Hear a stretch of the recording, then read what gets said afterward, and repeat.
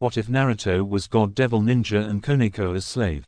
The light from the sun streamed in through the small window covered by a set of blinds that only did a half-assed job of actually keeping said rays of blinding luminescence from getting through. One blonde-haired, blue-eyed young man groaned in discontent as his eyes flickered open very briefly. They closed almost immediately after as they were hit by a beam of light so bright the young man thought he might go blind. Damn that sun, couldn't it have picked a better time to rise? Or better yet, not risen at all? One of these days he was going to find some way to turn it off. Or blow it up. He would prefer blowing it up. Grunting slightly, the blonde male slowly sat up in bed, stifling a yawn with one hand as he did. Oh, how he hated mornings, they always seemed to come at the worst times. They actually didn't, he just wasn't much of a morning person. As the blonde began to gain more cognitive thoughts, he stretched himself out, turning this way and that as he raised his hands high into the air and listened to his back pop and crack in a way that would make most people cringe. Slowly but surely, Uzumaki Naruto got out of bed and made his way into the bathroom with a stumbling gait. It was just another day of his new life. After making his way towards the shower and turning on the water, Naruto ran a hand through his spiky locks of blonde hair before turning to look at himself in the mirror. At 17 years of age, Naruto could say he was honestly pleased with what he saw. Back when he was younger, he had always been very short. Even after coming back from his 3-year training trip, he had only grown tall enough to match the height of a few of his friends. In the past few months he had finally managed to grow to a nice, above-average height for someone his age. Sure, he was no Jiraiya, but he was taller than his old man had been. That had to count for something. Absently, Naruto raised both his hands and pressed them together to make a strange seal with his fingers. It looked like a cross. He focused for a moment, looking both inward and outward, his eyes staring intently at his stomach while his mind, body and soul searched for something he had been dearly hoping to feel again since coming here. After a second or two, he sighed. Still nothing. There was not even a hint of what he had been looking for. Man, talk about depressing. He shook his head and slapped himself on the cheeks to get out of his minor funk. It would be best to not dwell on it. There was always tomorrow, right? The shower began to steam and Naruto stepped in, groaning as the heat caused his aching muscles in his back and shoulders to loosen. He pressed his palms against the wall of the shower and let the hot liquid run down his frame and mat his hair to his head. It felt so good, especially after a hard night of trying to get his ruined body back into shape. That old saying that you never knew what you had lost until it was gone had never rung more true to him than it did now. After his shower, the blonde was finally awake and capable of getting ready for the day. This consisted of him getting dressed in the uniform of his school. A black blazer over a white, long-sleeved shirt with black highlights and a black ribbon on the collar and matching black pants. The rest of his outfit was actually much different from the standard academy uniform, an orange short-sleeve shirt underneath his dress shirt and orange and black sneakers. They were still considered acceptable within the school standards, though the principal had frowned upon seeing his choice in color. Not that he cared. If that man didn't understand the greatness of orange, that was his problem. Once he was dressed and his stomach was full, the blonde locked the door to his apartment and was ready to start his day with a grin. Today was going to be a good day. He could feel it. CHRP, today was going to suck. He just knew it. In his haste to finally begin his new lease on life, he had forgotten about one simple fact that made all his possible enjoyment of the day evaporate like a water jutsu when it was struck by an overpowered fire jutsu. He had school today. What's worse was this was a normal high school. He hated school on the best of days, but at least back when he was an 8-year-old brat they had been teaching him how to be a kick-ass ninja. All the crap they were trying to shove down the throats of the young here was just useless. What good was algebra and science going to do anyone who didn't plan on being a nerdy science geek? What good was history when he didn't give two twats about the past? When would the velocity vector v of an object that has positions x, t, at time t and x at time, can be computed as the derivative of position, ever be useful? Never. That's when Naruto wasn't some nerdy science geek or some stupid smart physics professor in the making. He was a ninja, combat was his profession and kicking ass was his calling card. He didn't need to learn math, history and physics. Let the people who were going into professions that needed to use that crap learn it. He was just fine sticking to his fists. Granted, he didn't know how a ninja would live in this world, but he was sure he could figure something out if given time. Until that time came, however, he was stuck going to school. Talk about sucking it big time. Oh well, at least it was a decent school. The school he was going to was called Quo Academy. Naruto heard tell that at one point it had been an all-girls school, but had changed to co-ed sometime before he had arrived. The academy was actually a very beautiful campus. Naruto could admit that much at least. It was large, as in, really large, gigantic. It consisted of several buildings, with the main one being a long, rectangular building that was 4 stories tall with a slanted roof, reddish-brown tiles, and built like some kind of traditional European mansion. At least he thought it was a European mansion. His knowledge on the history of this world and its architecture was incredibly sketchy, meaning nearly non-existent. Still, it was a very nice-looking building, and he supposed that's what mattered. All that being said, he still didn't want to be here. Just why he let that strange man talk him into coming here was so far beyond him at the moment it wasn't even worth thinking about. Ignoring the many people who were staring and pointing at him, being a troublemaker in his youth and someone who was used to being hated and glared at meant it was pretty easy for him to ignore the way people were whispering behind his back. It probably helped that a good deal of them had been doing this since he got here. Just what was their problem anyways? The new blonde student made his way towards his first class of the day. Cat CHRP, Naruto had never been so glad to hear a bell ring. No, scratch that, he had been just as glad to hear the bell ring yesterday that he did today, and the day before that and the day before that. Okay, so maybe it had been like this since he started school. He didn't think anyone would blame him for loving the sound of that bell. As far as he was concerned, it was a sound that represented freedom, even if that freedom was only until lunch period ended. Still, it was a freedom that he would cherish until the next class, however short that freedom may be. And it allowed him to explore the school. Even though he had been here for a while, Naruto still had trouble finding his way around, so he always used the opportunity lunch represented to learn the lay of the land, so to speak. Walking around with a piping hot bowl of ramen in one hand and a set of chopsticks in the other, Naruto happily slurped away on his noodle dish as he enjoyed the sights and sounds of the school. At least he would have enjoyed the sights and sounds were it not for the fact that another sound caught his attention.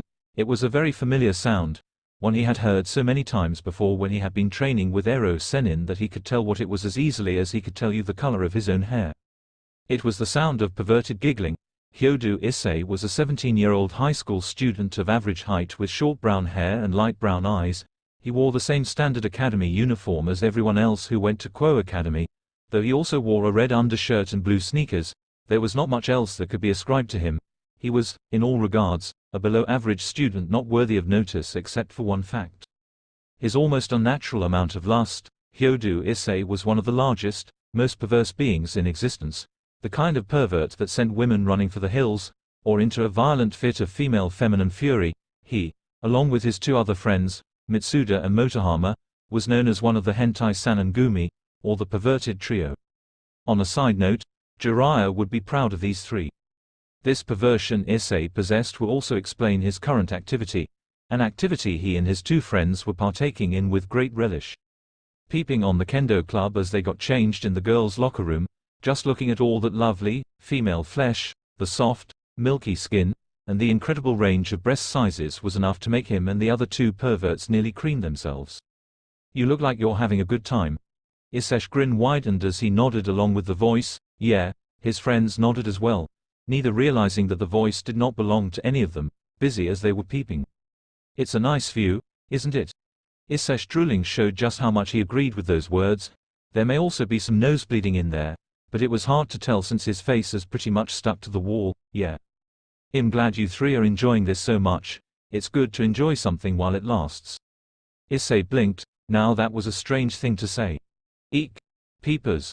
Perverts. Leches. How dare you peek into the girls' locker room? A voice shrieked from behind them. The perverted trio's eyes all widened as their danger senses kicked in like a 512 turbocharged engine going into overdrive. That was some serious horsepower there. They tried to turn around so they could run away from the scene of the crime. They might have been able to, except that at that moment a set of strong, steel wires rose up from the ground and wrapped around the trio, pulling them together and making them trip and fall to the ground. Wow, what happened? One of Issai's friends, Mitsuda, shouted in surprise. Where did this wire come from? I don't know. Issai would have liked an answer to that as well. Too bad he wouldn't get one. So you're the 3 who thought they could peep on us? Fear coursed through his veins at the sound of the voice. He didn't want to look, but was unable to stop himself from craning his neck to look up into the eyes of the kendo club captain. who was unfortunately dressed in the academy uniform once more. Even more unfortunately, she had her shinai with her and was lightly tapping the bladed side against the palm of her free hand in a manner that sent shivers of terror down Issai's spine.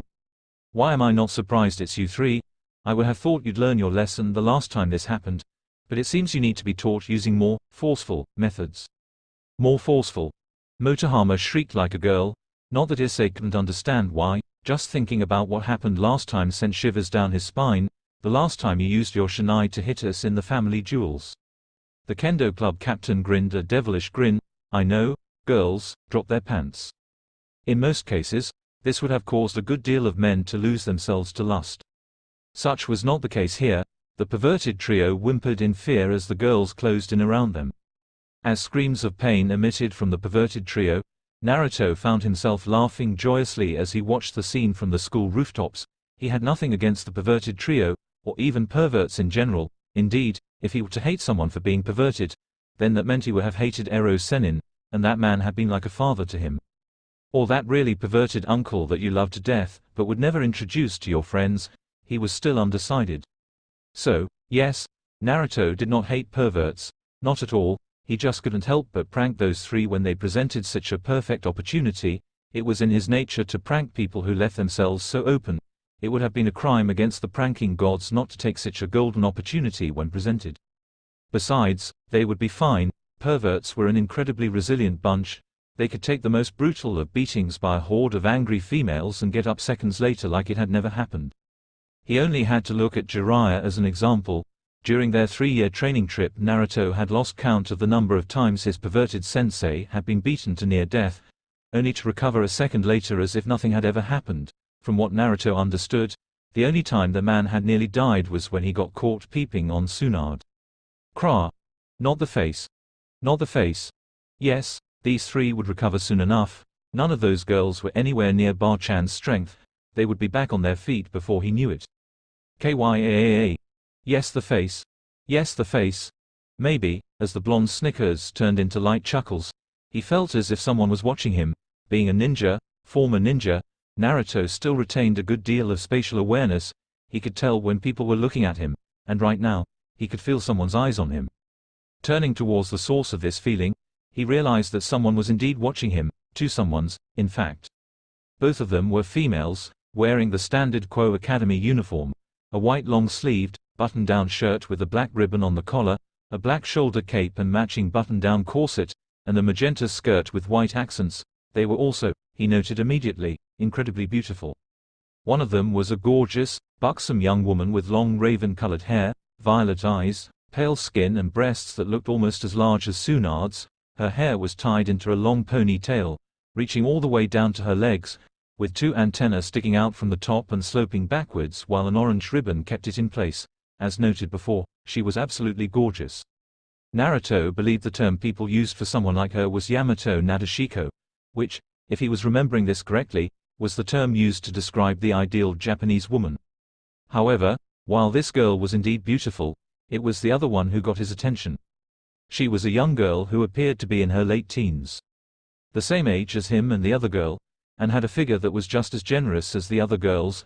Her creamy skin looked like it was softer than silk and her blue-green eyes were breathtakingly enchanting. Between her thin waist, wide hips, small shapely butt, large breasts, silky-looking skin, enchanting eyes and a face that looked like it had been crafted by a pantheon of angels on a quest to find perfection, the girl was easily one of the most beautiful females Naruto had ever seen. It was none of these features that truly made her stand out to him, however, that honor belonged to her hair. Gorgeous long tresses of crimson red hair that spilled over her head and reached all the way down to her thighs with a single strand sticking out from the top. It was a much darker shade of red than his mother's, the color and darkness almost reminding him of blood, but still, Naruto could not help but think the girl had some of the most beautiful hair he had ever seen.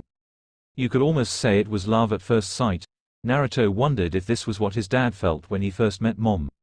As the pair stood there on the ground, looking up at him from where they had stopped walking to wherever it was they had been heading to, the blonde cast the duo of beautiful females a bright grin and waved merrily at him. The Nadeshiko girl looked amused and waved back.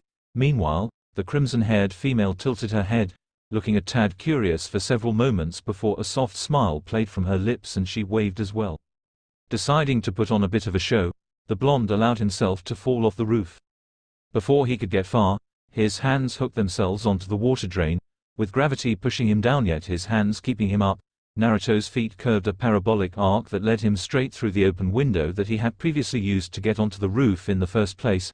He let go of the drain, flipping through the air like a ball as he tucked his knees into his chest. After completing his flips, he stretched back out and his feet hit the ground. Had he been an Olympic gymnast using the high bars, he would have just earned himself a perfect 10. Grinning, the blonde began walking down the hall. The grin left him as soon as the bell rang. Heaving a sigh as his freedom was cut short once more, Naruto began making his way back to class with a slow, depressed gait. Akeno, Rias Gremori, the crimson-haired girl, said as she watched the strange, spiky-headed blonde disappear through the window in an impressive acrobatic display. For a human, do you know who that was? That's the new student, Uzumaki Naruto-kun, Akeno answered dutifully. H is in class 2B, the same class as Kiba-kun. Not much is known about him. It's only been about a month since he started coming to school here, though a good deal of people seem to think H is some kind of delinquent because of his hair and skin color. Her lips curved into a teasing smile. Why do you ask? Has Boku-sama become interested in Kuo Academy's newest student? Rias did not say anything to deny or confirm Akeno's taunt. She merely looked up at the still open window Naruto had flown through, its curtains fluttering in the breeze. Uzumaki Naruto, cat CHRP. Hyodo Issei could not believe his phenomenal change in luck. The day had seemed so bleak after he had been beaten to a near-death-like state by the girls in the kendo club. At the time, he could not help but feel like the world was out to get him just because he openly claimed to like breasts more than he should and had no issues freely ogling girls as they got changed. Why was it that every female ragged on him just because he showed a lot more perverseness than most guys? It was a well-known fact that all men were perverts. Why couldn't these girls see that he was just doing what every other boy wanted to do, but didn't have the guts to actually go through with? It was while he had been wallowing in his depression, wondering if he would ever get to see a pair of real live breasts that she came along. Yuma, a beautiful girl with long black hair that fell down to her waist and kind, violet eyes. She wore a short black dress that allowed a tantalizing glimpse of her amazing legs and a light purple jacket on top. She had come to him while he was moping on the bridge and had actually asked him out. Issei still could not believe he was dating this beautiful girl, or that she had been the one to ask him out. It was like God had finally taken pity on him and graced him with this sweet, innocent and beautiful girl. If only he knew that this girl's presence was not the designs of God, then he would be singing a very different tune. The two of them had just finished their first date, which consequently was also the first date Issei had ever been on. It had been incredible. They had done all the things Issei imagined a couple would do on their first date. Going to a clothing store where he had bought Yuma a cute scrunchy bracelet. Then they had gone out to an ice cream parlor where he had gotten a soft drink and his girlfriend had ordered an ice cream sundae. Throughout the entire date, Issei had not been able to stop thinking about how lucky he was. Even his normally perverted thoughts had only cropped up on occasion. Like when Yuma had leaned over and allowed him to see down her shirt, that had been hot. He had not even thought about how she would be an excellent first addition to his harem. He had not even thought about his harem at all. Issei could honestly say he was beginning to fall in love with this girl. Issei-kun. After the date, the two had made their way to a park. The sun was now going down and the vast array of colors cast halos around Yuma, making her even more beautiful than before. Several droplets of water from the fountain next to them sprinkled into the air around her, adding what almost looked like sparkles to her already dazzling presence. She looked like one of those beautiful girls you'd expect to see in a shoujo manga. Yes, Yuma-chan? Issei asked, his heart skipping a beat as she smiled at him. Ah, such a beautiful smile. There's something I was hoping you would do for me to commemorate our first date. Yuma looked so cute as she blushed demurely and pressed a finger to her lips. Will you grant me my wish? Issei felt like he had just died and gone of heaven. His heart was beating 1,000 miles a second. The painfully fast thump of his blood-pumping organ was almost overpowering to his ears. Was this it? The moment of truth? Would he finally receive his first kiss? What it is? Could you please die for me? Issei scratched his cheek, his confusion more than evident. Maybe he hadn't heard right. Could you repeat that? I don't think I heard you right. Yuma's smile became increasingly sinister. As she tilted her head down, shadows seemed to cast harsh angles upon her once angelic face. Her eyes became hidden behind a veil of darkness. only the sinister glow of her irises remained to be seen. "Could you please die for me?"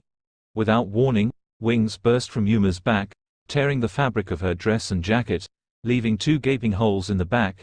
The wings were very large, spanning nearly a meter each in length. They looked like angel wings, except that the feathers were black instead of white. With a flap of her wings, Yuma shot into the air and hung several feet above the flabbergasted Issei. "I had a lot of fun with you these past couple of days," Yuma said as she held out her hand. Light seemed to gather and coalesce within it, creating what looked like a long spear. "Dating a child like you was a nice break for me, and I'll always treasure this gift you gave me." She held out the small scrunchie he bought her. "That is why I'm going to make this as painless as possible." She threw the spear at him. Issei, still in shock and trying to understand what was going on, could do nothing more than watch as the spear of light traveled towards him like a bullet. Abstractly, he knew that if that thing hit him, he would be dead, yet for some reason, he could not find it in himself to move. Maybe he was just in shock that the girl he was falling in love with was trying to kill him. Then again, maybe his mind just had yet to catch up with everything that had happened thus far. Fortunately for him, while he was not able to react in time, there was someone else in the area who saw what was happening. This someone also happened to be the kind of person who could never look away when someone else needed help. Issei found himself shoved to the ground just before the spear of light could reach him. Instead of shooting through his flesh, it ended up embedded in the pavement several feet away where it soon dissipated. Yuma looked both shocked and angry. "Who the hell are you?" Issei blinked at her words, then looked towards the person who saved him. It was a boy with spiky blonde hair, blue eyes, and strange-looking birthmarks on his cheeks that looked a lot like whiskers. He was wearing a pair of black pants, a dark orange shirt and orange sneakers. Issei could have sworn he had seen this boy somewhere before, but was having trouble remembering where. "My name is Uzumaki Naruto," the blonde boy introduced himself with a grin, "and I'm sorry to say this, but even though this dude's a complete pervert, I can't let you kill him." Naruto wondered if it was karma that led him to where he was now, standing in front of some girl with black angel wings as she floated above him and the perverted kid he had just saved from getting skewered with some weird spear made of what looked like light. Seriously, there was just no other explanation for why this would be happening to him. Hadn't he left the world of powerful jutsu and epic battles behind? Apparently not. Oh well, life was getting boring anyways. "You can't let me kill him." The girl's eyes narrowed in anger. "I don't think you understand what's going on here. So I'm going to give you a chance to leave and pretend you never saw any of this happen. Now, step aside." "Sorry." Naruto scratched the back of his neck while offering a sheepish grin. "Well, I don't know what's going on. It's clear to me that you were going to kill this guy." He shrugged helplessly. "I simply can't stand by and watch someone getting killed right in front of my eyes when I have the power to stop it. You want the pervert? You're going to have to go through me." Even if he no longer had the ability to use chakra, it didn't change who he was. Naruto had never been the type of person who could stand idly by while someone else was getting hurt and he could do something about it. Some people would call him reckless, but Naruto liked to think of his actions as noble. "So you want to be a hero, huh?" the strange evil angel girl said, grinning. "Fine then. You can see what happens to people who try to play hero."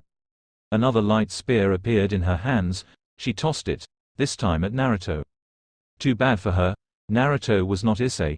He would not stand there looking stupid while letting her shoot a light spear through his stomach. Tucking into a forward roll, Naruto let the spear of light hit the ground he had been standing on. As he came up, the blonde reached into his back pocket where he kept a kunai on him at all times. It was a habit that let him remember his roots. Knowing that he couldn't just toss the kunai at the girl because he would be done if he lost his only weapon, Naruto also pulled out a spool of ninja wire, which he tied to the loop located at the hilt of the kunai. As he came up from his roll, the blonde deftly tossed the projectile at the girl with black wings. His aim was spot on, not that it would do much good. Without chakra to enhance his muscles, he could not throw the kunai fast enough to make a difference. The girl dodged it rather easily. "I don't know what you were hoping to accomplish with that," she taunted as the kunai flew past her. "Something like that would never hit me." Naruto grinned. "Who says I was trying to hit you?" With his hands gripping the wire, Naruto yanked, pulling the kunai back down. Moving his hands in a set of complicated maneuvers, the blonde managed to force the wire to wrap around the girl's leg, using the kunai as a weight much like those grappling devices he would find from those superhero characters he had read about in the mangas of this world, like Kamen Rider. "What the? Down you go." His arm muscles bulging, Naruto used all the strength he had to yank the girl down. It wasn't as much as he would have liked, Despite how much Naruto trained, his body was only human, and without chakra, he could only do so much. Even Rock Lee, who couldn't use ninjutsu or genjutsu to save his life, at least had the ability to use chakra.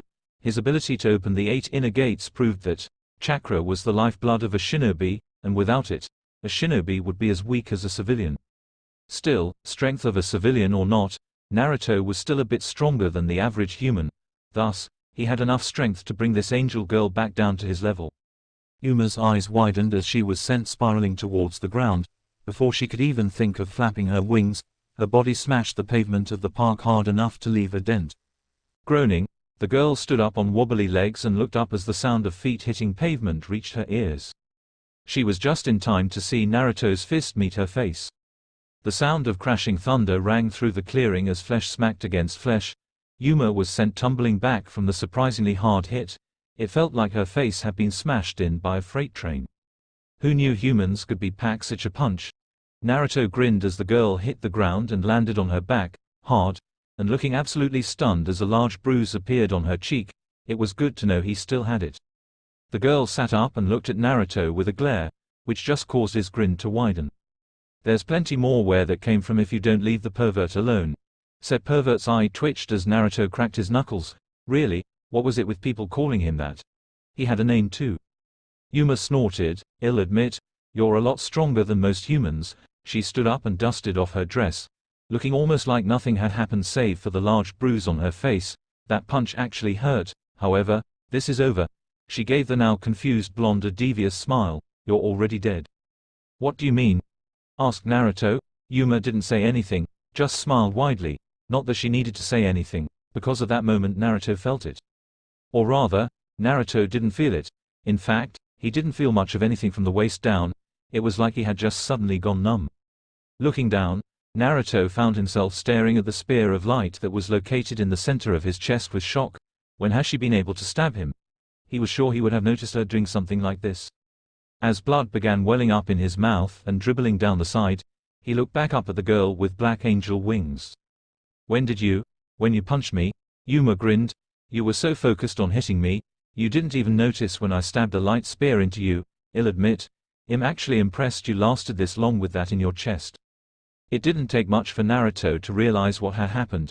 Shinobi usually had great spatial awareness, meaning they could sense things happening around them to a certain degree and were even able to tell where certain objects were in relation to themselves when not looking at him. While the ability was great, it also had many limitations. The biggest one was hyper-focusing. When a ninja focused so much on completing their objective, their focus tended to zone out everything around them save for the objective itself. Many ninja had lost their lives this way, even those who were more experienced. Kakashi was perhaps the best example of this. Naruto remembered when his first sensei told him the story of how he got his Sharingan. During his first mission as a Junin, he had used his prized assassination jutsu, the Chidori, to try and defeat an enemy ninja. However, due to the speed requirements needed to use the jutsu to its full potential, it created a tunnel vision that blocked out everything except for what he was aiming for. This had been nearly fatal, and had it not been for Naruto's dad being Kakashi's Junin sensei, his teacher would have lost his life that day. And that was exactly what happened here. Naruto had allowed himself to get so focused on pummeling the girl's face in that it had created a sense of tunnel vision, completely blocking out everything except her face. Now he was paying the price for forgetting the lesson that story taught him. It seems a month in this new world with his chakra coils destroyed had made him soft. It didn't help that he could no longer sense negative emotions because he could no longer use chakra. Damn, this sucked. More blood began welling up in his throat. Naruto gurgled as he made to surge forward and continue fighting, but toppled face first to the ground instead. It was a miracle when he managed to at least roll over onto his back. The sound of footsteps approached him, and the blonde got a prime view of Yuma's panty-clad mound as she stepped over him and walked towards the stunned-looking Issei. Before she could get far from him, Naruto's left hand shot out and latched onto her leg. Yuma turned around in mild surprise. "Oh, you're still alive, are you? I suppose that's fine, just consider it punishment for getting in my way." She kicked his hand off her leg and continued marching towards Issei. As Naruto's vision began to dim, he tried to force his body to move, tried to make it do something, anything. It was all for naught. He couldn't even feel his body, much less make it obey his whims. Man, this sucked. Here he was, trying to help someone out, but all he ended up doing was getting himself killed. This was definitely karma. Just what did he do to earn such bad karma? Naruto's last thoughts were of his old friends. He wondered if they were happy. Were they working together towards building a better future now that Madara, Obito and the Juobi were gone? Had they finally found peace? Gods, he hoped so. It would suck even more to die and found out that his sacrifice had been in vain. At least if they had created a lasting peace, he could leave this world content. Cat CHRP, as Issai bleed out from the wound as his stomach. His mind going black, a small slip of paper that he had put into his back pocket and forgotten about began to glow a deep crimson. The sheet of paper with the strange-looking circle flew out from Issai's back pocket. There was a flash of bright light before the sheet disappeared and the circle that looked like something from the occult glowed a deep, bloody red. The circle hovered in mid-air for but a moment, expanded until it was several meters in diameter, then began a slow descent towards the ground. As it slowly moved inexorably downward, a figure appeared from within it. Rias Gremori looked down at the boy who she had correctly assumed possessed a sacred gear, a powerful weapon given to humans by God. It was for this reason that she had not stopped what had transpired. Now that he was dying, she could properly resurrect him and make this boy her pawn. She did not like having to gain a powerful servant like this, but she couldn't see any other way Issai would have agreed to join her peerage. Actually, she could think of one way, but Rias wasn't willing to show her oppai to just anyone, regardless of whether she had little care for nudity taboos. A cough interrupted her inspection of the boy with the gaping hole in his stomach. Startled, she turned her head towards the source of the noise and was even more surprised when she saw who it had come from. Uzumaki Naruto, the boy who had piqued her curiosity on the roof when he had played a prank on Issai and his two friends. He was not supposed to be here. Walking over to the blonde-haired young man with hurried footsteps, Rias knelt down to check his injuries and found herself even more shocked when she discovered how injured he was. He was lying in a pool of blood and there was a large hole going straight through the center of his chest, obviously the wound that caused all the blood in the first place. Even more shocking was that he was still alive. His fingers dug tightly into the ground, creating small indents in the pavement. His eyes were flickering from bright blues to a duller, more lifeless tone. It was clear he was struggling to remain alive, but failing. With an injury like that, he would bleed out in seconds. She was just shocked he was still alive. He should have bleed out a long time ago. As she looked at the wound, Rias noticed something else that was odd. It was slow, incredibly slow. In fact, she was almost sure she was just imagining it, but it looked like his wound was closing. Of course, it couldn't be. This boy was a human. She could sense that much. And even if he has some kind of demonic healing, the light powers from fallen angels stopped all types of healing. Did that mean he too had a sacred gear? His eyes locked onto hers. Azure blue met greenish blue. There was a moment where his eyes seemed to flicker towards something behind her. What was he staring at?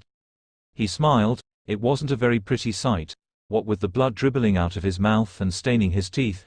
Still, it was a surprisingly happy smile for someone who was on the verge of death. He coughed, causing more blood to spurt out of his throat. It was a miracle he could even speak. That wound had obviously caused blood to well up in his lungs. Such beautiful, red hair.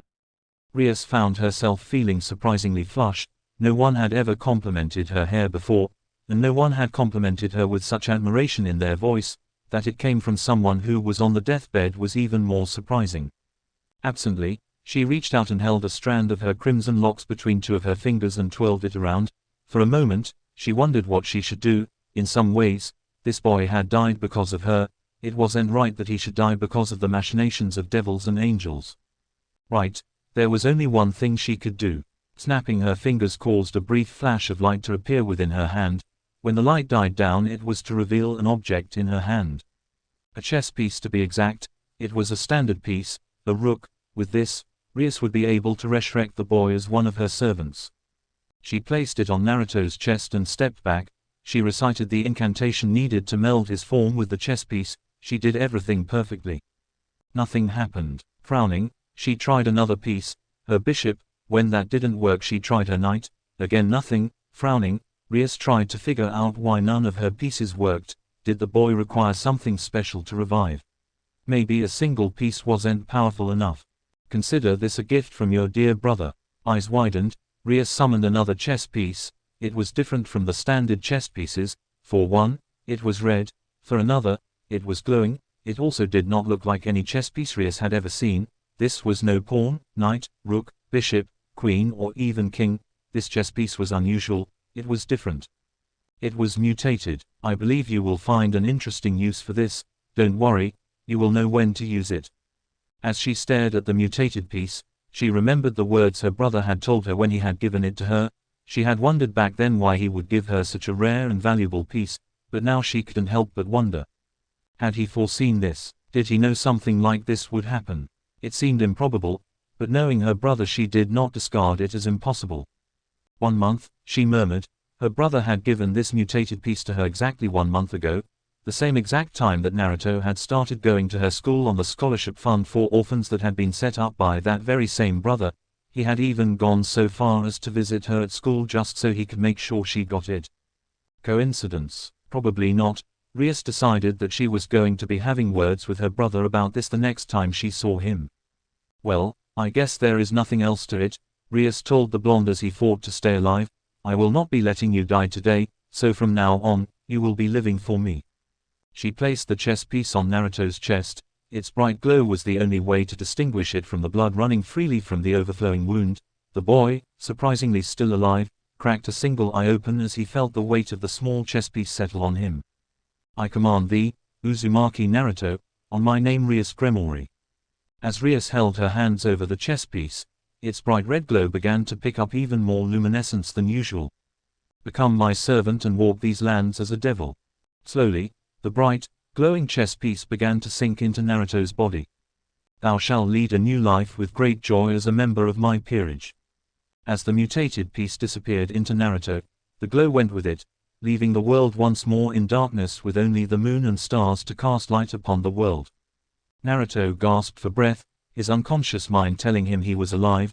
Rias watched as the boy went from being half dead to alive and well, save for the wound still in his chest, that she would need to heal manually. Still, he would be fine for now, until she could make Issai her pawn and heal him too.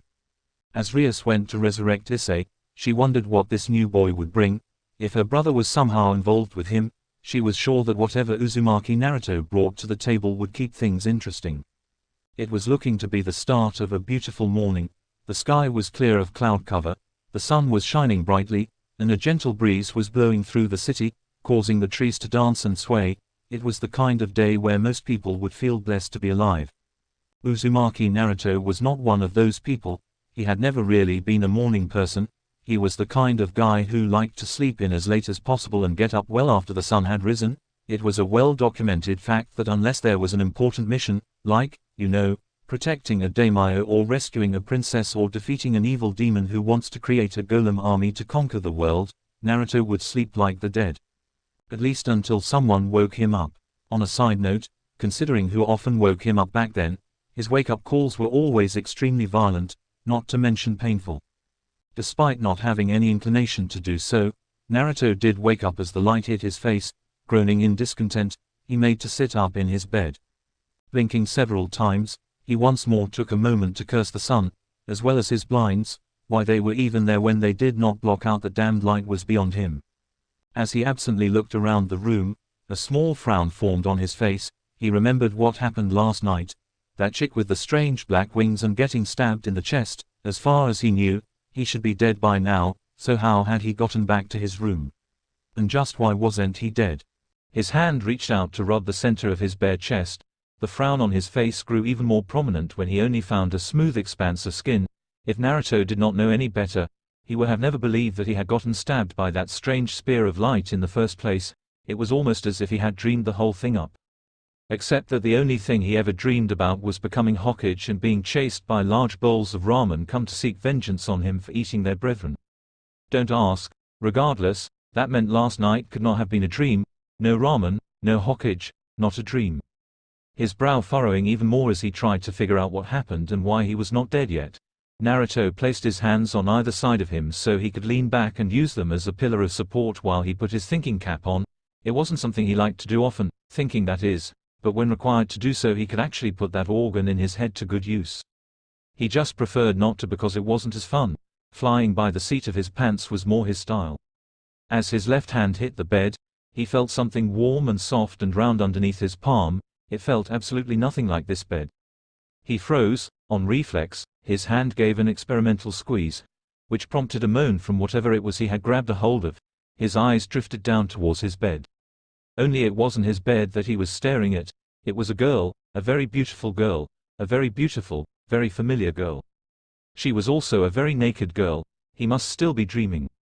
As he looked at the girl in his bed, he took note of several things. For one, the mound his hand was resting on was, in fact, the girl's right breast. Her creamy white skin created an interesting contrast to his sun-kissed tan, and the light pink of her nipples stood out even more starkly as the hardened nub peeked out from in between his ring and middle finger. He also noted that he knew this girl, well, recognized her at any rate. It was the same girl he had seen with the Nadeshiko one after playing his prank on those three perverts. After leaving for class, he had asked one of his classmates about her. He had been surprised by what he had found out. Apparently, this girl was quite popular, the lust of all men and the envy of all women, Rias Gremori. Not that he could blame them, he thought to himself as his eyes drank in the girl's beauty, taking note of her silky smooth skin and incredible figure. Her gorgeous crimson locks fanned across the bed to create a startling contrast with the white sheets he had taken to using. By the way, those sheets, they had been discarded by the both of them some time ago, meaning he could see all of Rias, and yes, that does mean all of Rias. His eyes stared at the area just above her flower. She was a natural redhead, who knew? Reaching for his left arm with his right hand, Naruto pinched himself hard enough to draw blood. When nothing happened, the blonde's shoulders slumped a bit as he scratched his head in confusion. Okay, this wasn't a genjutsu of some kind and this wasn't a dream. So then, why was there a beautiful, naked girl in his bed? Knowing that the answers would have to wait until the girl in question woke up, Naruto decided that the least he could do was go and make them both some breakfast. He was sure the girl could use something to eat when she woke up, regardless of how she got here. And truth be told, he could do with some grub as well. Who knew getting stabbed through the chest could make one so hungry? Rias' nose twitched as the smell of eggs and toast wafted to her on a breeze. Opening her eyes blearily, she found herself staring at a plain white ceiling. It was unfamiliar to her. She blinked several times as her mind began the proper process of waking up. The process was slower than usual today. She had used so much energy last night healing Issai and then Naruto that she must have exhausted herself. Because of this, it took her a while to truly wake up. But when she was finally fully awake, the young Gremori was able to easily remember just where she was and why. She was in Naruto's apartment. Having brought him here after resurrecting him and Issai, she must have passed out from exhaustion after healing him. And speaking of Naruto, Rias turned her head to look at the rest of the bed and blinked when she saw the boy she had rescued was not there. Her nose twitched again as she inhaled the scent of food being prepared. Was he the one making breakfast then? Sitting up, Rias did not even bother covering herself with the bedsheet to protect her modesty as she took a look around the room. It was a very bare room, Spartan almost. Rias had never been in a male's room before, but Shush imagined there would be more decorations to it. At the very least she expected posters of various bands and even half-naked women to be hanging on the walls. All this room contained was a bed, a nightstand, a dresser, a closet and a desk with a chair in front of it. Even then, only the desk had anything on it. While she was studying the very plain room, the door leading out of it opened up. She craned her neck to see the very person she had been thinking of walk in. His hair was wet and matted down a little bit, though surprisingly it was still pretty spiky. He must have just gotten out of the shower a few minutes ago, and he was only wearing his black school pants and nothing else, allowing Rias an unfettered glimpse of his torso. It was one thing to feel his body while she lay with him, but it was another to actually see the physical proof of how physically fit the boy in front of her truly was. Due to the low lighting last night, she had not been able to really catch a glimpse of his powerful frame, but now, with the light from the sun filtering in through the window and brightening the room, she could see it much more clearly. There were many different body types that men could possess. Kiba, for example, had that skinny, somewhat effeminate frame most Bishonen boys possess. Then there were the muscle-bound brutes who had the hulking, powerful figures and veiny bodies. There was also the people who could be anywhere in between, much like how women's figures could range from flat and tomboyish to full and feminine to even fat and flabby. Naruto's body was lean and highly athletic. He was thin. But it wasn't like Kiba's kind of thin. Unlike Kiba, who lacked any real muscle mass, the blonde second year's body was packed with perfectly defined muscles. He had broad, defined shoulders. His pectorals, despite their smaller size than those meatheads who spent their entire life in a gym, looked like miniature bricks, hard and firm. And while he was still skinny, he had the powerful V-cut figure that many males have tried to achieve. He even had perfectly developed serratus anterior muscles on either side of his torso, which most have a hard time getting. They added a very aesthetically pleasing look when put in conjunction with his perfectly developed and defined six-pack abs. She wondered how a former human had managed to acquire such perfect definition. There were many among her kind who had muscles like that, but even people like her brother lacked the sheer tone found on this male's body. These were not muscles gained through hereditary genes or demonic powers. These muscles had been gained through years of hard work and experience. They were muscles that were meant to be used. "Good morning." The blonde teen greeted her cheerfully as he walked over to the bed, carrying a tray in his hands. He did not even seem bothered by her lack of dress. Strange, most boys would have lost themselves to their lusts by now. At the very least, they would have gotten a serious nosebleed. This boy just kept getting more and more interesting. "Good morning." Rias graced Naruto with a smile of her own. It was an almost unconscious gesture in response to the blonde's own cheerful grin. It seemed his brightness was infectious. Naruto set the tray down next to her. It was only then that Rias realized the tray was holding what looked like a full-course breakfast. It had a plate of scrambled eggs, bacon, toast and a side of assorted fruits. There was even a glass of orange juice set off to the side. "Sorry if this isn't what you normally eat." Naruto scratched the back of his head sheepishly, the grin on his face widening so much that it forced his eyes to squint. Combined with the way his whisker marks stretched, Rias could not help but be reminded of a fox. "I would have made you a more traditional Japanese breakfast, but I'm not very good at cooking so." Rias could not help but smile. This Naruto seemed like such a nice young man, and so helpful too. He would be a great addition to her peerage. "It's fine," she told him gently as she grabbed the fork that had come with the food. "Thank you very much for making this for me. You did not have to." "Ah, well, you know." The blonde looked away from her. Or, he was blushing. How cute. It seemed her newest servant couldn't accept praise very well. "I thought it was the least I could do since you saved me and all." He paused, then looked at her with his head tilted questioningly. With his innocent personality combined with those whisker marks, Rias could not help but think he looked adorable. Certainly not koneko adorable, but cute in his own way. "You did save me, right?" "Yes, I was the one who saved you," she confirmed before taking a bite of the food he had prepared for her. She blinked. "This is very good," she complimented, causing him to beam.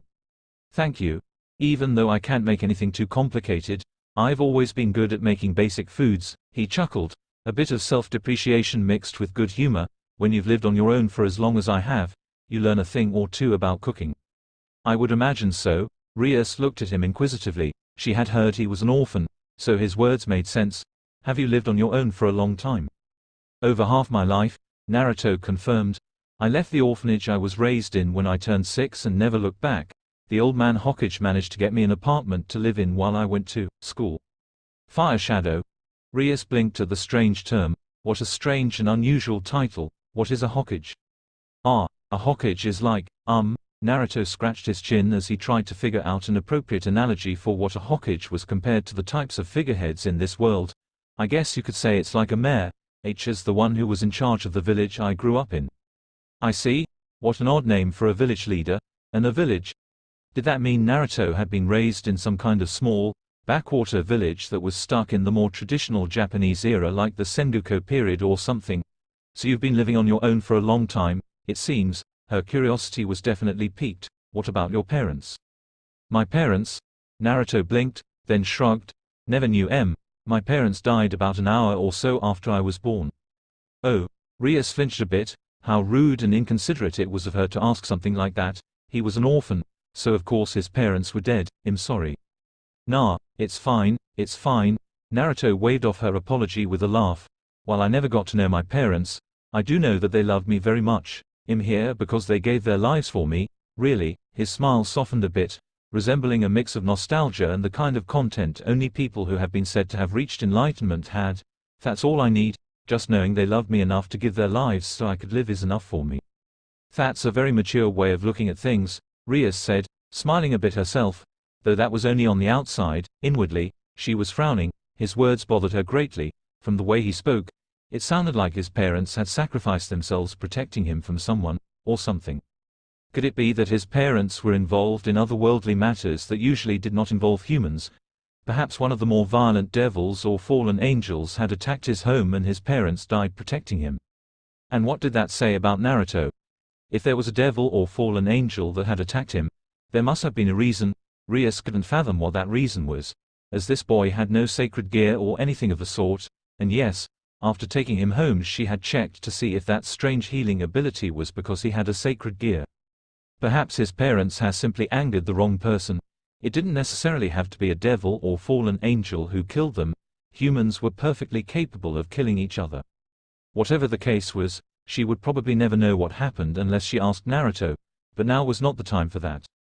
Can I ask you something?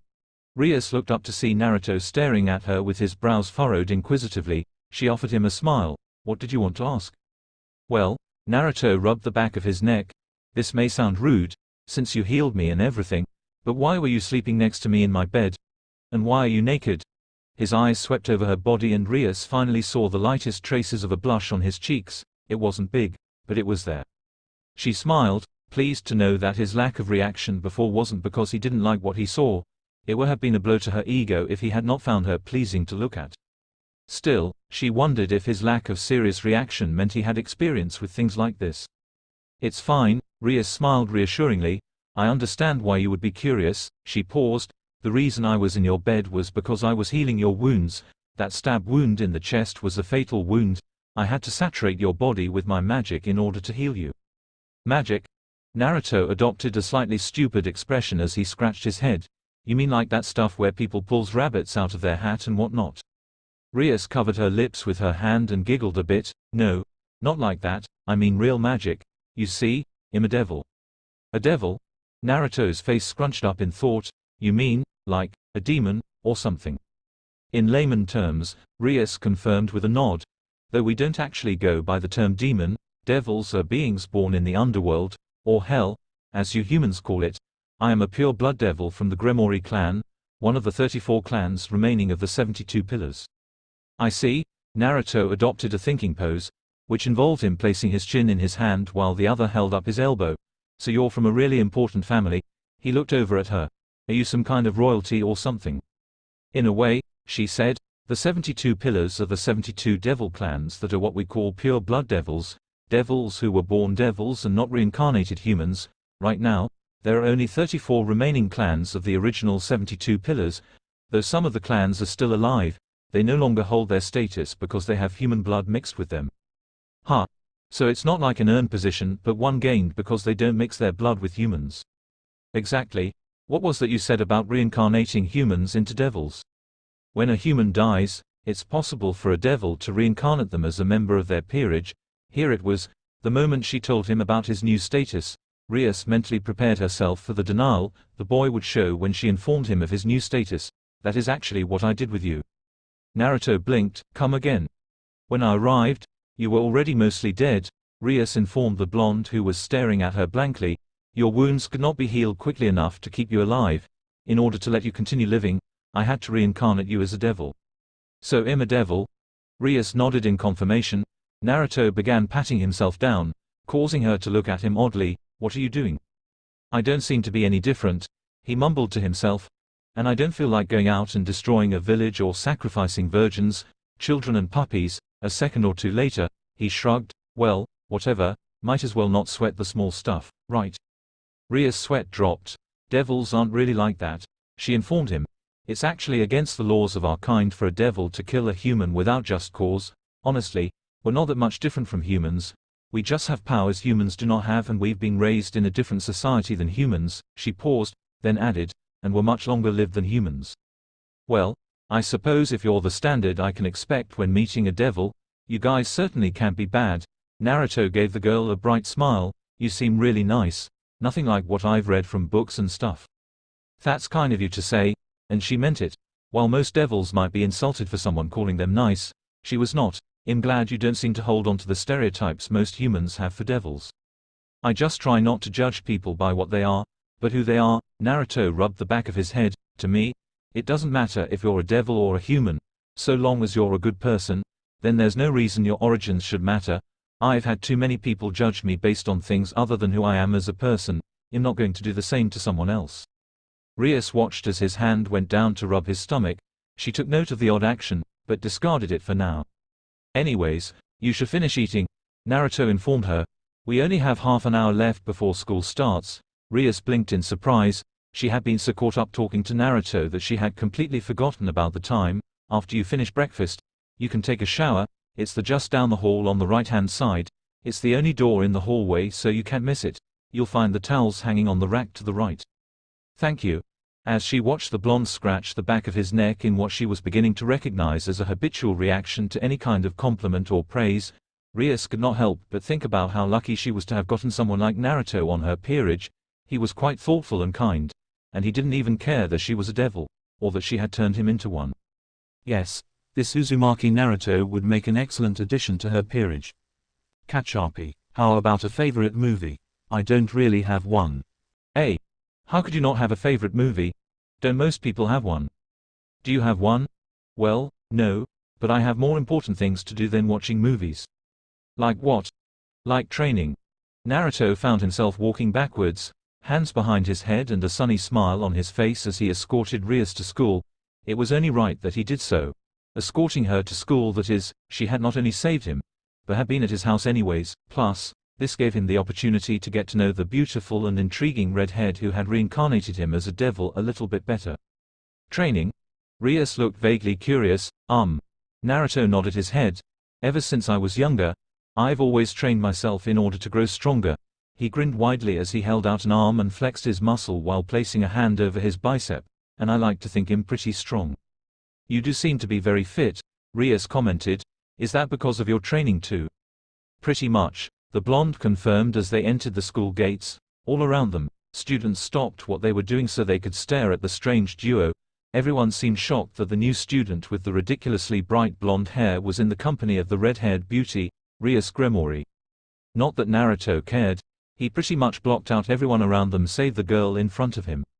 Why do you train so much? Eh? Naruto blinked as he thought about her question, then he shrugged his shoulders. Habit, mostly. I've been training for so long that it's pretty much a part of me. It just doesn't feel right for me to slack off on my training for any reason. Even if he had no purpose to get stronger for, he had been training to grow stronger for so long that it was pretty much ingrained into his very psyche. I see. All right, so about this, what's your favorite color? My favorite color? Rias blinked, then smiled. Blue. Really? Really? Rias nodded. And what about you? What's your favorite color? Orange. Naruto announced proudly and loudly. Orange is the color of the gods. Only someone as wise and gracious as the gods could have possibly come up with such a divine color. Rias giggled at him, causing Naruto to grin widely at the girl, uncaring that she was laughing at him. Though, I will admit, I really like red too. Do you? Rias calmed down from her giggles and took a strand of her hair between her ring and index finger, twirling it around. So you really like my hair then? Naruto nodded seriously. It reminds me of my mother. Rias perked up. Your mother? Naruto hummed.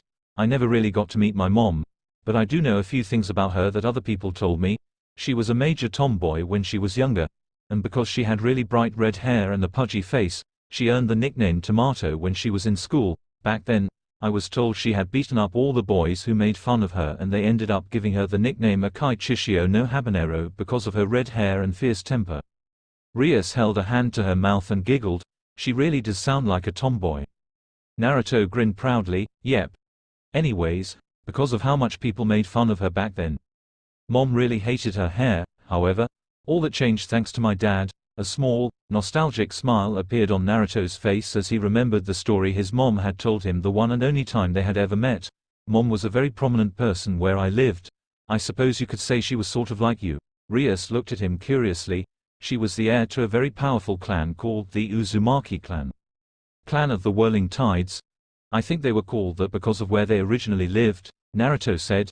You see, before the Uzumaki clan was mostly wiped out save for a few scattered remnants, they lived on an island that had a natural defense of dozens of whirlpools. Because of that, it was very difficult for attacking forces to invade them. I see. Rias smiled at his helpful answer. Please continue with your story, Naruto-kun. Right. Well, Mom was the last surviving member of the Uzumaki clan, and this made her a target for a rival village who wanted to hold her for ransom. They ended up infiltrating the village and kidnapping my mom. Rias found herself getting sucked into the story. What happened?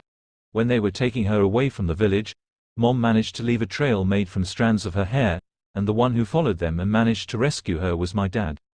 Your dad? Yes. Back when they were in school, Mom didn't actually like my dad. He chuckled a bit. She thought he looked flaky. Rias giggled as Naruto continued his story. But on that day, Mom's opinions about Dad changed. You see, he not only rescued her, but he told her that the reason he had been able to find her was because of her beautiful red hair. He was the only person to ever compliment her hair color. After that day, Mom fell in love with my dad and decided that she loved her hair too. She even went so far to call her hair the red thread of fate because it brought her and Dad together. That sounds like such a romantic story. Even Rias was prone to dreamy sighs after a tale like that. It was like one of those classic fairy tales people read about in fantasy romance novels. Is that why you like my hair so much? Because it reminds you of your mom? Not really, Naruto shrugged. Your hair color is a lot different than Mom's. They may both be red, but hers was a lot lighter, while yours is more of a crimson. He grinned as he placed his hands behind his head and looked up at the sky. I just think you have really beautiful hair. He looked back down at Rias, his grin widening. That's all. I see. Rias looked away, causing the blonde to tilt his head curiously. Had he said something wrong? He thought girls liked it when they were given compliments. He looked over to where Rias was looking and saw the perverted boy he had tried to save last night staring at him, leaning in, and ignoring the loud noises coming from the people around him when he did this. Naruto whispered, "Did you reincarnate him too?" Giving one last look at Issai, Rias smiled and responded by whispering in Naruto's ear, "I did." Gotcha. Naruto nodded and leaned back. I just wasn't sure. I don't really remember much of what happened after. He trailed off for a second, his hand going towards where the large hole in his chest had been. I understand. Rias stopped after they entered the school building and turned to face him. She grabbed the hand Naruto had placed against his chest and moved it away so she could place her own hand there. Startled gasps emerged from those around them. Naruto ignored him as easily as he ignored the glares he used to get in his former home. You really are a kind person, aren't you? She continued, causing Naruto to blush with a sheepish smile. You wouldn't think so from how he used to act when he was younger. But Naruto was never very good at accepting praise, worrying about someone you don't even know, even someone you seem to enjoy playing pranks on. That was his own fault, Naruto defended himself. He and his friends were just leaving themselves wide open like that. I couldn't not prank them, you know. Rias giggled. It seems I've gained a little prankster in my peerage. Peerage? Naruto blinked. Another time. Rias said, school is starting soon. She removed the hand from his chest and smiled as she backed away. I will send someone for you after class. Okay, Naruto-kun. Yeah, that's fine, I guess. Naruto smiled as he waved Rias off.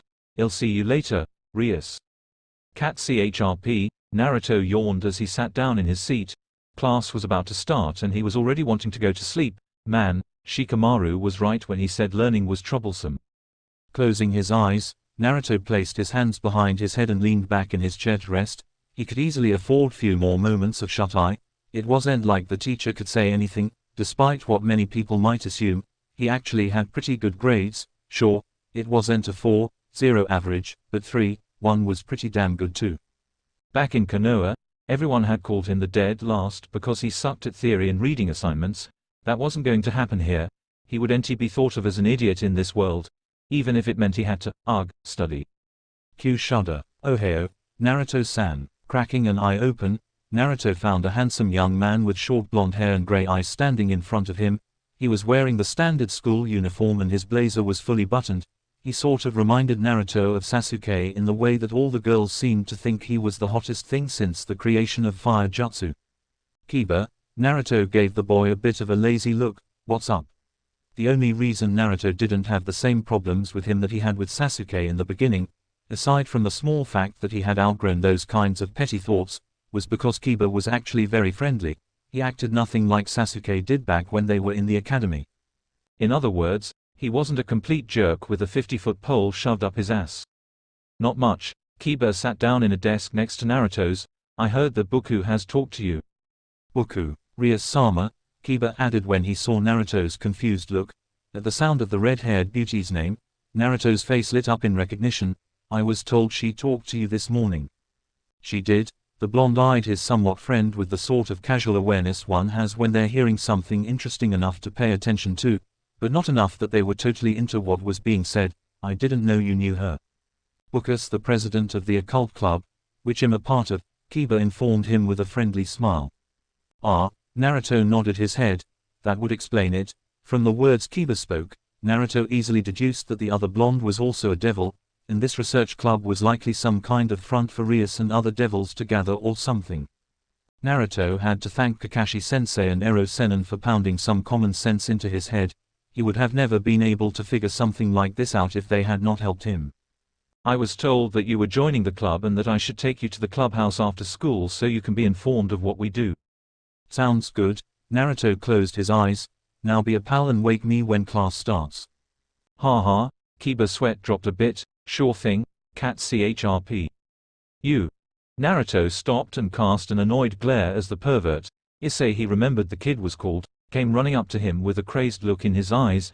It wasn't that the kid was talking to him that bothered him, so as much as it was the fact that he had things to do and places to be. Besides, Naruto already had a hunch about what the kid could want.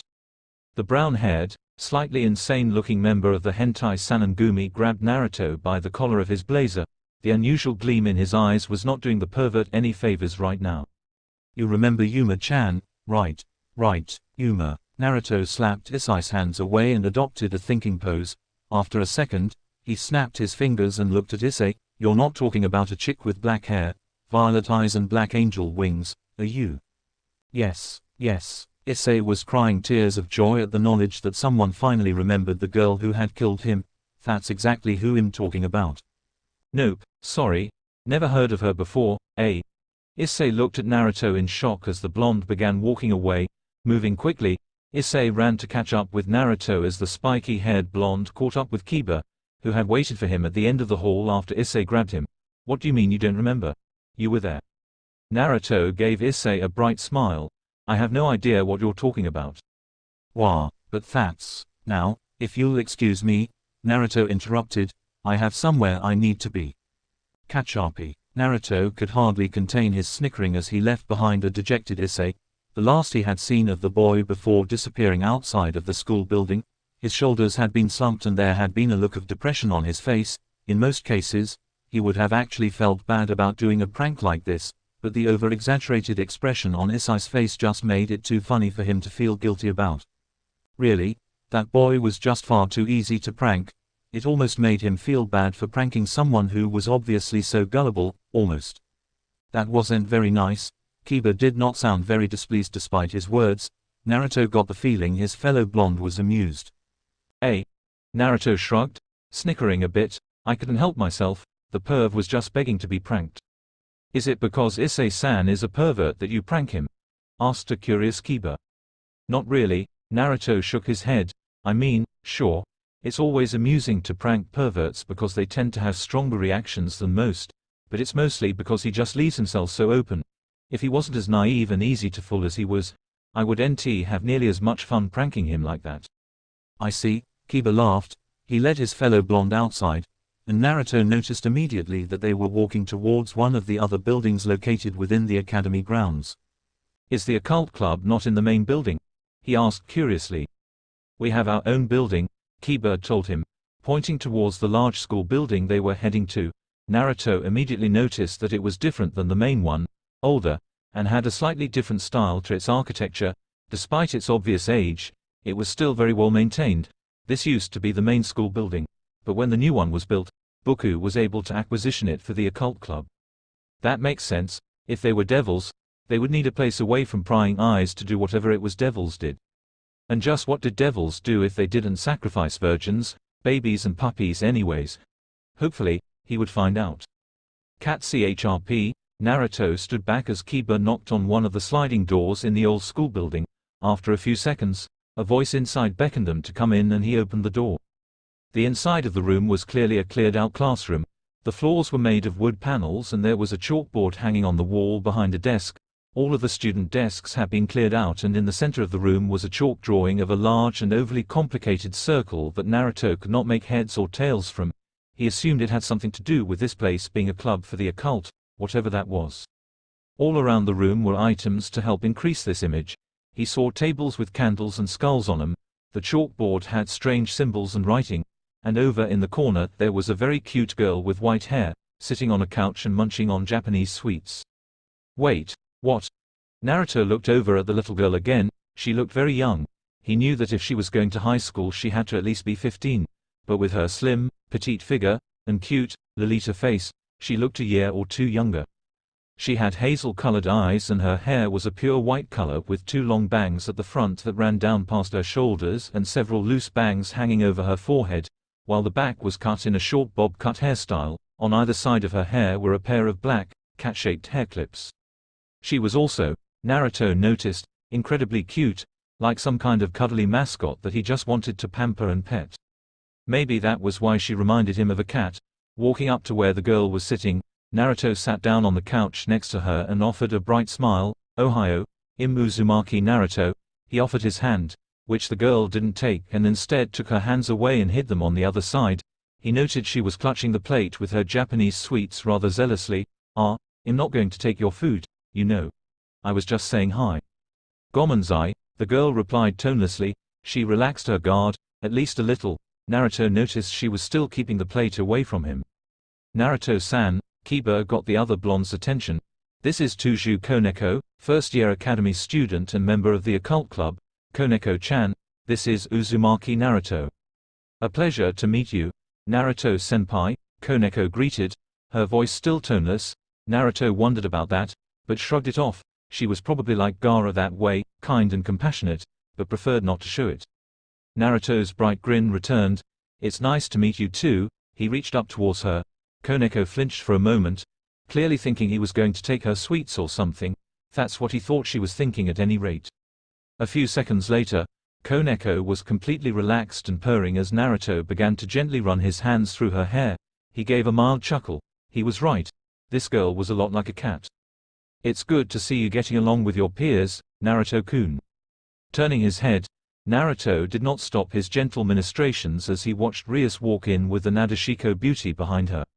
Ara, so you're Uzumaki Naruto-kun?" The Nadeshiko girl smiled pleasantly as she clasped her hands together in front of her waist. She had a very nice smile.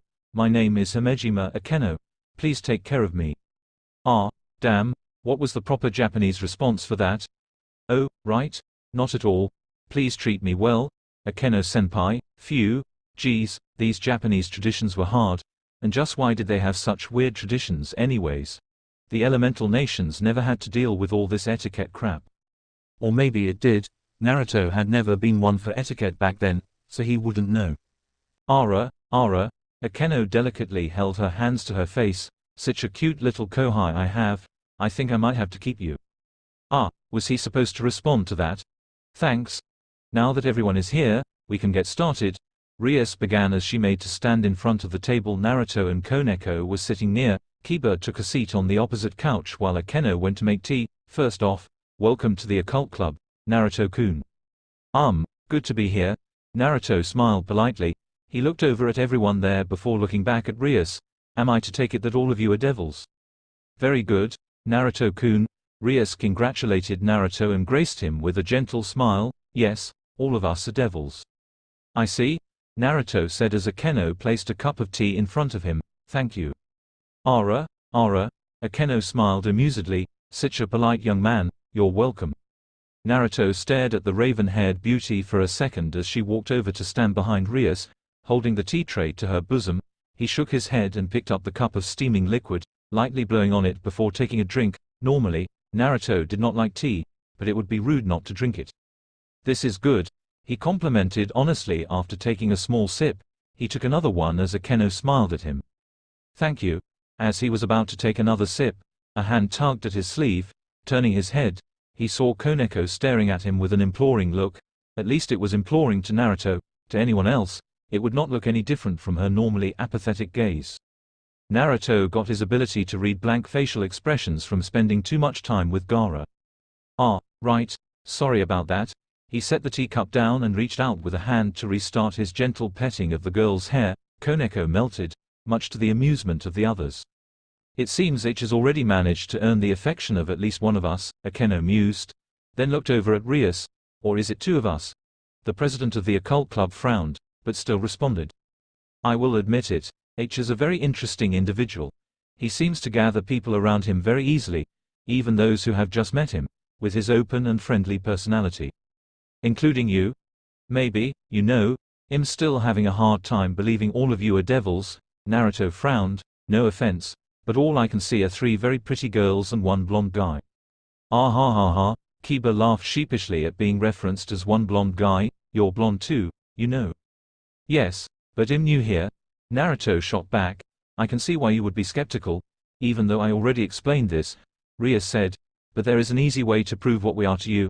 Naruto watched with a raised eyebrow as Rias, Akeno and Kiba all sprouted black bat wings from their back. He looked over at Koneko, wondering if she would do the same. She didn't, but not because she couldn't, she was still experiencing bliss at his hand. You have wings too, At that, Naruto turned his head slightly and saw that, yes, he did indeed have wings, too. Bat-like black wings were sprouting from his back. The blonde narrowed his eyes and focused on them, getting them to flap a bit before some more focus made them retract. Wow, that was interesting, okay, Naruto admitted, turning his attention back to Rias. So you guys are devils? Question. Ask away. Rias gestured for him to continue. Why are you telling me this and not Issei as well? I would have figured you would want him to be here too, since, you reincarnated him as well. Rias nodded her head as if she expected that question. Very true, and I have every intention of telling Issei soon. However, Rias' countenance darkened. I believe that Issei is being targeted. Targeted. Naruto narrowed his eyes and a calculating glint appeared within his normally friendly and open irises. I see, you're using him as bait to find out who's targeting him. If he knew about all of this, he would be more wary, thus not reacting in a predictable manner. In other words, you need him to not know anything until you find out who is after him so that you can catch his assailants in the act. Exactly. Rias smiled brightly at the blonde. You really are quite smart. Naruto used his free hand to scratch the back of his head sheepishly. Not really, I'm just good at reading between the lines, looking underneath the underneath and all that. Well, I for one am impressed with how easily you managed to figure out my plan on so little information. Naruto flushed at the praise as Rias continued complimenting him. It takes a keen mind to think up such conclusions so easily. I guess, Naruto mumbled, coughing a bit. He tried to get back on track. So, who exactly is after Issei? Rias' countenance became incredibly serious, forcing Naruto to do the same, which really just made him look kind of ridiculous because by now Koneko had taken to laying her head on his lap as he stroked and petted her head. One of our greatest enemies, Rias said with the utmost seriousness, a group known as the Fallen Angels. Cat CHRP, Issei left his friend's house feeling even more depressed than before. It seemed not even watching his favorite pornos could lift his spirits up. He had been so sure that the blonde kid he saw with Rias senpai the other day would have known who Yuma was. He was there when it happened. Hell, he had even saved him. Well, he tried to save him. Issei still ended up taking a light spear to the gut. But it was the thought that counted, right?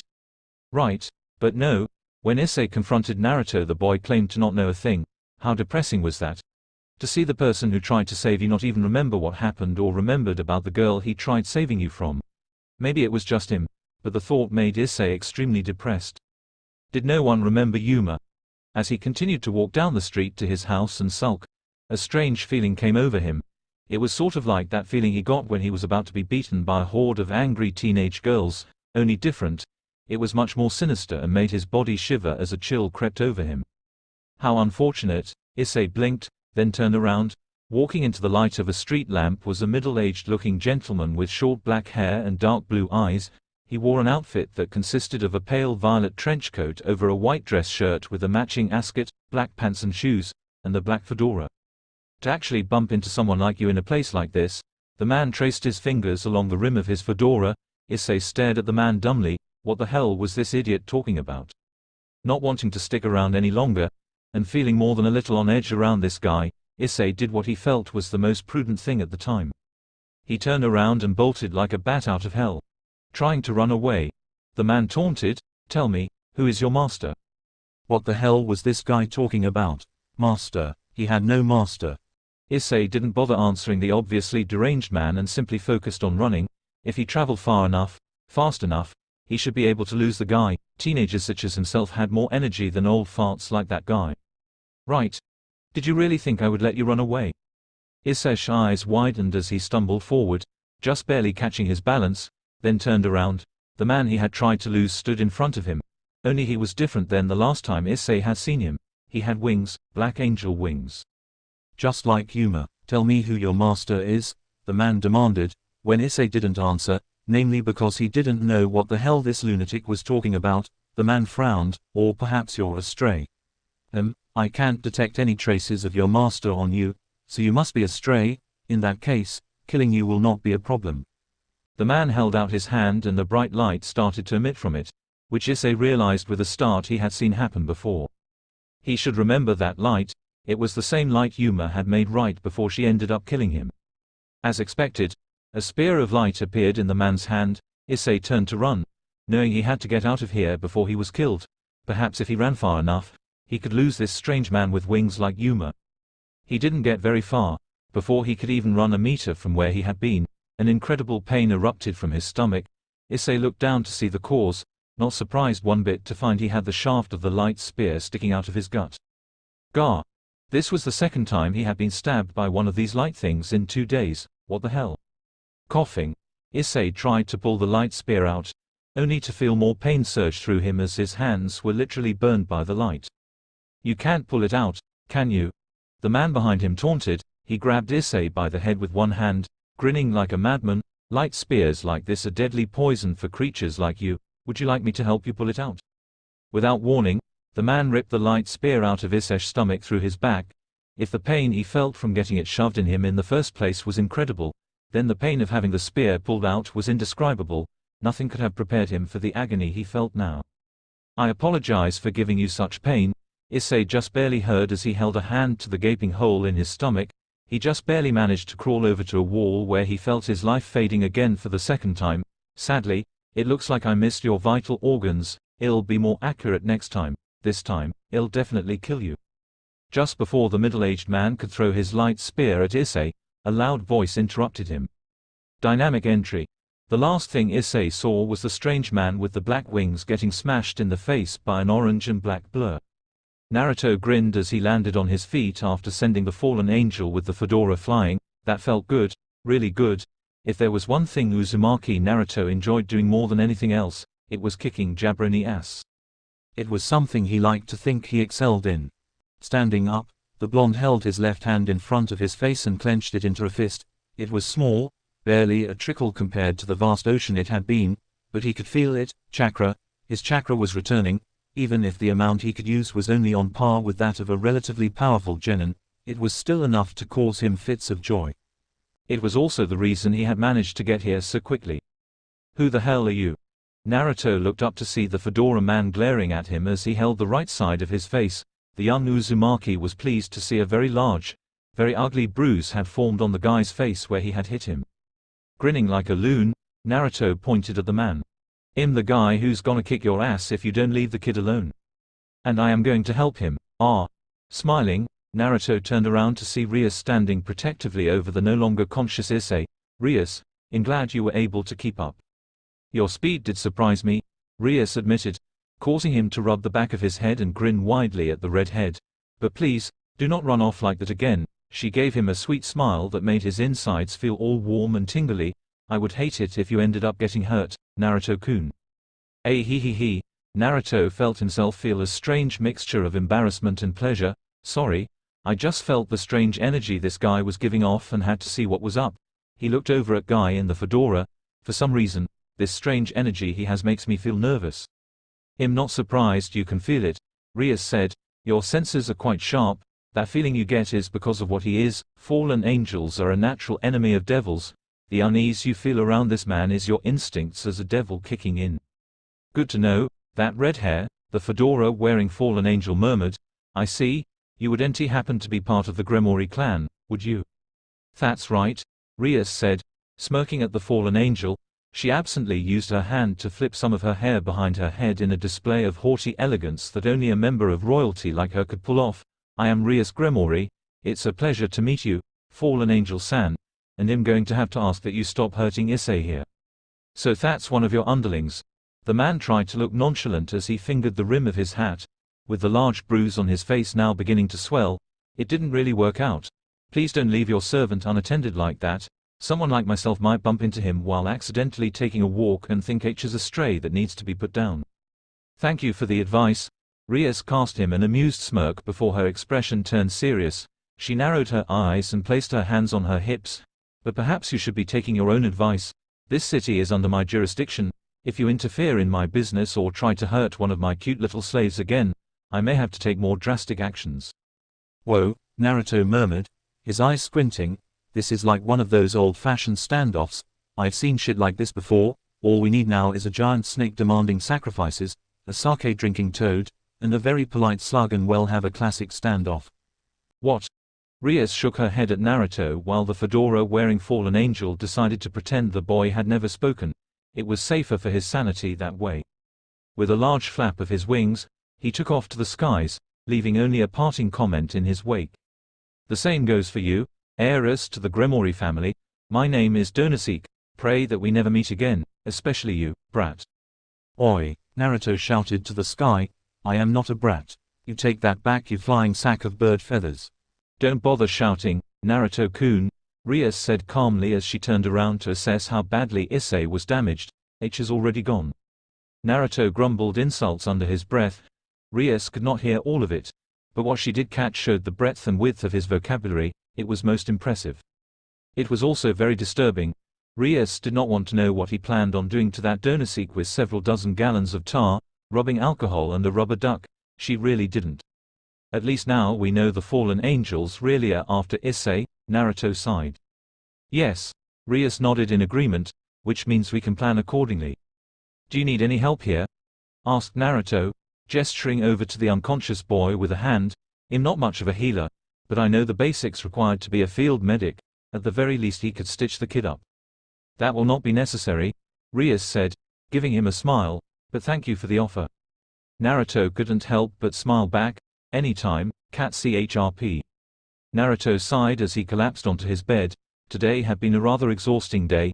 He found out that he and the pervert had been reincarnated as devils, and that he was now bound to Rias as a member of her peerage. That last part actually didn't seem so bad. As far as masters went, he could definitely do a lot worse. Then there was that whole incident with Issai getting stabbed through the stomach by a fallen angel.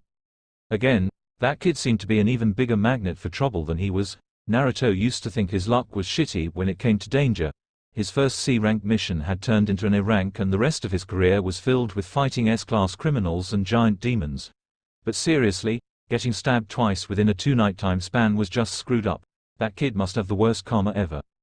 Thinking about Issai and his stab wound made Naruto remember that Rias had said she was going to take the pervert home and heal him.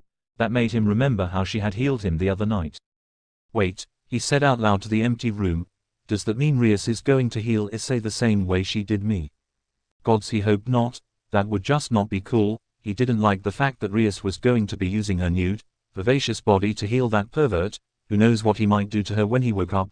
Not everyone had as much self-restraint as he did, and that Issai kid was a lot like Jiraiya in how open he was about his perverseness.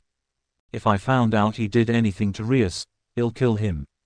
It wasn't jealousy he was feeling, Naruto assured himself.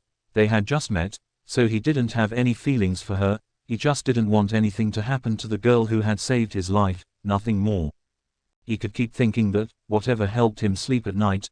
As morning came, Naruto found himself waking up to a strangely warm and familiar feeling. It wasn't one he had felt often. In fact, he could count the number of times he felt this way on one hand, and one of those times he felt this way, he was too busy trying to figure out why he wasn't dead to notice the feeling until well after he was awake. That was not the case now. With no injuries making his mind turn elsewhere and having had a good night's rest, Naruto was perfectly aware of the naked female body lying next to him on the bed. Or rather, the naked female body that was snuggled directly into his side. Looking to his left and down, the first thing he saw was red hair fanned out across his body, with the sunlight streaming through his window, hitting her hair just so. It made the long red tresses look like crystallized flames. Naruto was not one to wax poetic, but it was easily the most beautiful thing he had ever seen. The second thing he saw was Rias as she slept on peacefully, blissfully unaware that he had woken up. The covers had been pulled down to their waist, exposing her enviable bust for his eyes to see. She was turned slightly on her side, facing him, and was using his shoulder as a pillow. Naruto could feel every inch of her bountiful curves as they pressed into him, as they were pulled flush against him. He did not have much experience with women, but he did have some. Contrary to popular belief back home, he wasn't completely inept when it came to the opposite sex. He'd had Jiraiya as a teacher, for God's sakes. You didn't come back from a 3-year training trip with the world's biggest pervert and not pick some things up. And Sakura always said he was dense. Who's dense now? Not him. No Siri, he wasn't dense in the slightest. Well, maybe he was just a little dense, just a bit. Anyways, those few women he had previous sexual encounters with were all put to shame by the beauty lying against him. He really didn't think there was another creature that could possibly be as beautiful as this girl right here. Of course, these were all secondary thoughts, things he noted with interest but was not really concerned with. There was only one thing he currently wanted to know. How had she gotten in?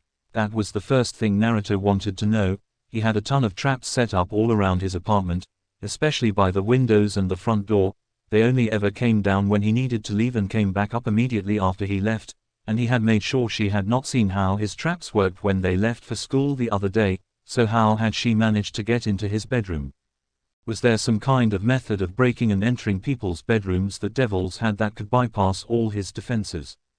Not that Naruto was actually complaining, mind you, while not as bad as, say, Issai, Naruto was still a healthy male, and had Jiraiya as his sensei. Even if Naruto did not follow in his godfather's footsteps of peeping on women, he still had a larger than average libido. He was just better at not showing it and had more respect for women than either Jiraiya or Issai did. That's what happened when you had Haruno Sakura as a teammate and Senju Tsunade as a mother figure. You gained a healthy amount of respect and fear of women. Having Shizune as an older sister figure probably hadn't helped either. Damn, that was a lot of women who hated perverts in his life. Good thing he had Kakashi and Jiraiya to offset those women's influence. Shaking his head, Naruto dispelled those nonsensical thoughts. None of them helped him with his current problem, namely, what should he do now? It was morning, so technically speaking, he should probably get up and get started on breakfast, or maybe even take a shower before Rias woke up so that she could use it after him. At the same time, Naruto glanced down at the girl using him as a pillow. His arm was wrapped loosely around her thin waist, his hand resting on the middle of her back, pulling her closer.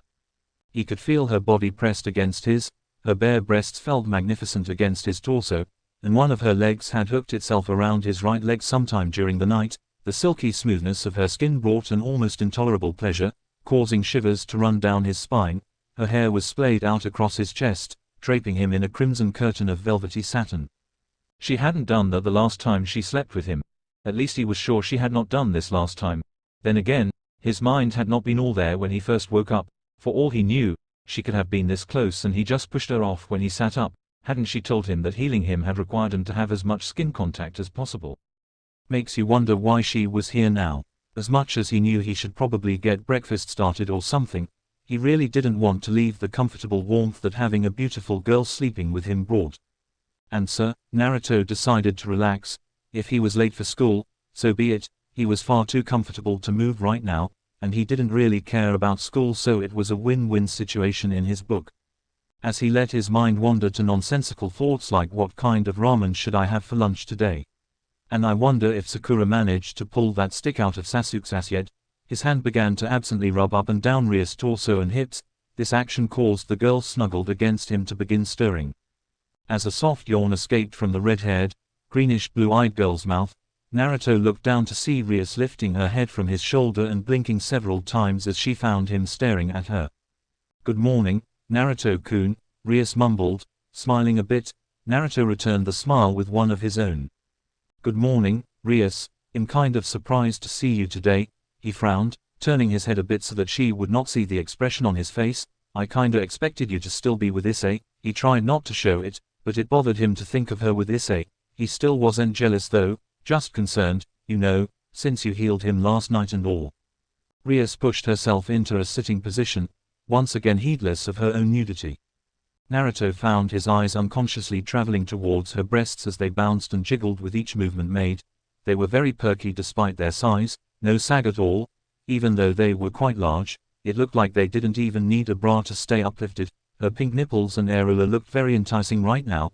In that moment, He wanted nothing more than take those pert nipples in his mouth and suckle on them. And did he really just think that? Damn that Jiraiya. Even in death, his corruption ran deep. Naruto supposed he should just be glad he didn't end up like Issei. He could only imagine the trouble he would have gotten in had he been like that kid. He shuddered at the thought of all the beatings he would have received from Sakura and Tsunade. I thought about it, Rias replied to his unasked question. Her words also had the effect of knocking him out of his small moment of perversion and caused him to look her in the eye, but decided against it. While Issai's reaction to my presence would have been amusing, I felt it might be a bit too much if I were to appear naked in his bed. Is that so? Naruto released a breath he did not know he had been holding, something Rias immediately noticed and latched onto. Why do you ask? There was an innocent smile on her face that Naruto felt really did not belong there. It was far too innocent to be real. No real reason, I guess. Naruto mumbled a bit. He felt strangely vulnerable under that gaze, just a bit worried about my new friend. When Rias merely continued smiling, Naruto felt an inexplicable urge to explain himself. It's just that I know perverts very well. My old sensei was the biggest pervert I've ever met, so I know how they work. If you were to show up in Issai's bed, naked, he may try to take advantage of you. Rias hummed thoughtfully, but still didn't say anything. For some reason, it was making Naruto a bit self-conscious. So, why did you decide to come here and not simply head back home? He asked, simply for lack of having anything better to say. Rias tilted her head, the smile still on her face. I just wanted to become closer to my cute, new servant, nothing more. That's the only reason. Yep. So, you do this to be closer to your servants? Naruto mumbled before looked back at Rias. Does that mean you've done this with Yuto, Koneko and Akeno as well? Well, no. Rias shook his head, but Yuto's not really the type to enjoy this sort of thing, and Akeno and Koneko-chan aren't really into this either. Although, the red-haired beauty looked immensely thoughtful as she seemed to remember something. I have occasionally slept with Akeno. We are best friends after all, so it's only natural. I see, he really didn't, but said that for lack of having anything of substance to say. Anyways, you should probably take a shower and get dressed while I make breakfast. A smile crept onto Rias' face, causing Naruto to deadpan. That's why you're here, isn't it? So I can cook for you. Of course not. Rias smiled indulgently. That's just a bonus. Whatever.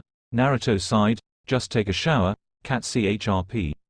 Rias sighed softly as she stood in the shower. Steaming hot droplets of water ran down her gorgeous body, coasting over her slender shoulders, climbing across the two large mounds on her chest and making adventurous trips through the valley of her breasts. They ran down her smooth, flat stomach and followed the small, trimmed patch of red hair before roving across the valley of her lips and, finally, falling off to join the thousands of other drops of water on the shower floor while other droplets ran the longer course across her beautifully shaped thighs and calves. As she finally decided to pick up the bar of soap and wash herself. On a side note, Naruto had good taste in soap. Her mind wandered towards one of her newest servants, namely, the blonde one whose apartment she was currently in. She had not been lying when she said that her reason for not still being with Issei was because she thought him waking up to a naked woman might be a bit much. As funny as his reaction would be, she didn't want him to be distracted from what she would eventually need to tell him, and if he was thinking about her breasts, he would be distracted. But there had been another reason for her to come to Naruto, and it was not just because he had actually made a very good breakfast last time. There was something strange about Naruto. Of the circumstances that led to him being here, he showed up at her school exactly 1 month ago, and exactly 1 month ago her brother had given her a very special mutated piece, something so rare only every 1 in 100 devils had one. There was simply no way these two incidents were not connected. Her brother knew that Naruto would be going to her school and knew that there was something special about him. Rias wanted to find out what, and since she had not been able to get in contact with her brother, he was likely doing something stupid again. She would have to figure out why Naruto was so special by spending time with him and learning more about him. That was why she had decided to come over to his house, why she spent so much time with him. What's more, the mutated piece she had used looked nothing like the other ones she had seen. Her brother had a few of them, so she knew what they looked like. They always still carried the general shape of what they once were. The mutated piece he gave her looked nothing like a standard chess piece. It wasn't a pawn, nor a rook, knight, bishop or queen. It wasn't a king either. It was none of those things. That intrigued her as well. There must be something truly special about Naruto if the only evil piece that worked for him was this unique mutated piece that she had never seen before, that it wasn't considered a standard evil piece, and therefore meant she still had her bishop, knight and rook pieces was the icing on the proverbial cake. Stepping out of the shower, Rias began the long, arduous process of drying herself off. Most of the drying was simply her hair, which she had a lot of. It had been suggested that she cut it before, but Rias rather liked her hair and wouldn't hear anything of it. Besides, Naruto had complimented her hair, for some reason that made her feel it was special. After getting dressed in her school uniform, the young Gremory heiress made her way into the kitchen. It wasn't actually what she would call a kitchen, more of a small place to cook combined with a moderately sized living room. The kitchen was incredibly tiny and only separated from the rest of the room by the floor changing from carpet to tile. Naruto was standing over the stove, making breakfast. She didn't know what it was, but it smelled pretty good. Deciding to see out what he was making, she walked directly behind him, pressed her chest against his back and placed her chin on his shoulder as she looked over him to the pan. "What are you making?" "Just scrambled eggs." Naruto did not seem all that surprised by her sudden action. It made her rather curious. Most people would have at least been surprised. Most men would have gotten a nosebleed or at least a blush with how she was pressing her breasts against his back. Naruto. He acted as if he knew what she was going to do before she had even done it. "However, I decided to add some whole milk, cheddar cheese and chopped vegetables to it," he continued, heedless of her inner thoughts. "I never used to like vegetables back when I was younger, but my godfather showed me that if I cook them in something, then I can make it so that I don't taste them while I eat." "That's certainly an interesting way of making sure you eat healthy," Rias commented airily as she filed something more important away. His mention of having a godfather. "I thought you didn't have family." "I don't." Naruto paused. It was only for a moment, but Rias noticed the hitch in his voice enough to realize what she had just said. "Sorry," she mumbled softly. With guilt setting in, Rias wrapped her arms around his torso, hugging him from behind. "I didn't mean to bring that up again." "It's fine." Naruto blew out a deep breath. She turned her head slightly to look at him from out of the corner of her eye and saw him looking back with a very small, understanding smile. "You're curious, I get that. I don't blame you for that, and I really don't mind telling you a little about myself." Her response to his words was to tighten her hold on him. "I hadn't even met my godfather until I turned 12, Naruto informed her. "Because he had a very important job that was too dangerous for him to take me with. He had to leave me in the village. Of course, I didn't even know he was my godfather until after he had been killed. He had never mentioned that to me. I'm still a little pissed at him for that." "Killed?" Rias was surprised by how startled she sounded, or maybe not. Hearing the words from her newest peerage member's lips was shocking. To think that one of her servants had both his parents and godfather killed so early in his life. She could only imagine how he must feel. Rias didn't know if she would have been able to go on if her parents or brother died. "Yeah, he was killed by a former student of his," Naruto said solemnly, "a man by the name of Nagato. I confronted my fellow apprentice several weeks after Ero Sennin's death and we managed to reach an understanding. I still haven't forgiven him," the blonde added as an afterthought, "but at the same time, I know that Ero Sennin would be disappointed in me if I walked down the path of revenge, so even though he killed our sensei, I won't allow myself to hate him." I see." Rias grew silent as she contemplated the blonde's words. She had already noticed it by now despite the short time she had known him, but Naruto, in spite of that happy-go-lucky attitude of his, was incredibly mature for someone his age. In some ways, his thoughts and maturity reminded her of her brother. When her brother wasn't being stupid at least, the crimson-haired devil wondered what he must have gone through to gain such maturity for someone so young. She also hoped against all hope that he did not act as stupid as her brother sometimes did. "Breakfast is just about done." Naruto's voice snapped Rias out of her thoughts. "You should go sit down, I'll bring it out to you in just a minute." "Okay." Rias decided to do as asked. She unwrapped her arms from his torso and walked over to the small table where she sat down. She watched as Naruto went about getting 2 plates and some silverware. He placed the scrambled eggs on the plates and walked over to place one of them in front of her while the other was set on the opposite side of the table. "Would you like anything to drink?" Rias scrunched up her nose in thought. "Milk is fine, or orange juice, if you have any." "I definitely have orange juice." Naruto grinned as he got 2 glasses from the cabinet and the pitcher of orange juice from the fridge. "With a name like that, how could I not?" Rias giggled as the blonde brought the glasses of orange juice to the table. "I guess the color orange really is your favorite." she commented lightly as he put the glass in front of her. Breakfast was actually kind of pleasant. They didn't really talk much, but that was okay with Rias as it gave her time to digest and think over of the bits of information she had learned about the young man who had joined her peerage. He was a very open and friendly person. Even when she mentioned things that clearly still hurt to think about, he didn't get mad and answered all of her questions. She didn't doubt for 1 minute that he was being honest with her. She could already tell he was not the type to lie. Though a part of her felt like there was much more to learn. Despite being so friendly, the boy sitting at the table, sharing breakfast with her, was still very much a mystery she aimed to solve. Naruto-kun, Rias started, making the blonde look up from his plate. Would you mind doing me a favor? Sure. Naruto shrugged, as if to say it was no problem. What do you need me to do? After school today, I need you to grab Issai and bring him to the occult research club room, Rias told him. I think it's time I introduce him to rest of my peerage and explain his situation to him. Also, there are some things I need to inform you and him on that comes with being a newly minted devil. Like those contract things you mentioned last night? Asked Naruto. Yes, Rias smiled at him. So will you do it? Of course. Naruto's bright grin came full force. He gave the redhead a thumbs up. It was kind of corny, but also seemed like a very Naruto-ish thing to do. Don't you worry, Rias, I'll bring the perv to the clubroom after school today. Cat CHRP, Issai groaned as the last day of class ended. Nothing seemed to be going right for the young pervert whose only real desire was to see a pair of real-life breasts. This entire week had been one big mess of confusion and anxiety.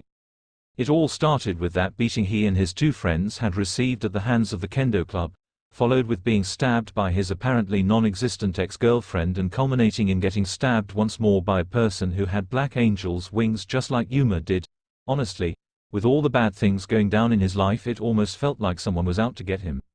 Maybe God was trying to smite him for being so perverted. Nah, that couldn't be it. It was the day after that last attack, and he had no clue as to what was going on. This morning, he had woken up in his bed, the wound on his chest completely healed as if it had never happened, and he was feeling inexplicably tired for some reason, not to mention confused and worried. Issai couldn't help but feel like he was slowly going insane. Not even the thought of peeping on the girls at school while they were in the locker room was enough to help him out of his worry, which really just drove the point home, that Issai, a male known for his incredible lust, was too worried to even peek on girls when they were changing. Well, then you just knew there was something wrong. Muttered whispers broke out around the classroom, but Issai ignored them and his friends' inane chatter about the girls they would be peeping on soon. He was too tired to care right now. Oi! A loud, brash voice sounded out, Ero Debagame. Issai looked up at the sound of the voice, his curiosity getting the better of him, to see the same blonde he had been so sure would have remembered Yuma standing in front of him with a bright grin on his face. For some reason, that grin made Issai really want to punch him. "Ah, you talking to me?" he asked uncertainly. "Who else would I be talking to?" The blonde asked rhetorically. "Rias wants to talk to you, so I'm here to escort you to see her. Now pack your crap and let's go." Issai stared at the boy in confusion. Rias, as in Rias Gremori, one of the two great ladies of Quo Academy, wanted to talk to him. Why? Cat CHRP, Naruto walked into the occult research club room with a confused Issai following behind him. All of the members were already there. Rias was standing with her arms crossed under her impressive bust while Akeno stood behind her, hands clasped together in front of her, which had the effect of pushing that monstrously large chest together in a very appealing way. Leaning against the wall to his right was Kiba, and sitting on the couch, munching on some manju was Koneko.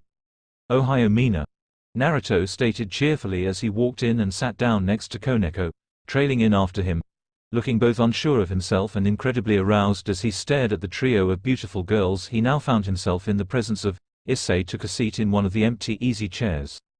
Ara, Akeno sounded incredibly amused by the young blonde teen's greeting. "Good afternoon, Kitsune-kun." "Kitsune?" Naruto tilted his head inquisitively. "Whisker marks," Koneko commented as she set her food down on the table and crawled over to the blonde. "Ah," Naruto murmured as he absently rubbed a finger down one of the whisker-like markings on his face. During that time, Koneko sat herself down on his lap and looked up at him imploringly. Naruto got the hint and grinned as he raised a hand and began to gently run his fingers along her scalp. Koneko sighed happily as she once more experienced bliss, wanting to get more of that incredible feeling. The first year curled herself against Naruto and began rubbing her face against his chest. That just made him even more amused, and he couldn't help but indulge the girl a little more. Definitely a cat. A little ways away, Issei looked like he was trying to decide whether he wanted to strangle the blonde for what he was doing or worship him for that same damn reason. To think, this boy, no, this man, was capable of getting such a cute little kohei to enjoy sitting on his lap. It was both awe-inspiring and incredibly depressing for the perverted student who would like nothing more than for a girl to sit on his lap and rub her face against his chest like that. Ara, Akeno giggled at the sight of the normally stoic girl turning into a puddle from the blonde's simple head petting. She really has taken a liking to Akatsune-kun, hasn't she, Buku? Buku? Akeno looked over at her best friend and king, and promptly felt a bead of seat trickle down the side of her forehead when she saw Rias staring disapprovingly at Naruto as he pampered the 15-year-old, silver-haired first year. Ara, being Akeno, however, she recovered from her surprise very quickly. Is someone feeling a bit jealous of Koneko-chan? Asked Akeno, causing Rias to finally turn her head from the scene to face her queen, the frown growing even more prominent. I don't know what you're talking about. Of course you don't, was Akeno's sly reply. Ufu. Rias ignored her best friend's demure giggling and cleared her throat quite loudly. Everyone looked over at her. Well, almost everyone. Koneko was still in paradise as Naruto's hands were now in the process of carefully rubbing along her ears, which had the girl emitting an audible purr that rumbled from deep within her chest. Rias' eye twitched. Well, she stated, doing her best to ignore Koneko. She wasn't angry, or jealous, no sir. She just didn't like being ignored. Now that you're here, Issei, I would like to welcome you to the Occult Research Club. Ah, no. Issei rubbed the back of his head as he tried to think of what to say in this situation. It wouldn't be so hard if all the girls around him weren't so beautiful. He was having trouble just figuring out which pair of breasts to look at. Rias' oppai was so perky, yet Akeno-senpai seemed to have the biggest bust, and there was something to be said for Koneko's cute little boobs too. They were so cute. Thank you for having me, I'll be in your care. Rias smiled, or tried to smile. She didn't quite succeed, so she eventually gave up. Deciding to give it up as a lost cause, she continued speaking. As you know, I am Rias Gremori. The one behind me is Himejima Akeno. The person leaning against the wall is Yuto Kiba, and the two people, her eyebrow twitched again, sitting on the couch are Touhou Koneko and Uzumaki Naruto. We, that is to say, all five of us, are devils. As the silence stretched on, with only the sound of Koneko's purring to accompany the chirping of crickets, Issei could only sit there, blinking stupidly as he tried to come to grips with what he had just been told. He scratched the back of his head. Could you repeat that? I could have sworn you just said you guys were devils. We are, Rias confirmed. To further emphasize her point, she, Akeno, Kiba and Naruto all sprouted black devil wings from their backs. Koneko would have done so as well, but, well, she was still in happy land. Issei could only stare at the wings coming from behind everyone else in shock. Wait. He pointed at him, yelling his head off in surprise. So you guys really are devils? I don't see why you're so surprised, said Naruto, smiling down at the girl on his lap. She really was just too adorable for her own good. You're a devil too, after all. That comment threw Issei for a loop. Him? A devil? What nonsense was this? Wouldn't he know if he was a devil or not? Shouldn't there be some kind of sign or something? Aside from an irritating rash on his skin that he got a while ago, he did not feel any different, and he didn't have any desire to go out and sacrifice puppies or something. Just look at your back, Rias suggested. You have wings just like the rest of us. I do. Issei's question was answered by the sound of cloth tearing. Looking behind him, the boy found himself in shock to see that he really did have wings sprouting from his back, black devil wings that reminded him of a bat's, much like the ones everyone else was sporting. This just seemed to depress him. I really am a devil. The boy nearly wailed as he crumbled to his knees. As he pressed his hands against the floor to keep himself from falling, all those present watched as a small, grey raincloud appeared over the second-year student's head and began sprinkling him in a light drizzle. Cue massive sweat drop. Anyways, Rias cleared her throat and tried to ignore the boy who was getting her floor wet with that strange raincloud. Just where had it come from anyways? Some kind of strange devil power that she did not know of. I reincarnated you as a devil and my servant after you were killed by a fallen angel a few days ago and, the girl trailed off uncertainly as the boy continued looking like a despondent young man who had just been dumped by his ex-girlfriend, or stabbed through the chest with a light spear by his ex-girlfriend. Are you even listening to me? No, no he wasn't. Issei was currently in the middle of a midlife. Or is that young life? Crises. He had just been told he was a devil and he had wings on his back, and this was on top of everything else that had happened this week. Not only that, but he still had yet to see a pair of real-life boobs. It was official, he really was going insane. Naruto sighed as he watched the depressed kid get soaked to the bone by that strange cloud of rain, deciding that he should do something about this. Because seeing the normally carefree if incredibly perverted second year have a look of someone who had just had his puppy killed was pathetic. He carefully set Koneko down and stood up. He didn't get to move very far as the white-haired girl in question grabbed his sleeve. The blonde looked down at the girl, who was giving him large, puppy dog, or would that be kitten, eyes that nearly had him bending down and scooping her back into his arms. Was this how most women felt when dealing with cute things? God, he hoped not. Naruto didn't want to become a woman. He was perfectly happy being a man. Thank you very much. Don't worry, he told Koneko as he patted her head. I'll be right back. You, okay, Koneko mumbled. She looked up at him with her big, amber-colored eyes, but come back soon. Goo, that look should be illegal. Naruto was almost overwhelmed by the cute. Don't worry, I won't be more than a few seconds. Koneko finally let go of his shirt sleeve, and Naruto turned to look at Rias, who was looking very unsure of what to do. Not that he blamed her. Rias, he got her attention. Do you mind if I? He gestured over to the still despondent Issei. Not at all. Rias looked relieved. She really didn't know what to do in this situation. Most people went through shock when they realized they had been turned into a devil, but she had never seen someone look so depressed before, and her floor was now soaking wet from that rain cloud. Thanks. Naruto flashed her a quick grin before turning around and walking over to Issei. Without pause or hesitation, the blonde grabbed the boy by the back of his collar, hauling him to his feet, and began dragging him along as he walked towards the door. Oi! What do you think you're doing? Don't worry, I just have to explain a few things. I think you'll appreciate what I have to tell you.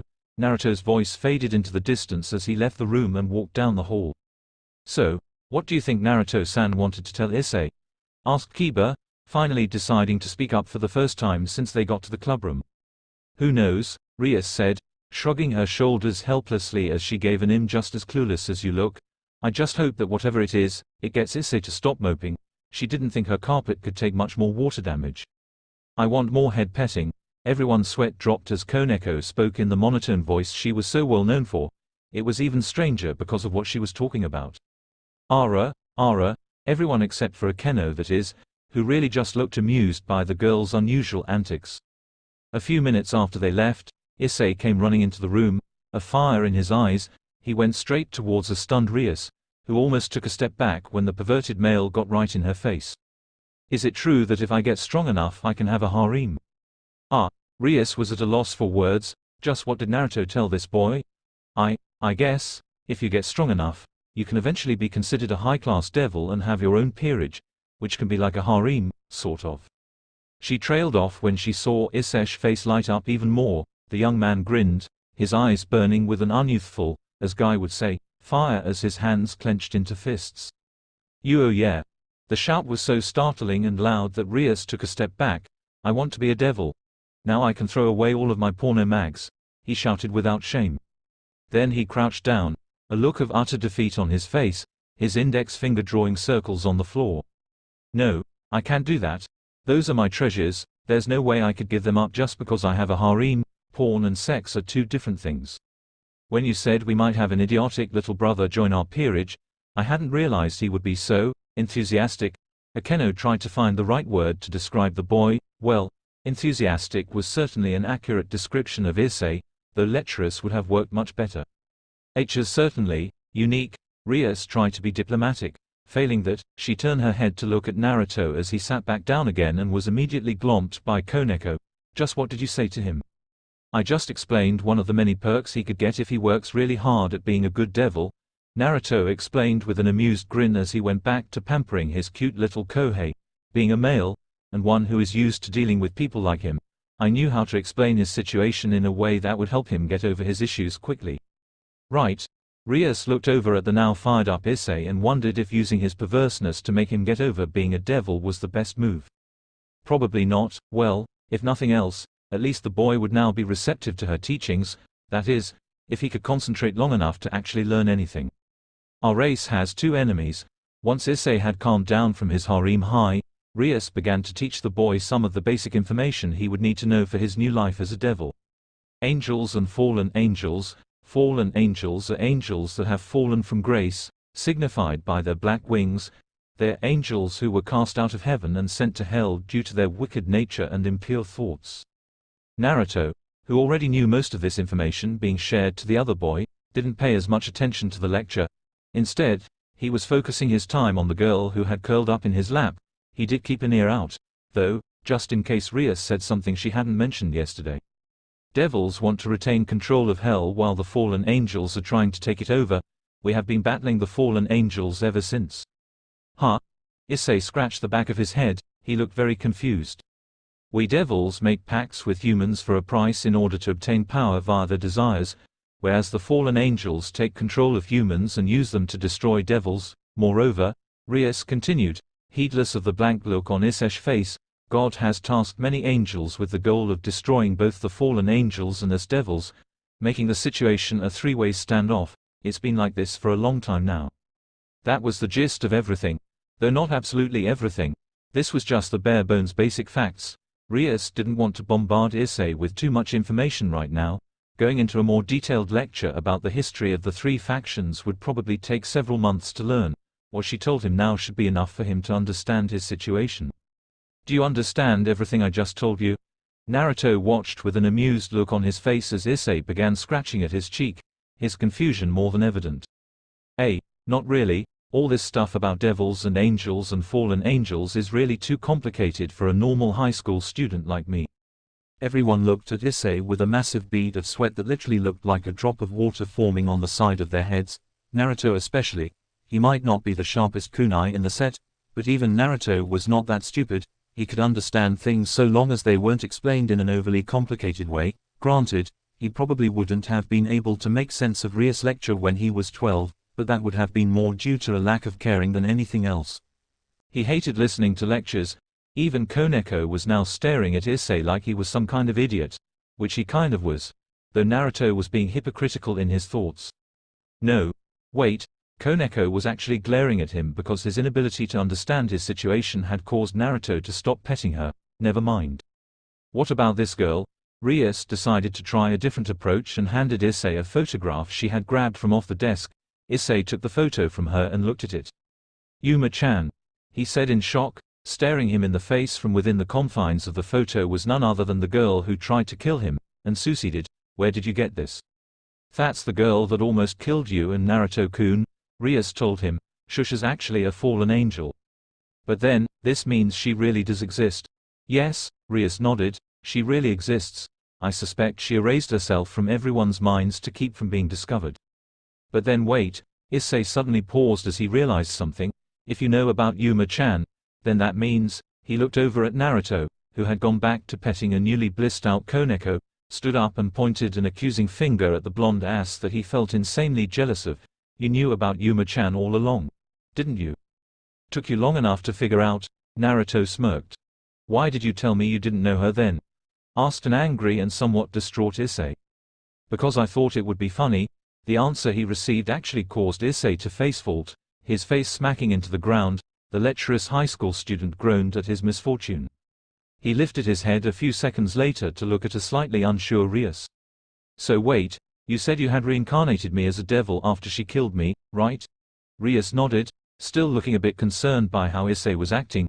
Then why did she try to kill me in the first place?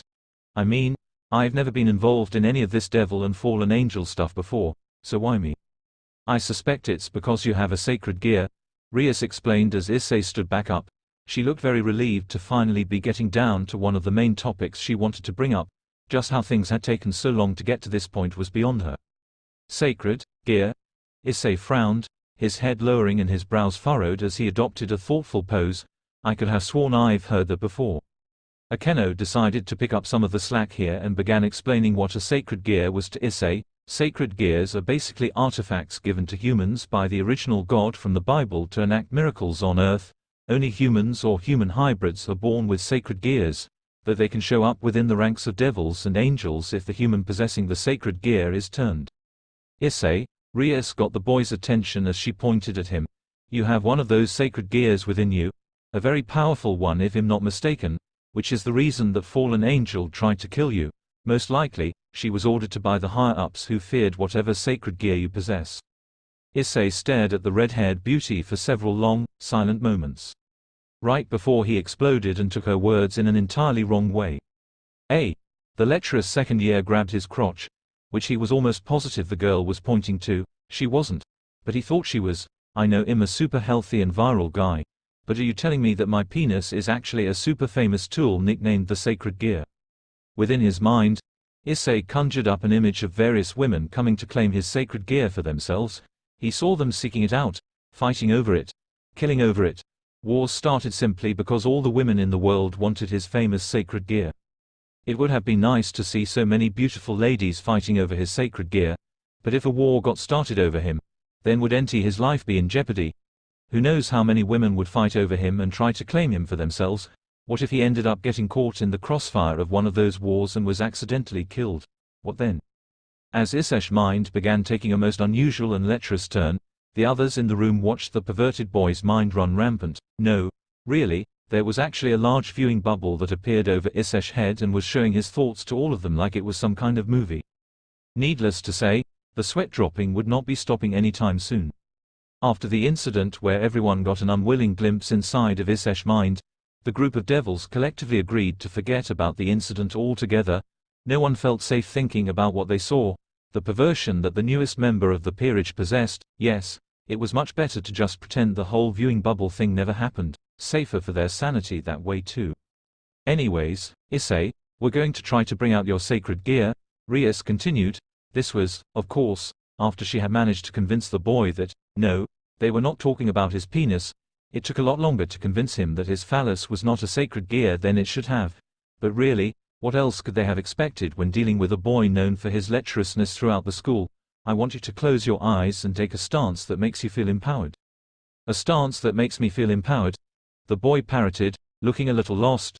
He was now standing as opposed to sitting, mainly because Rias had prompted him to stand, and who was he to deny a beautiful girl what she wanted? Still, that didn't make him any less confused by her words. What did she mean, take a stance? Was she talking about Sentai poses or something? Like Kamen Rider?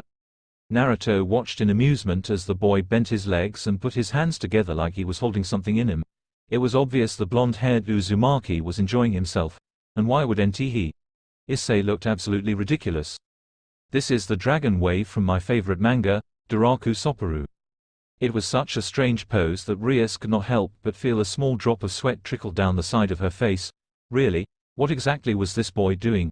Did he expect the sacred gear would manifest as some kind of powerful energy blast that would annihilate everything in its path? Don't you mean the Kamehameha wave from Dragon Ball Z? Asked Naruto, butting into the moment. No. Issai retorted with a scowl. I'm not talking about that sellout of an anime. Daraku Soparu is way better than Dragon Ball Z, though I will admit it was pretty good until after the Cell Saga. Bah! If DBZ's a sellout, then Daraku Soparu is a copycat. They totally stole the dragon wave from Master Roshi's Kamehameha wave. Who asked you? Boys, Rias said with frazzled calm. No fighting, Naruto-kun, just keep. A vein popped up on her head. She couldn't believe she was about to say this. Keep entertaining Koneko-chan. Issai, focus. Yes, Boku, sure thing. Rias, Ara. Akeno held a hand up to hide the amused smile on her face. Things really do seem to be getting interesting these days. She gave a demure giggle. These two are most definitely unique individuals. Kiba chuckled. That's a bit of an understatement. From what I've seen, nothing's going to be boring with these two around. Rias sighed as she listened to the conversation of her peerage and began instructing Issai on how to properly activate his sacred gear. Meanwhile, Naruto focused on the cutie sitting on his lap. This would come as a surprise to most people, but this wasn't the first time he'd had a girl sitting on his lap, or even the 100th time. Of course, that sounded a lot more explicit than it actually was. The last time a girl sat on his lap had been when he was telling the children in Konoha a story about his past exploits, pranks during the rebuilding process after Nagato destroyed the village. That time it had simply been the harmless act of a child wanting to be close to her hero as he shared his past with her and the other children. What was happening here was a bit different. Koneko had all the cuteness and adorableness one would expect of a kid, i.e., her lowly-like face, yet possessed the sensual body of a budding teenage girl. She may have been much more petite than Rias or Akeno, but that didn't mean she didn't have breasts or amazing hips, and dear God, she had the tightest little butt he had ever felt. This did cause a number of problems, as well as one problem that could become a serious issue if he let it grow. Thankfully, Naruto had experience when it came to keeping himself calm while in the presence of beautiful girls. You don't become the apprentice of Jiraiya and not get desensitized to things like nudity and sexual acts happening to and or around you. Naruto had 3 years of dealing with women who worked at whorehouses, taverns, and brothels. While most people never realized it, the blonde had actually grown very used to nudity during that time and had never been bothered when seeing it in front of him. It probably helped that he had created a Roike-chan, his female form when under henge, when he was younger, which required a lot of knowledge about women's bodies. Not that he would ever tell anyone that. He wasn't going to let himself get beaten over something that happened a long time ago. No way, no how. A sudden spike in energy had Naruto's head snapping over towards Issei. It was strange, but ever since Rias healed his destroyed chakra coils, his sensing abilities had been much better than before. He wondered if it had something to do with his smaller coils no longer causing his own chakra to fluctuate so wildly. Naturally, as soon as he began wondering about that, he stopped. Thinking about chakra theory gave him a headache. That was why he left the theory to Sakura. Looking at Issei, Naruto had to raise an eyebrow when he saw the thing that had appeared on his arm. It looked like a red, armored braca with yellow accents and a green jewel on top of the back of Issei's hand. His fingers were uncovered, making it look like some kind of high-tech disc shooter or something. "That's your sacred gear," Rias said with a satisfied smile. She was quite proud of her pawn's accomplishment, despite the fact that activating his sacred gear really wasn't much of one. That didn't matter when dealing with someone of Issei's stature. In moments like this, Rias would take even the most minor of accomplishments with great satisfaction. "Amazing." Issei marveled at his braca-covered hand. "This looks awesome." Naruto had to agree. It did look kind of cool. It would have been better if it was orange, but since it was red, he wouldn't complain too much. "That fallen angel, Yuma, thought that your sacred gear posed a threat, which is why she killed you."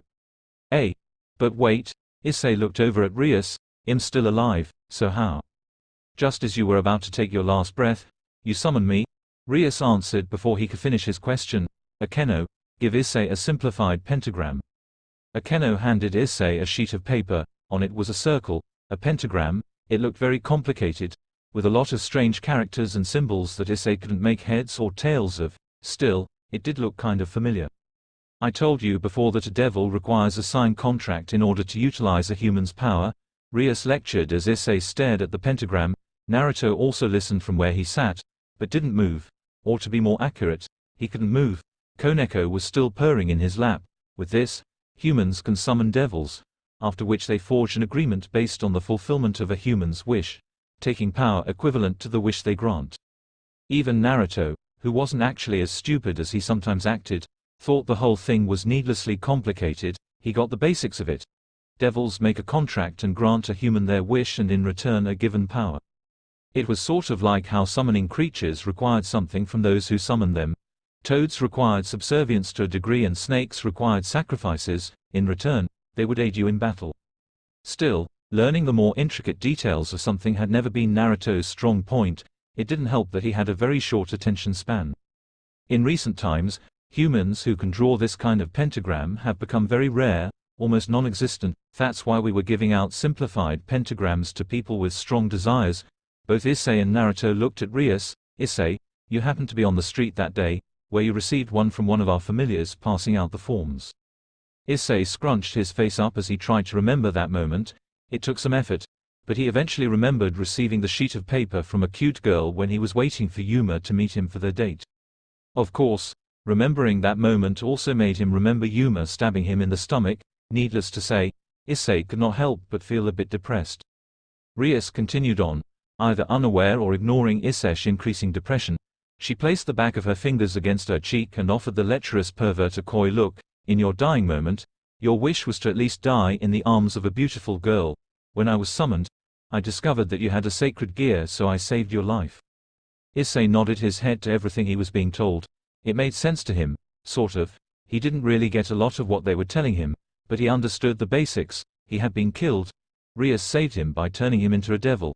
And if he wanted to become a harem king he would need to grow stronger. And really, that last part was all he needed to know. Yes, not even being a devil meant anything to him so long as he could get his harem. He was perverted like that. Despite not being the kind of person who enjoyed learning new things, Naruto did find himself strangely fascinated when Rias began explaining the devil hierarchy. There were apparently 4 different classes of devils: lower, middle, upper and elite class, otherwise known as the ultimate class. The lower class devils were the ones like him, Issai, and the other members of Rias' peerage. Humans and hybrids who were reincarnated as devils. Essentially, all new devils were of the lower class. The middle class was where devils finally gained recognition and were given the titles of either baronet, baroness or knight, dame. After that was the upper class, where devils could be given titles such as marquis, margrave, margravine, count, countess, viscount, viscountess, or baron, baroness, and finally, there was the elite or ultimate class. This was the highest level one could ascend to among the devil hierarchy, with titles consisting of demon lord, great king, archduke, duke and prince, princess. Naruto really didn't care much for the titles, or for gaining nobility. He had seen what most nobles were like. The Hyuga had been a bunch of stuck-up pricks with their own heads shoved so far up their ass it was a wonder they could smell those incredibly fragrant gardens that littered their ridiculously large and expensive residence. No way in hell Naruto wanted to be like those guys. Though, thinking on it, wasn't Rias a part of the nobility? She was a really awesome person from what he had seen so far. He enjoyed spending time with her. And she couldn't be the only one among the nobility who wasn't a stuck-up snob. Right, well, whatever. Being a noble still didn't interest him. However, he did manage to pick up something from all this. Those who were considered ultimate class devils were supposed to be the strongest rank among their species. He supposed it was similar to an S-rank ninja, which was supposed to be ninja who had skills on par with a kage but weren't actually kages. Like the Sannin or members of the Akatsuki, they were recognized as the best and strongest amongst their peers. In other words, they were the ultimate badasses. And so, Naruto finally found himself with a new goal in life. He would become an ultimate class devil. No, he would become the strongest ultimate class devil, the undisputed most powerful devil in the entire world. Yes, that was his new goal. Too ambitious. Remember, this was the kid who, at the tender age of 8, decided he was going to become Hokage. Uzumaki Naruto never does anything half-assed. It was all or nothing with this guy. So if I become a noble, having a harem will no longer be a mere dream. And, of course, there was also that guy. Naruto sighed and shook his head at Issai's words. The boy had a one-track mind when it came to life. Harem this, harem that, harem king. It was a wonder the boy had any thoughts in his head other than harem. Truly, this boy must be Ero Sennin's reincarnation or something. That was the only logical explanation for how there could possibly be someone so perverted in this world. That's right. Rias smiled at the pair. I expect you two to work hard from now on. Yes, Boku, you've got it, Rias. Good. And for your first task, Rias showed him a flyer with a pentagram on it. You two are going to be handing out these flyers. Kachapi. Issai felt like crying as he stood on the sidewalk, trying to hand out flyers to people. He knew he shouldn't be taking this so hard, but he just couldn't see how handing out flyers to people would help him gain a harem. Who ever heard of a harem king handing out flyers? Clearly, this boy never heard the term baby steps before. Cheer up, Ero de B-game. Naruto said cheerfully as he handed out another flyer to someone, who smiled at him as they took it. Unlike Issai, who seemed to be having very little luck in handing out flyers, the blonde was very good at sensing people who had strong desires. It was strange. While Naruto had been good at sensing negative emotions before thanks to Kurama, he had never been able to sense people's emotional state beyond that. Was this a part of being a devil? It did sound kind of like something they would be able to do. Well, whatever, he didn't care for semantics. The point was he could, and that was all that mattered to him. Easy for you to say. Issai felt his jealousy spike as the blonde managed to get another cute girl to take one of his flyers with a smile. How was he doing that? You're not having any problems handing out flyers. That's become him just that awesome, Naruto replied with a bright smile. Issai felt like punching his fellow reincarnated devil's face in. Anyways, the reason none of those people are taking your flyer is because they don't have any desires. At least, none that would be enough for them to take a flyer from a strange kid passing him out. Not strange. Issai pouted a bit before an uncertain look came to his face. Am I? Naruto laughed before finding another target, a female with brown hair and doe-like eyes, and handed her a flyer. There sure were a lot of women who had strong desires. He wondered why that was. Then again, most women seemed to have more wants than men. Males were easy with their desires. It usually consisted of a few things: food, money, alcohol, and sex. Guys were just uncomplicated like that. Girls on the other hand seemed to have a lot more things they wanted, and some of that stuff was hard to get, like new expensive clothing and jewelry. Did that mean he would have to get girls some jewelry?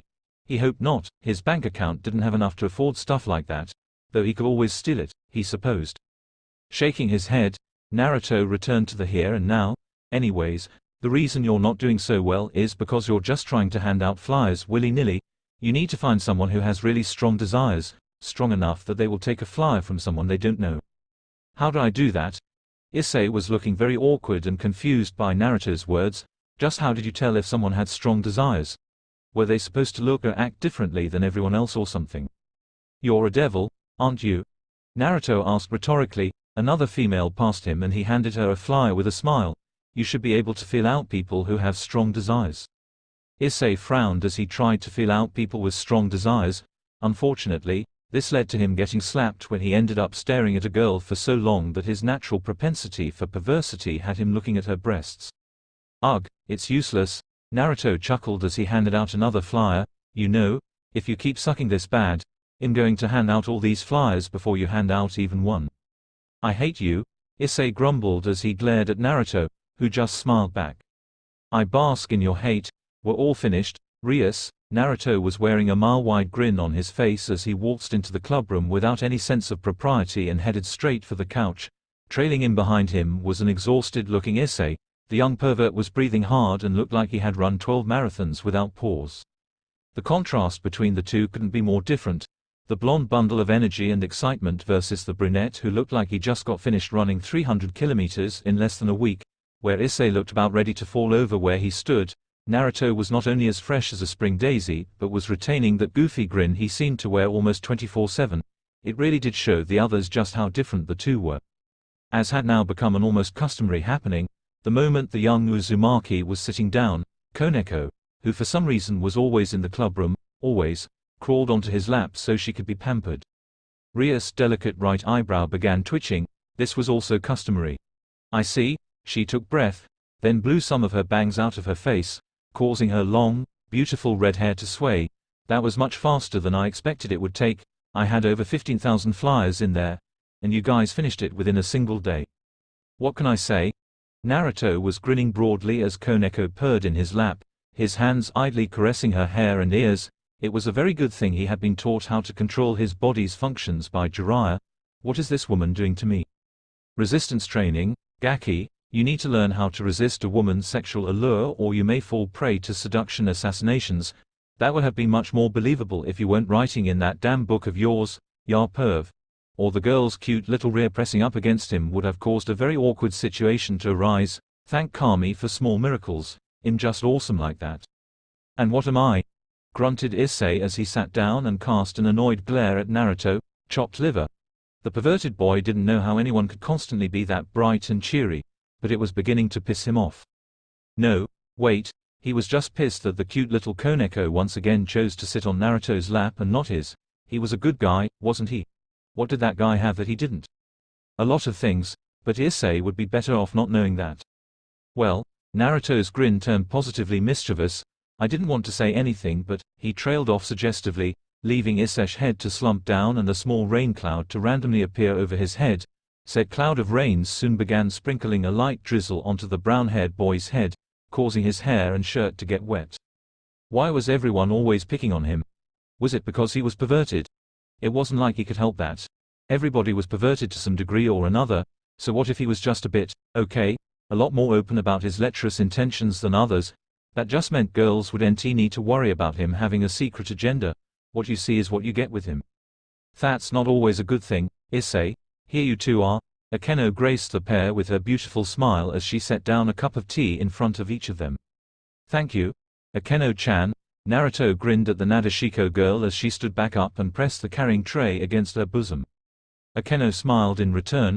You're very welcome, Kitsune-kun. You're not going to stop with that, are you? asked Naruto. His answer was a giggle and a shake of the head from Akeno. The blonde sighed, but did not dwell on Akeno's nickname for very well. There were far worse things he could think of than to be called Kitsune-kun. At least she had gotten it right and called him a fox instead of a cat. Not that there was anything wrong with cats, he just didn't like it when people nicknamed him incorrectly. Naruto eyed the tea with a speculative gleam.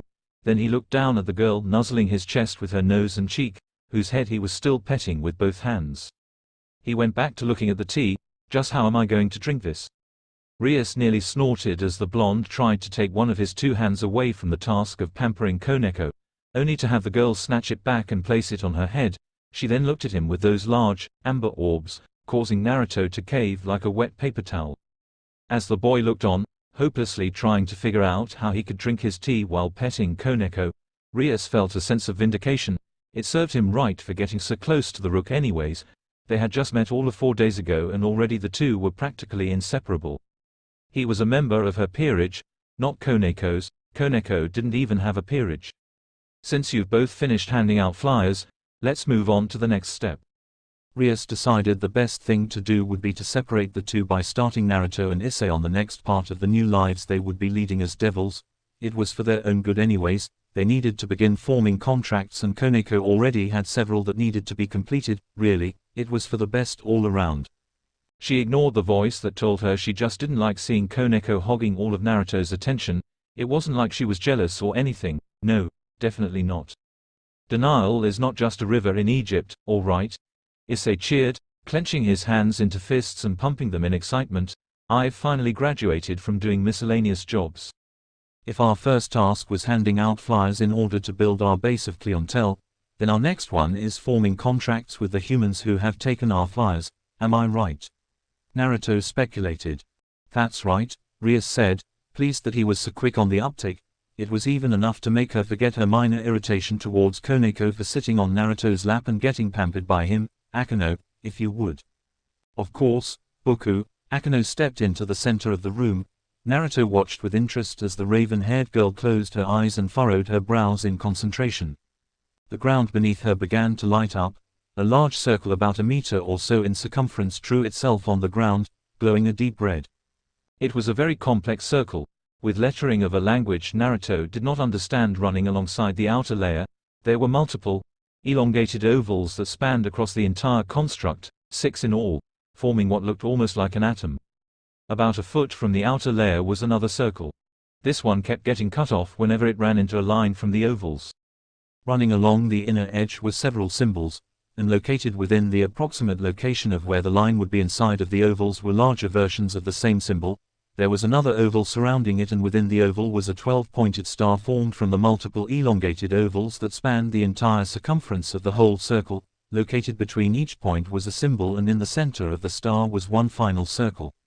Naruto had seen many things in his life, and though he was not a master at the art, he had been pretty damn good at making seals after Jiraiya taught him during their 3-year training trip.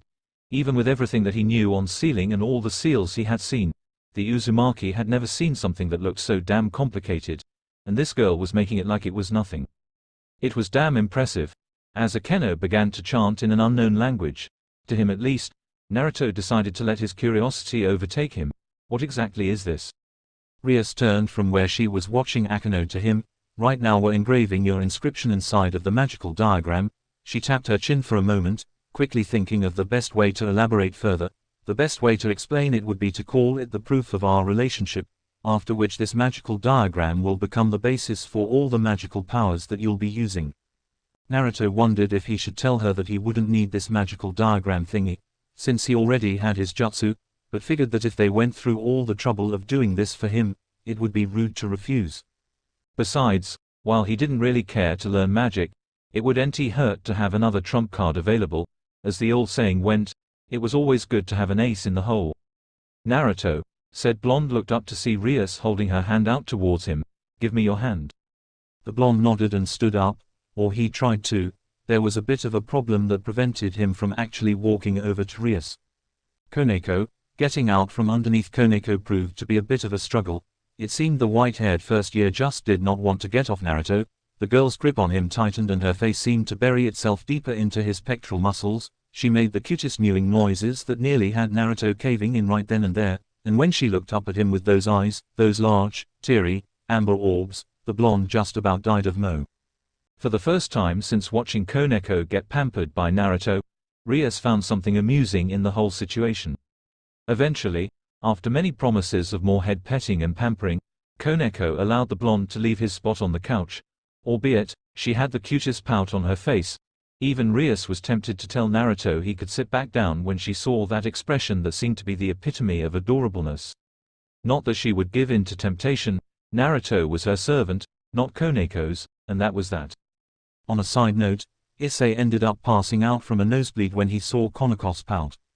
Standing next to Rias, Naruto held out his hand, watching as the red-haired beauty took it in her own and turned his palm towards the ceiling, taking her pointer finger. The devil who gave him a second chance at life began drawing a circle similar, albeit much less complicated, to the one that Akeno had made. This tool will allow you to utilize the magical diagram to teleport to your summoner, Rias explained as Naruto examined the circle. After a few moments' consideration, he determined that it would be easy enough to replicate this circle on his own from now on, though he had no clue what he would use it for. Akeno, are you ready? It's ready, Boku, Akeno nodded. You can start any time. Okay, Naruto, stand in the middle of the magical diagram. Doing as told, Naruto stepped into the circle. Almost immediately he felt the power being emitted by the glowing circle. It was similar to, but not quite the same as chakra. The best way he could describe it was that it felt more pure, or maybe more dense. It almost reminded him of Kurama's awesome chakra, just not as powerful. This magic circle is what you will be using to teleport to various jobs, Rias continued explaining. The summoner will have a similar magic circle from those flyers you passed out yesterday. The light from the circle began to glow more brightly and Naruto's hair began wavering as if caught in a breeze. Do you remember what to do once you get there? Make a contract with the summoner in exchange for granting their wish, Naruto recited. I got it, you don't need to worry about me, Rias. The blonde grinned as he gave the girl a thumbs up. I've got this in the bag. Rias could not help but be taken with his enthusiasm. She smiled, and said, very well then, have a safe trip, Naruto. Light soon engulfed his vision. The blonde had to actually close his eyes, it was so bright. When the back of his eyelids darkened, telling him it was finally safe for him to open them, he did so. And promptly frowned. He was definitely no longer in the clubroom, that much was for sure, but the room he had entered wasn't exactly what he had been expecting from someone summoning a devil. What had he been expecting? Basically, he had been expecting some kind of satanic-looking room with a dark atmosphere and maybe an altar or two for sacrifices or something. That's the kind of thing satanic cultists had decorating their houses, right? What he got instead was a bright, cheery room with white walls, a cream-colored floor and pink, flowing curtains. It was a very girly room, the kind he would have expected from, well, a really cute girl. Turning around, Naruto found himself being met by said really cute girl, thereby confirming his suspicions about the person who such decor belonged to. The girl in question had long black hair in princess curls, electric blue eyes and pale skin. She was very cute, which Naruto would freely attest to. She also didn't look much older than 11 or 12. This couldn't have been the person who summoned him, could she? Excuse me, but I was wondering if you could. Moo. The girl interrupted him by crossing her arms over her chest and adopting an adorable pout. If Naruto had motherly instincts, they would have kicked in just now. I was hoping to get Kiba-kun when I summoned a devil. Naruto's right eye twitched, so this girl really did summon him then. Dear God, they were getting younger, weren't they? Still, the girl walked over to the blonde, examining him from head to toe. Oi, what are doing? Asked Naruto as the girl moved behind him and pinched his butt. He squeaked and held both hands against his offended rear end. What was that for? The girl completed her circuit and took a position, standing in front of him. There was a large smile on her face and her cheeks were stained red. You're kinda cute too, she admitted at last. Naruto felt like he had passed some kind of test or something. He wasn't sure if that was a good thing or not. That's good to know, I think. He was actually kind of disturbed by this girl. What sort of 11-year-old pinches people on the ass? Well, whatever, time to get down to business, he supposed. This girl had summoned him after all. So, do you have a wish you would like me to grant? He trailed off, inviting her to tell him what she wanted. I want you to take my virginity, Naruto stared at the girl blankly for several seconds. He then reached out with his hand and dug his pinky into his ear. When he was satisfied that all of the earwax was gone, he looked back at the girl. Sorry, could you repeat that? I don't think I heard you properly the first time. I want you to take my virginity. So I wasn't hearing things, Naruto murmured. Somehow, he knew this was all Kiba's fault. That girl had mentioned Kiba when he first showed up. It couldn't be anyone else's fault. Well, it could be Issai, but even Naruto wasn't willing to place the blame with him this time. Either way, when Naruto saw Kiba again, he was a dead man. And speaking of Issai, he wondered how the other newest member of Rias Peerage was doing. Surely, he couldn't be any worse off than Naruto was, right? CHRP, Issai's situation was not much better than Naruto's. In fact, it may have been even worse. Unlike Naruto, who had enough magical energy to teleport due to his recently healed up chakra coils and being in peak physical condition, Issai's magic was practically zilch. He had absolutely no magic to speak of. This had caused him a problem when he was using the magic circle that would have summoned him to the person he was going to make a contract with. It hadn't worked. According to Rias, he just did not have enough magic to use a summoning circle. It was just another reason to hate Naruto. Not only did the cute little kohai, Koneko, love sitting on his lap and nuzzling against him, he could use summoning circles just fine. Stupid, blonde bastard. With the summoning circle out of his reach for the time being, he had been forced to ride his bike to his first contract. This sucked big time because the person who had summoned him lived nearly 30 miles away, meaning he had to really haul ass if he wanted to get there before it was too late. Only his desire to become a harem king gave him the strength needed to carry on. Sweaty and tired, Issai had finally arrived at the residence he had been summoned to and rang the doorbell before waiting for whoever had summoned him to answer the door.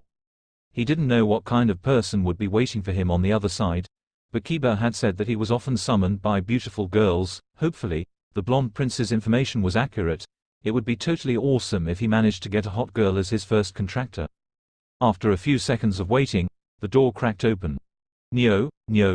Issai blinked several times, having not expected that to be the first thing he heard from the person he was to be making a contract with. Then he sighed. Great, not only was his contractor a man, he also had something as weird as a catchphrase. The door opened further and Issai began the necessary introduction. Sorry for intruding, but I was wondering. He trailed off, his eyes widening in horror. Welcome Neo. Standing on the other side of the door was what could only be some kind of monster. It was large, beefy, built like a brick shithouse with muscles on its muscles and arms bigger than Issai's head and definitely not female. Not that it wasn't trying to at least look female, it was just doing a very horrible job of it.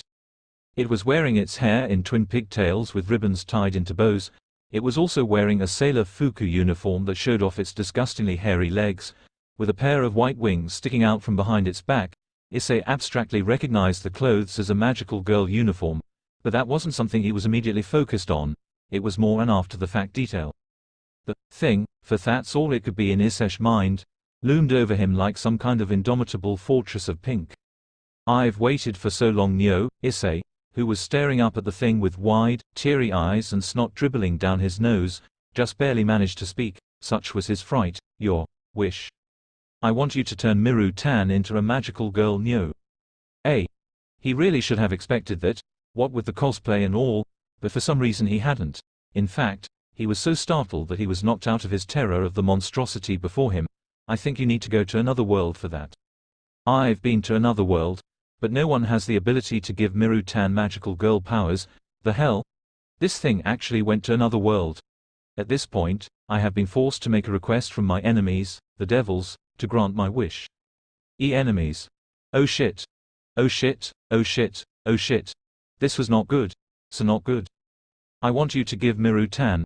I want you to give Miru-tan magical girl powers NYOOOOOO. WAAAAHH. I'm gonna die? Yes, Naruto may not have been the luckiest guy in the world for his first contract, but at least he didn't end up with Miru-tan. You've got to be thankful for the little things in life. Right, CHRP. Naruto walked into his first class much earlier than he usually did, which was normally just as the bell was about to ring. Several people looked at him as he entered, their jaws dropping as the foreign kid arrived to class early for once. Everyone knew that he hated class. Hell, he always slept in class. If that didn't say all my hate then nothing did. Really, It was a wonder Naruto had grades as good as he did. It was a good thing that no one knew he was a top-class ninja. Taking a quick glance around, Naruto easily spotted his target, which may have had something to do with the fact that said target smiled and waved at him as if they were all buddies. He immediately began walking over to the person he had been hoping to see since last night. "Hey, Naruto-san," Kiba greeted with a smile on his Bishonen face. "How was your first OWCH?" More eyes widened as Naruto smacked Kiba in the back of the head. Several gasps were heard by the female population, which was quickly followed by several death threats for hurting their prince. Naruto ignored them. "You," the blonde hissed angrily as he leaned in to whisper to the boy. There was no need to give away the knowledge that they were devils accepting contracts to fulfill people's wishes to everyone. You knew about Sire's wish, didn't you? That's why you gave her contract to me, isn't it, you bastard? Ah, Kiba winced as he rubbed the large bump on his head. Naruto had a surprising amount of strength for a newly minted devil. "So your first contract was with Sire?" When Naruto's glare intensified, Kiba winced. "Did you know?" "What?" Naruto gawked at him for a second before scowling. "Of course not. Who do you take me for?" "Issai." When Kiba just chuckled and rubbed the back of his head, Naruto sighed. "Ugh, I think I've been scarred for life." "Yeah, Sire can be a bit difficult," Kiba admitted, sitting down. After a moment or two the spiky-headed blonde followed suit and sat down with a sigh. "Just out of curiosity, what did you do to convince her to sign her contract?" He then looked at the boy with a frown. "She did sign the contract, right?" "Of course," Naruto told him. "I gave it to Rias this morning. As for what I did," the blonde barely managed to withhold a shudder, "I gave her a massage." "That doesn't sound so bad," Kiba said. Usually, he had to do things that were a lot more vulgar in order to convince her to sign the contract. He had often wondered just how long he would be able to get away with simple kisses on the cheek and allowing her to do some minor groping before the precocious girl demanded more. "She kept trying to make me give her a full body massage." "Ah, ha ha ha ha," Kiba grimaced at Naruto's deadpan expression. As the bell for class rang, he made a reminder to give Naruto a list of possible females who may demand the same thing that Sai did. On the plus side, none of them were that young. That should at least keep him from getting hit again, right?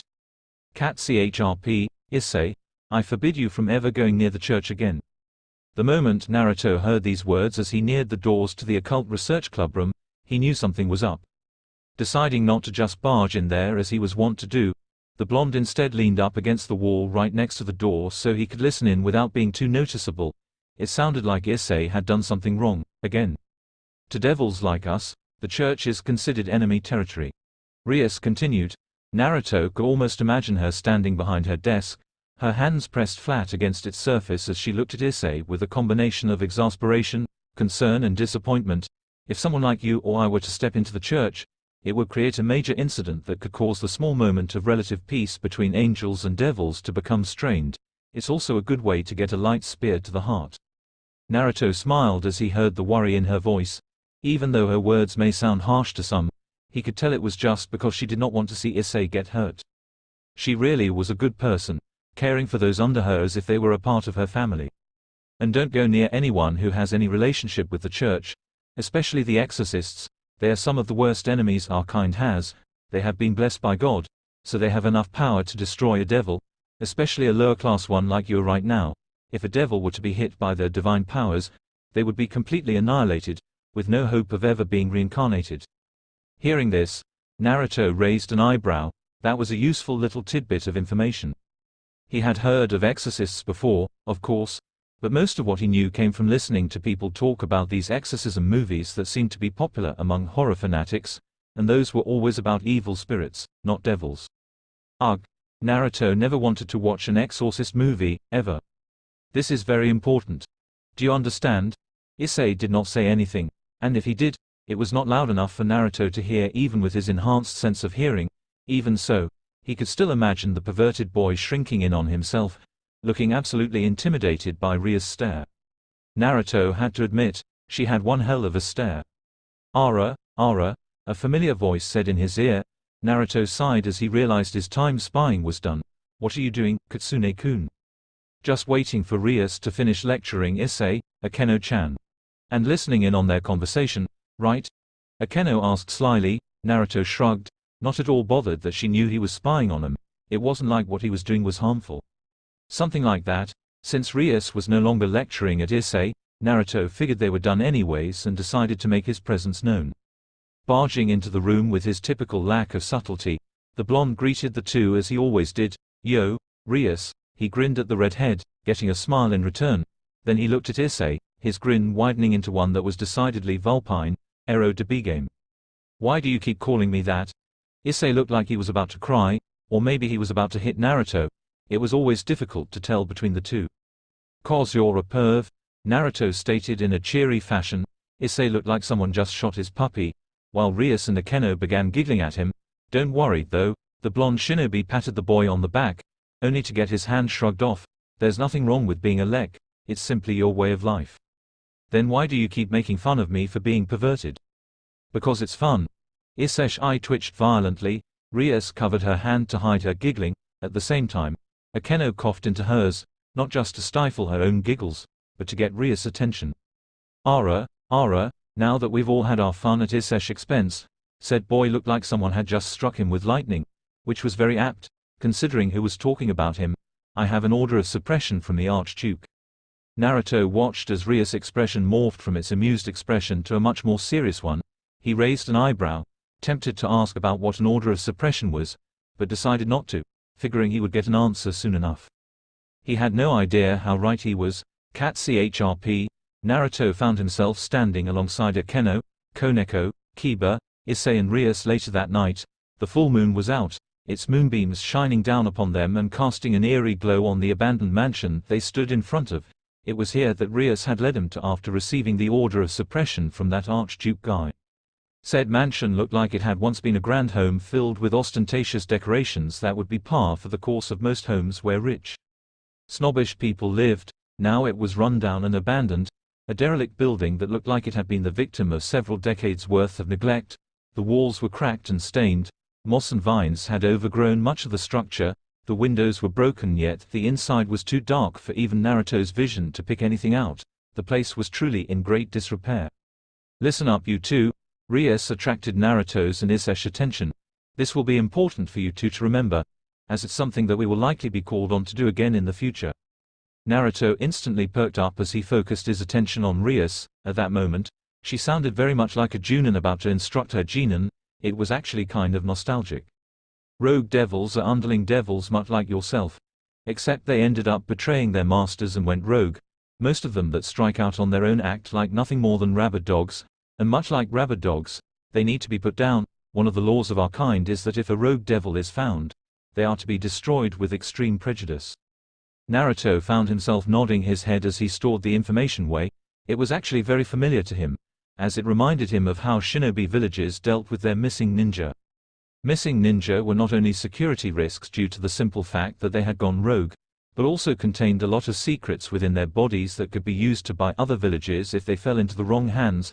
That was why they needed to not only be killed, but their bodies destroyed entirely. That made him wonder, when rogue devils were killed, did they need to take the head back as proof of the kill? And could people earn bounties by killing them? For a second, Naruto pondered the idea of hunting rogue devils for cash. It might be a good idea to earn money. He quickly discarded the idea, however. He understood the necessity of eliminating people when they became dangerous to the safety of innocents, but he had never enjoyed killing. "I take it that's why we're here?" asked Naruto, gesturing towards the empty house. "There's a rogue devil in there and we've been ordered to destroy it." Rias flashed him a pleased smile. "Yes, that is it exactly. We've recently received reports that humans have gone missing around here. Normally, we wouldn't bother with rumors, since there are a number of humans that go missing all the time, but these reports claimed that the missing were all seen entering this house and never came out. That's normally a sign that a rogue devil has taken up residency and is luring humans in to eat them." She paused, then added, "It helps that the Archduke informed us that there was a rogue devil in our territory." "Sounds like a nasty business," Naruto muttered while Issai paled at the knowledge that there were devils who ate humans. "It is," Rias admitted solemnly. The group soon made their way into the house. The stench of blood clung heavily to the air. Naruto, with his enhanced senses, nearly gagged on the scent. It was only because he had grown so used to the smell of blood during the 4th grade ninja war that he was able to keep the bile wanting to rise in his throat down. Issei was not nearly as lucky. The boy's face was green and he looked like he might vomit at any moment. Naruto felt some sympathy for the kid. He had been just a regular person before he got caught up in all this due to that sacred gear in his arm. It really wasn't fair to him that he had to deal with this new lifestyle that he was in no way prepared for. Among those who seemed to have trouble dealing with the scent was Koneko, whose nose was crinkled in disgust and her face took on a shade of green similar to Issei. She probably had enhanced senses like Naruto did, being what she was. Naruto closed distance with her and absently handed her a cloth soaked in perfume.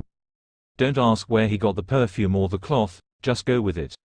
Koneko smiled in thanks as she gratefully took the cloth and used it to cover her nose. Issei, Naruto, Rias said as they fully entered the mansion. The sound of their footsteps echoed loudly in the empty hallway. This will be a good chance for you to see how we devils battle. She paused for a second, then added, I should also probably take the time to explain how the servant system works and what traits you gain as one. Issei scratched the back of his head in obvious confusion. What do you mean by traits? That question was all Rias needed to begin her lesson. I've already explained the relationships between the devil, angel and fallen angel factions. The three-way war between those three factions left all sides exhausted in both moral and strength. A large number of pure-blood devils lost their lives, and there simply weren't enough of us to make up for the losses we suffered. Because of this, we needed to find a way to build our forces back. This was how the evil peace system was put into place.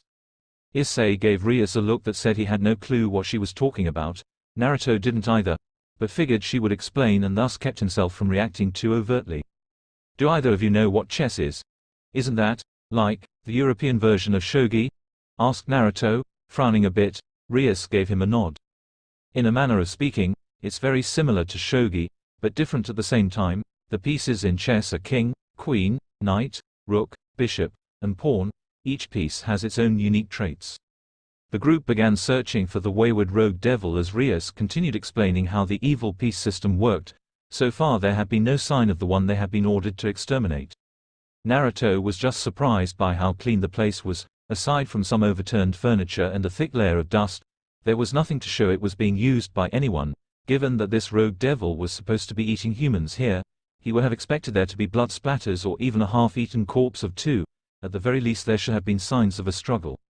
For the same reason, each servant undergoes training in a different ability.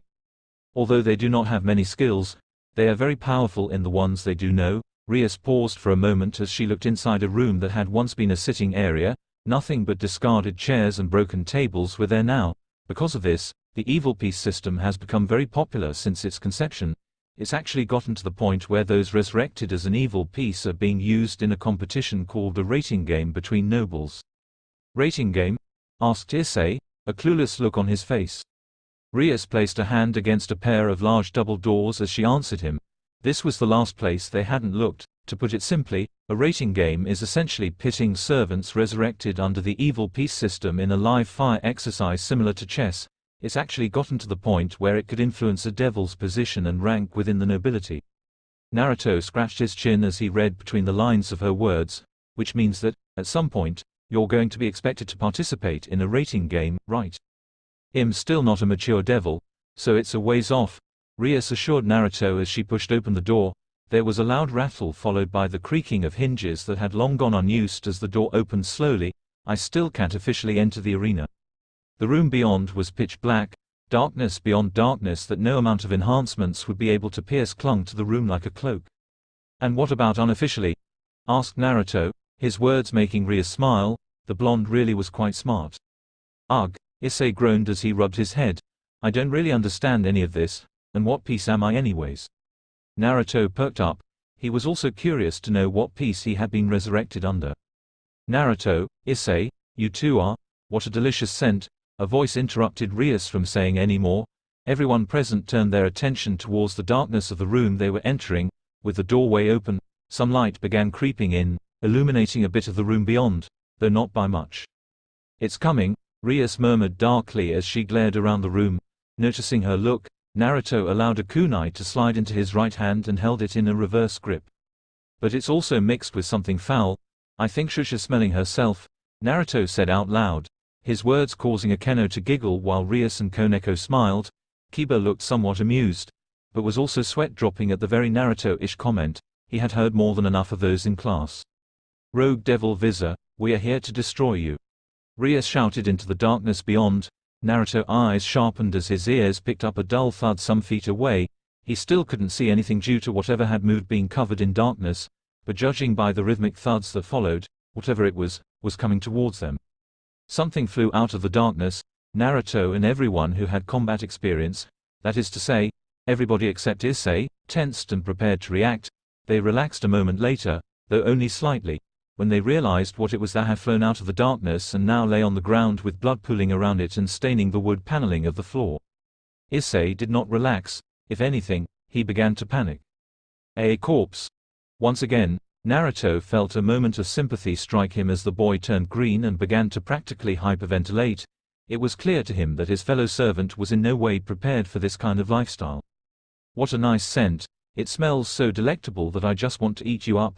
Perhaps when I do, I'll get the chance to see if your blood is as red as your hair." Naruto's eyes snapped towards the source of the voice to find that he could finally see who it was. A somewhat attractive female with messy hair, red eyes and no shirt to cover her jiggling boobs. Or at least, she would have been a moderately attractive female if it weren't for the fact that her lower half was anything but human. Naruto didn't know what kind of beast she was, but the lower portion of her body looked like an accident between a lion and some kind of arachnid. 4 large legs with pawed feet kept the thing standing and balanced. There was a prehensile tail sticking out of her hindquarters, and her entire body was covered in fur. Truly, she was an ugly motherfucker, oppai. Naked oppai. Naruto face-palmed as he heard Issai shout. He sees what had to be the ugliest chick in the entire world, and that's the first thing he says. Granted, her top half was, alright, nowhere near as sexy as Rias or Akeno, and she wasn't even cute enough to compete with Koneko's tight little body, but it wasn't like her upper body was bad. However, that bottom of hers just killed it. It wasn't even that she had way too much junk in her trunk, just that the trunk she did have was the ugliest damn trunk he had ever laid eyes on. Well, Naruto supposed Issai wasn't known for being the most lecherous existence at school for nothing. There was a reason he had taken to calling the boy Ero Debagame, after all. What an unsightly appearance. Rias crossed her arms under her chest. It suits you well. What a pretentious little girl, Visor snarled out. Naruto noticed that her human hands were holding onto 2 bloody javelins. "I'm going to enjoy staining your corpse with fresh blood as dark as your crimson hair." HMPH. Rias smirked and took up a gesture of haughty poise. "I guess it's true what they say about smaller dogs having a louder bark." Visor seemed to realize that she had just been insulted. She did not take too kindly to it. "Why you bitch?" Rearing one of her javelins back, she prepared to throw it, or maybe to close distance and stab Rias. Naruto didn't know. She never got the chance. "Yuto." "Got it." Kiba darted forward, his hands held out on either side, his body becoming nothing more than a blurry streak. Twin swords appeared within his grasp as he reached Visor, who switched targets from Rias to him. "Well, perhaps I should continue our lesson from earlier," Rias said as she watched the proceedings with the single hand on the curve of her shapely hip. Kiba had just dashed in at speeds that Visor had no hope of keeping up with, his twin swords flashing and slicing off one of her arms in a spray of gore. As the rogue devil roared in agony, Rias spoke some more. "As you can see, Yuto is a knight, which focuses on incredible speed." "Die insect." Visor roared as she lifted a foot to squash Kiba flat. The young swordsman did not move an inch as the foot began descending, for at that moment, Koneko jumped in, her hands stretched out above her head. "Koneko-chan." Issai shouted in shock. "Don't worry, Issai," Rias said as she and the others not involved in combat yet watched as the foot tried to stomp Koneko into the ground. It didn't, or rather, it couldn't, as the white-haired first year managed to hold the woman's foot above her head without breaking a sweat. "Koneko is a rook." As she continued speaking, the ground beneath Koneko's feet cracked as she liberally shoved the foot she had been holding above her head off, causing Visor to stumble, and a rook's trait is insane strength and defense. In retaliation for getting shoved away like a 50-pound weakling, Visor's tail lashed out and Koneko struck the young girl. Said amber-eyed cutie was sent flying and only stopped when she smashed her into a wall. The force behind the attack was so great that the wall actually crumbled and Koneko was blown through it. "That level of attack won't work on Koneko," Rias said, smiling as she twirled a strand of hair between her fingers. Indeed, when the smoke cleared, Koneko looked completely unscathed, not even her skirt was scuffed in any way. Time for you to be blown away. Using the incredible strength granted to her as a rook, Koneko shoved herself off the ground and was blasted into the air, her left hand clenched into a fist and held above her head. She looked kind of like Superman, or Supergirl, as she was way too cute to look like that Boy Scout with the penchant for wearing underwear over his pants. Like a rocket, the cute little first year crashed straight into Viz's underbelly. The power behind her attack had so much force to it that the much larger devil was blown off the ground and launched in a parabolic arc before descending and crashing straight through a wall. Koneko clapped the dust off her hands. That bored look still on her face, so weak.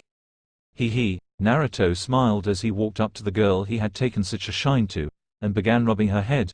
The blank expression turned into one of bliss as she leaned into his hand. You really are something, Koneko-chan. Koneko just purred in response. Still standing where she had been since the start of the battle, Ria's eye twitched at the scene. Can you two not do that here? We're still in combat, you know. Ah, right. Naruto chuckled sheepishly as he took his hand off Koneko's head, causing the first year to pout. My bad. Ugh, Viza moaned in pain. How can a group so young be so strong? And now you'll get to see the last member of my peerage after you two? Rias decided to ignore what had happened between Koneko and Naruto. There was no reason to get upset over it anyways. It's not like she was jealous or anything, Akeno. Of course, Boku. Akeno was all smiles as she clapped her hands in front of her face.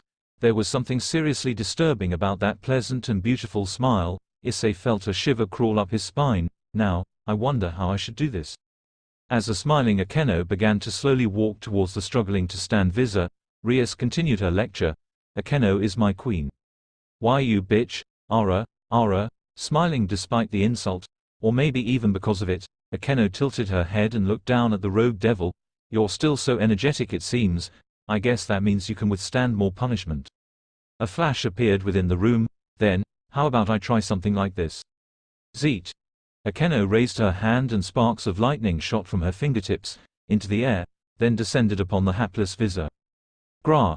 As a queen, Akeno has all the abilities of a pawn, knight, bishop and rook. Shush. As the invincible vice president of our club, as Rias spoke, Naruto found himself paying extra attention to Akeno. He had noticed something off about her as she began zapping lightning at Viza. Akeno's breathing had picked up drastically. Despite an attack of that level not being anywhere near enough to tire someone like her out, there was a heavy blush staining her cheeks as well, and she was squeezing her thighs together and shuddering in ecstasy every few seconds. Oh my, Akeno licked her lips as she stared at the charred body of Viza, the small flush on her cheeks increasing to a brighter red. It looks like you can still continue. I wonder how long you can keep this up. Naruto had seen that look before. It was a look he had seen a few times on particularly drunk women when he entered a brothel with Ero Sennin during their training trip. He would recognize that expression anywhere. Akeno mainly specializes in attacking her opponents with magic. Akeno, her breathing erratic as if she had just finished a 6-hour romp fest, lifted her hand again, a large smile on her flushed cheeks. The way she licked her lips was as freaky as it was enticing. She is also the world's biggest sadist. Zeet. Gaia. That was the sound of Viza being electrocuted again, and again, and again, and again. Akeno, it seemed, loved toying with her opponents. Naruto was strangely reminded of Anko as he watched the Yamato Nadeshiko work. God bless that crazy snake lady's sexy soul. As Issei shivered in fear from watching Akeno take sexual pleasure from causing mass amounts of pain, Kiba made to reassure him, don't worry too much, the vice president is very gentle with her allies. Zeet. Gra. Issei shivered again as he turned around and saw Akeno blasting what now looked like a well-done steak with more lightning. Naruto whistled as he walked up to the pair. Is it wrong that I find Akeno to be extremely sexy right now? Staring at the blonde like he was something diseased, Issei quickly moved away, hoping he would not get infected by whatever Naruto had. Ha, Akeno sighed, her body shuddering with post-orgasmic bliss as she held a hand to her cheek. It seems that still wasn't enough to kill her. Issei's sweat dropped as he looked at Viza. She may not be dead, technically, but she was most certainly not what he would call alive either. I suppose I'll let the president have the final blow. Rias walked up to the thoroughly defeated Viza, stopping just a few feet away. Her was face blank, a perfectly composed mask befitting a devil of her high standing. Do you have any last words?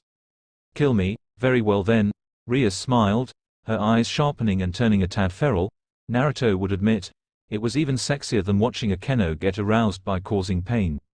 He must be turning into some kind of masochist. Damn that Jiraiya, it seemed some of his ways were sticking. Ashes to ashes and dust to dust. As Rias held up her hand, what looked like a ball of black energy erupted above her palm. With an almost absent-mindedness, she held it out towards Visor and then let it loose. The effect was impressive.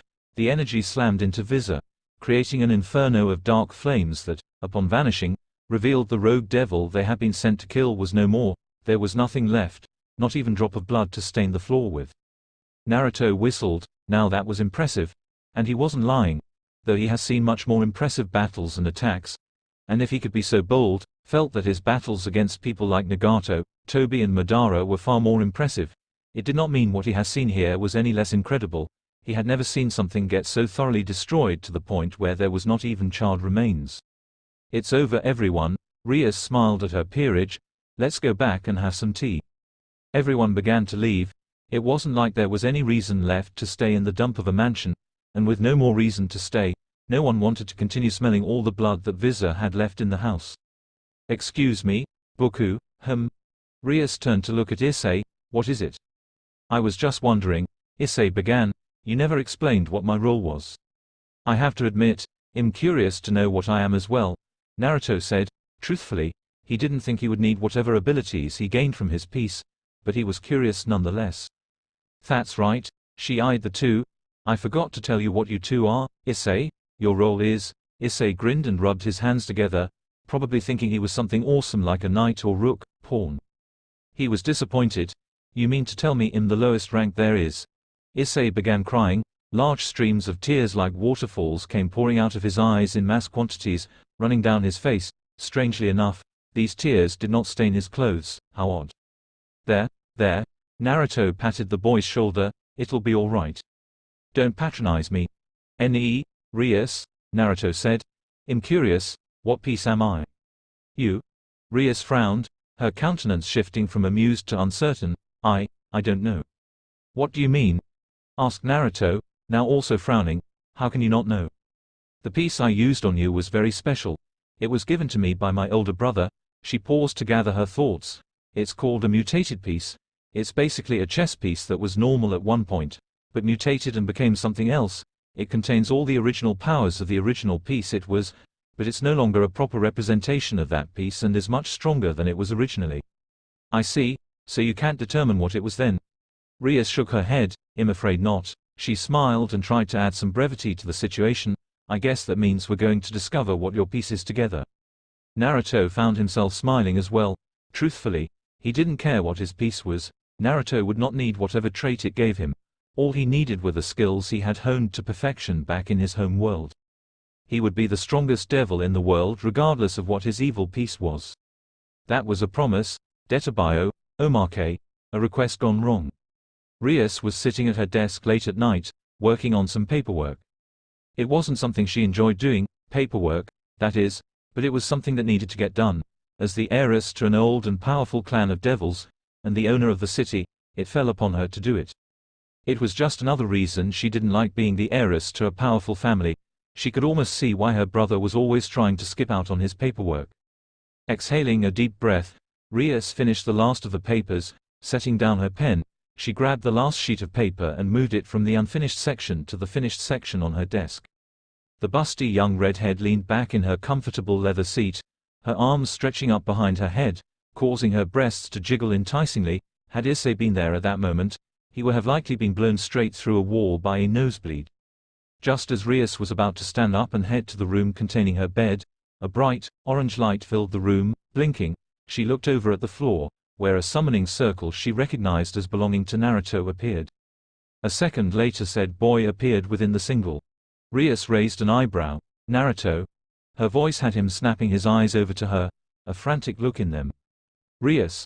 Like a man who had just seen his life raft after being tossed into a raging maelstrom, Naruto rushed over to her. Rias would have leaned back as the blonde-haired Uzumaki placed his hands on her shoulder and began shaking her back and forth. Quick! You have to hide me. You have to save me. Hide you? Save you? Rias gripped the frantic blonde's forearms to stop him from shaking her. What's going on, Naruto? And why are you shirtless? She looked at him again, then blinked, and is that glitter? It was indeed. Covering Naruto from head to toe was mass quantities of glitter. His defined, male body sparkled and shone with each movement, even as thousands of tiny sparkles flew off him from his frantic movements. The blue-eyed devil looked almost like he had been shot at point blank with several glitter cannons. Never mind that. Naruto's panicked eyes flickered around the room, as if he were expecting to be attacked any second now. You have to protect me. Protect you? Ria's eyebrows furrowed. From what? From them. Rias was just about to open her mouth and ask who them was, but never got the chance. At that exact moment, the door to the occult research club room was busted open. Oh God. They found me. Rias blinked as several dozen girls, all covered in glitters and sparkles and glow-in-the-dark armbands, rushed into the room. There he is. Let's get them. Come back here, Naruto-kun. You'll never take me alive. Quicker than Rias could actually follow, Naruto bolted towards the window. Seconds later, the glass was shattered as the blonde jumped through the window without even bothering to open it. After him, girls. It wasn't long after Naruto had left that the girls filed out of the room, leaving Rias alone. Said buxom beauty could only sit there, staring at the now broken down door and busted window with wide, blinking eyes. What just happened? Naruto stifled a yawn as he woke up after another exhausting night. His body ached in places that no amount of healing jutsu could fix. Probably because they were not actually wounds but the result of a night's hard training. Cuts could be healed, bones mended, muscles restored, but the ache brought about by hard work and good old-fashioned exercise could only be healed with time. It didn't help that Naruto pushed himself quite hard last night after watching that battle between the rest of Rias Peerage and Visa. He was in good shape, but he wanted to be stronger. Strong enough that he could be of help to Rias and his new friends. That meant working back up to where he had been before getting sent to this strange world, no matter how painful such a task was. As his mind began the slow process of waking up, he absently let his hands rub the curvaceous body of the beautiful redhead in his arms. His thoughts soon turned to his training. What he was good at, what he was bad at, what he would need to improve on. Surprisingly enough, he discovered that his chakra control was exceptional, which was a nice change from his previously horrendous control. It wasn't perfect, but he wasn't going to become a medical ninja or genjutsu specialist, so perfect chakra wasn't necessary. Though he was hoping to replicate Bar-chan's super strength, which he remembered Sakura saying needed very precise chakra control, it would be hard, especially since Naruto did not have a clue as to how good his control needed to be. His ninjutsu was terrible, while his control over his chakra had become 1,000 times better than before. It was only due to the fact that the amount of chakra he could now use was so much smaller than what he used to that he had naturally better control. This meant that many of his more chakra-intensive jutsu were out of his reach. Considering almost all of his jutsu were chakra-intensive and required the reserves of an above-average Junin to even use, that left him with a very big problem. Thankfully, all was not lost. Naruto still has some of his more basic jutsu, including the ones Jiraiya had taught him when they were training. He only had a few that were B rank and below, but they should be enough for now, at least until he could begin making his own jutsu. It shouldn't be too hard for someone as awesome as him. If Sasuke had been able to make his own jutsu, then so could Naruto. Next he would need a. As his mind became fully awake and cognizant, the blonde-haired, whisker-faced former Konoha ninja finally realized where he was, what he was doing, and that there was a very familiar person laying in his bed, again. How many times does this make now? 6? 7? He was beginning to lose count. Groaning, Naruto thought about what he should do. He could slip out of the room, go take a shower, cook some breakfast, and get ready for school, not something that brought about pleasant thoughts for the young man, or he could just stay where he was and relax, which was infinitely more preferable. After all, what hot-blooded male would want to lay in bed with a drop-dead gorgeous and completely naked female in their arms? It seems Issai isn't the only pervert around here. However, as nice as laying in bed with this beautiful, naked girl in his arms sounded, there were things he wanted to know, like finding out just why she was in his bed again. Rias, Naruto said. The girl didn't stir. Frowning, he shook her a bit and spoke more loudly. Rias, wake up. Rias moaned slightly as she drifted back into the world of conscious thought. Sitting up, once again heedless of her nudity, Rias yawned widely as she raised a single hand to rub the sleep out of her eyes. It was almost as cute as Koneko, only instead of being adorable, her actions were incredibly sensual. It was like her very being just exuded a sort of cute and innocent sexiness that was such a natural part of her she didn't even know it existed. Rias was definitely what Jiraiya would call the girl next door type. "Good morning, Rias," Naruto said softly.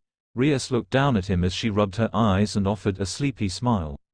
"Good morning, Naruto," she greeted, making Naruto smile in return. It left a second later as he remembered he was supposed to be a bit disgruntled. Or was he?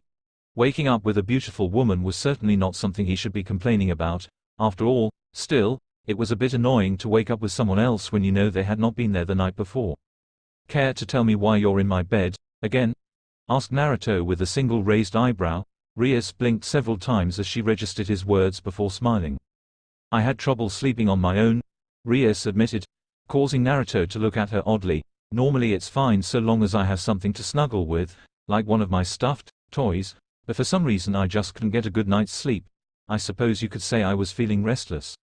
Naruto struggled as he tried to work through what she was saying. It wasn't that he didn't understand her words so much as he just could not picture Rias having any stuffed toys. She didn't seem the type. Okay. So maybe that wasn't entirely true. She was very grabby in her sleep, as he could attest to. He could easily picture her holding onto some large, overstuffed, human-sized animal or something as she slept. On a side note, it was a very cute image. Naruto dispelled those thoughts with a shake of his head as Rias began to speak some more. "Then I remembered how easy it was to fall asleep next to you. You were so warm and cozy, like being next to a fire without the possibility of getting burned. I just couldn't help myself." Naruto sighed as he rubbed his eyes with a tired expression. What to do, what to do, what to do? It wasn't that it necessarily bothered him that she slept with him. He would admit that it felt nice to wake up next to a warm body. It hadn't happened enough back in the elemental nations. At the same time, as much as he liked Rias, he still didn't know her that well, and he wasn't the kind of guy to allow intimacy to develop without knowing he and the girl in question really did love each other. That one time at the brothel during his training trip did not count. It would never count. Curse that Jiraiya. Does it bother you that much? Naruto made the mistake of looking at Rias when she asked him that question. The blonde had often felt that koneko was the very definition of mo. And that was true. But Rias had something special that koneko did not.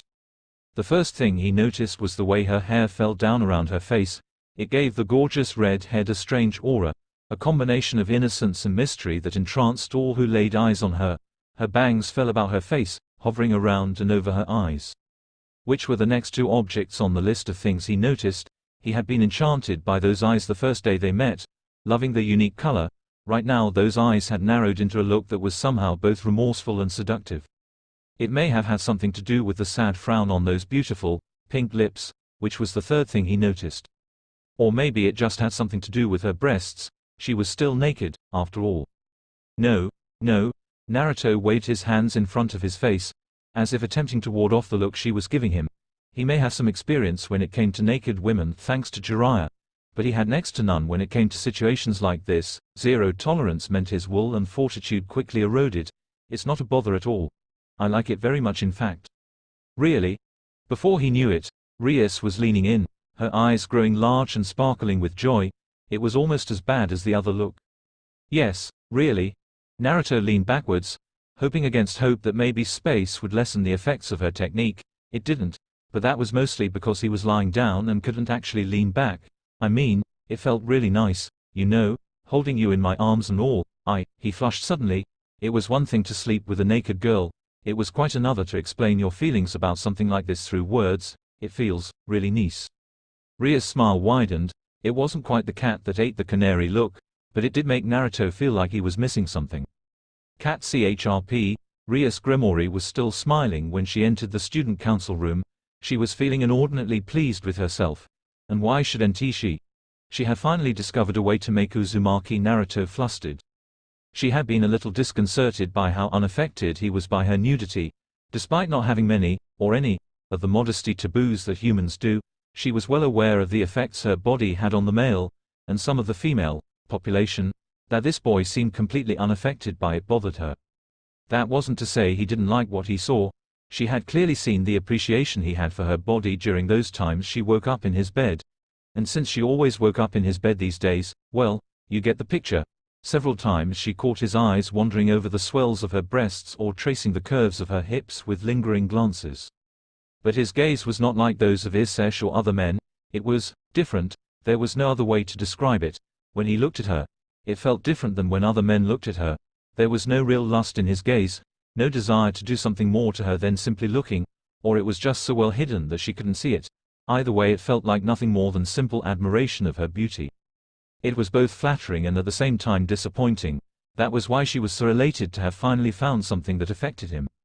While Naruto was unaffected by her nudity, at least as unaffected as a teenage male with raging hormones can be, he could not remain unaffected by the feelings of a woman. It seemed his entire personality, or a very good chunk of it, was built towards ensuring the happiness of others. He simply didn't like to see other people sad. She didn't really know if it was because she was a girl or not, though she felt it certainly helped her chances. Regardless of how unaffected he was by her nudity, Naruto was still male. All men were predisposed towards acting out in some way when dealing with a member of the opposite sex. Whether that was acting like a chauvinistic pig or a chivalrous knight was dependent upon the person's personality. Naruto was definitely the latter of the two. Gremory-san, a voice greeted her as she entered the room. Rias did not even bother looking around the clubroom as she waltzed up to the desk where a girl around her age with black hair styled in a short bob cut and violet eyes sat. She sat herself down on the empty chair in front of the desk and greeted her rival with a smile. Sona-san, Sona Citri, a third year like her and the school president of the student council, looked at her over red-rimmed glasses. "It is very rare for you to visit me like this," Sona said as she used a minor application of magic to get rid of the paperwork that was stacked neatly on her desk. A snap of her fingers and the chessboard appeared within a magic circle that had Sona's family crest, the white side facing her and the black side facing Rias. She looked over at the other members of the student council and spoke again. "Please leave us." One of the members, the only male student among them, looked like he was about to protest, but a sharp glance from Sona had him leaving as well, albeit grudgingly. Turning her attention back to Rias and the chessboard, Sona made her first move. "Whatever you want to talk to me about must be very important if you had to come see me so early in the day." Rias studied the move Sona made as she carefully decided her own. "I don't know if it's really important, or at least not vitally important. I am simply here to satisfy my own curiosity," she said, finally making her own move by taking a knight and moving it in a position where it could take Sona's rook if she wanted to. "I see." Sona narrowed her eyes thoughtfully. After several seconds, she moved her bishop. "You are here about Uzumaki Naruto, correct?" "You know me too well," Rias sighed. Sona had always been good at reading her like a book. It didn't help that she tended to wear her heart on her sleeve unless required not to. "Yes, I am curious about one of the newest members of my peerage." "I am surprised you don't know much about him already." Sona frowned. "You members of the Gremory clan are well known for being affectionate towards your servants." "I know plenty about him," Rias argued as she watched Sona make her move, grimacing as one of her rooks was taken. In return, she took Sona's knight. "Naruto-kun is very forthcoming when it comes to himself. I've even asked him about some things I probably shouldn't have, yet he didn't get angry at all and still answered my questions honestly." Sona studied her friend's expression. Rias wondered if the guilt she still felt at bringing up such terrible memories for her newest servant was visible on her face. "Probably. Sounds like someone has had a troubled past." "I really can't say." Rias' shoulders slumped. "Naruto's story is his to tell, and I don't want to break the incredible amount of trust H has shown me by saying anything." "A smart move," Sona admitted as she moved another one of her pieces. Rias frowned when she saw that her friend and rival was trying to trap her king. "If he is so forthcoming about himself, then why do you need to ask me about him?" "Because I've come to the belief that the answer to the question I want doesn't lie with Naruto-kun himself," was the immediate answer as Rias decided to use her queen to destroy the piece that had been about to put her king in check. "I suspect he would not even know the answer to the question I want to ask. And that question is, Naruto is on my brother's scholarship program." Rias frowned as Sona moved her queen and placed her in check. She placed a hand upon her king, but quickly discarded the idea to use it and instead moved her rook to shield it from the queen. Now, if Sona tried to take her rook, she would take her rival's queen. "I want to know why." "And what makes you think I know the answer?" "You have information on everybody who comes to this school," Rias said without hesitation. "Surely, you would know something about Naruto." "Not as much as you might think." Sona sighed as she found her queen taken. She had extended it a bit too far into Rias' territory, an oversight on her part.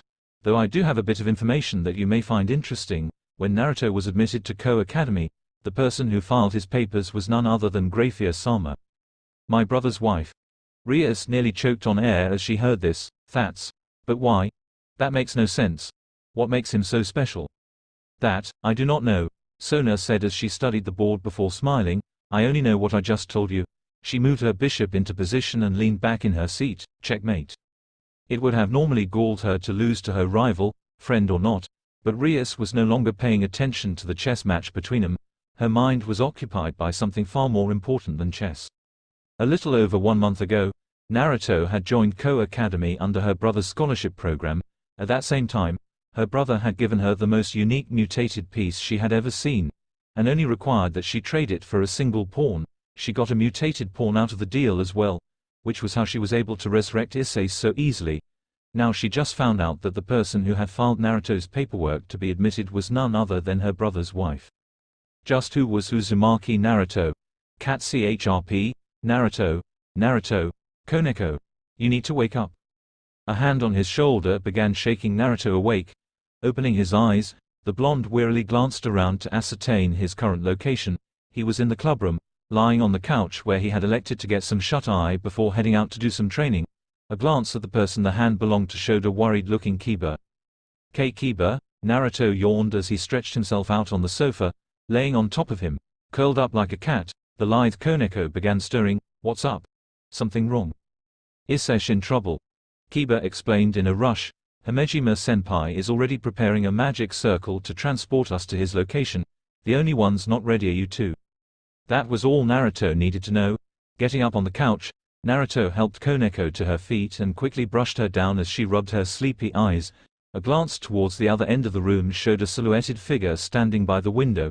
Even with her features obscured by the setting sun, he could see her concern and frustration. We're ready, Naruto told Kiba. Let's go. Stepping into the magic circle with Koneko and the others, Naruto was transported to the place where Issei was apparently in danger. He was really beginning to wonder about that boy. The first thing that hit their senses was the copper-heavy stench of blood. It was a rank, cloying scent that burned the nostrils with its poignant odor. The smell was thick enough that anyone not accustomed to it would have gagged. Naruto ignored the corpse that had been nailed to the wall, and pulled out a cloth and a bottle of perfume, liberally spraying the scented liquid on the cloth before handing it to Koneko.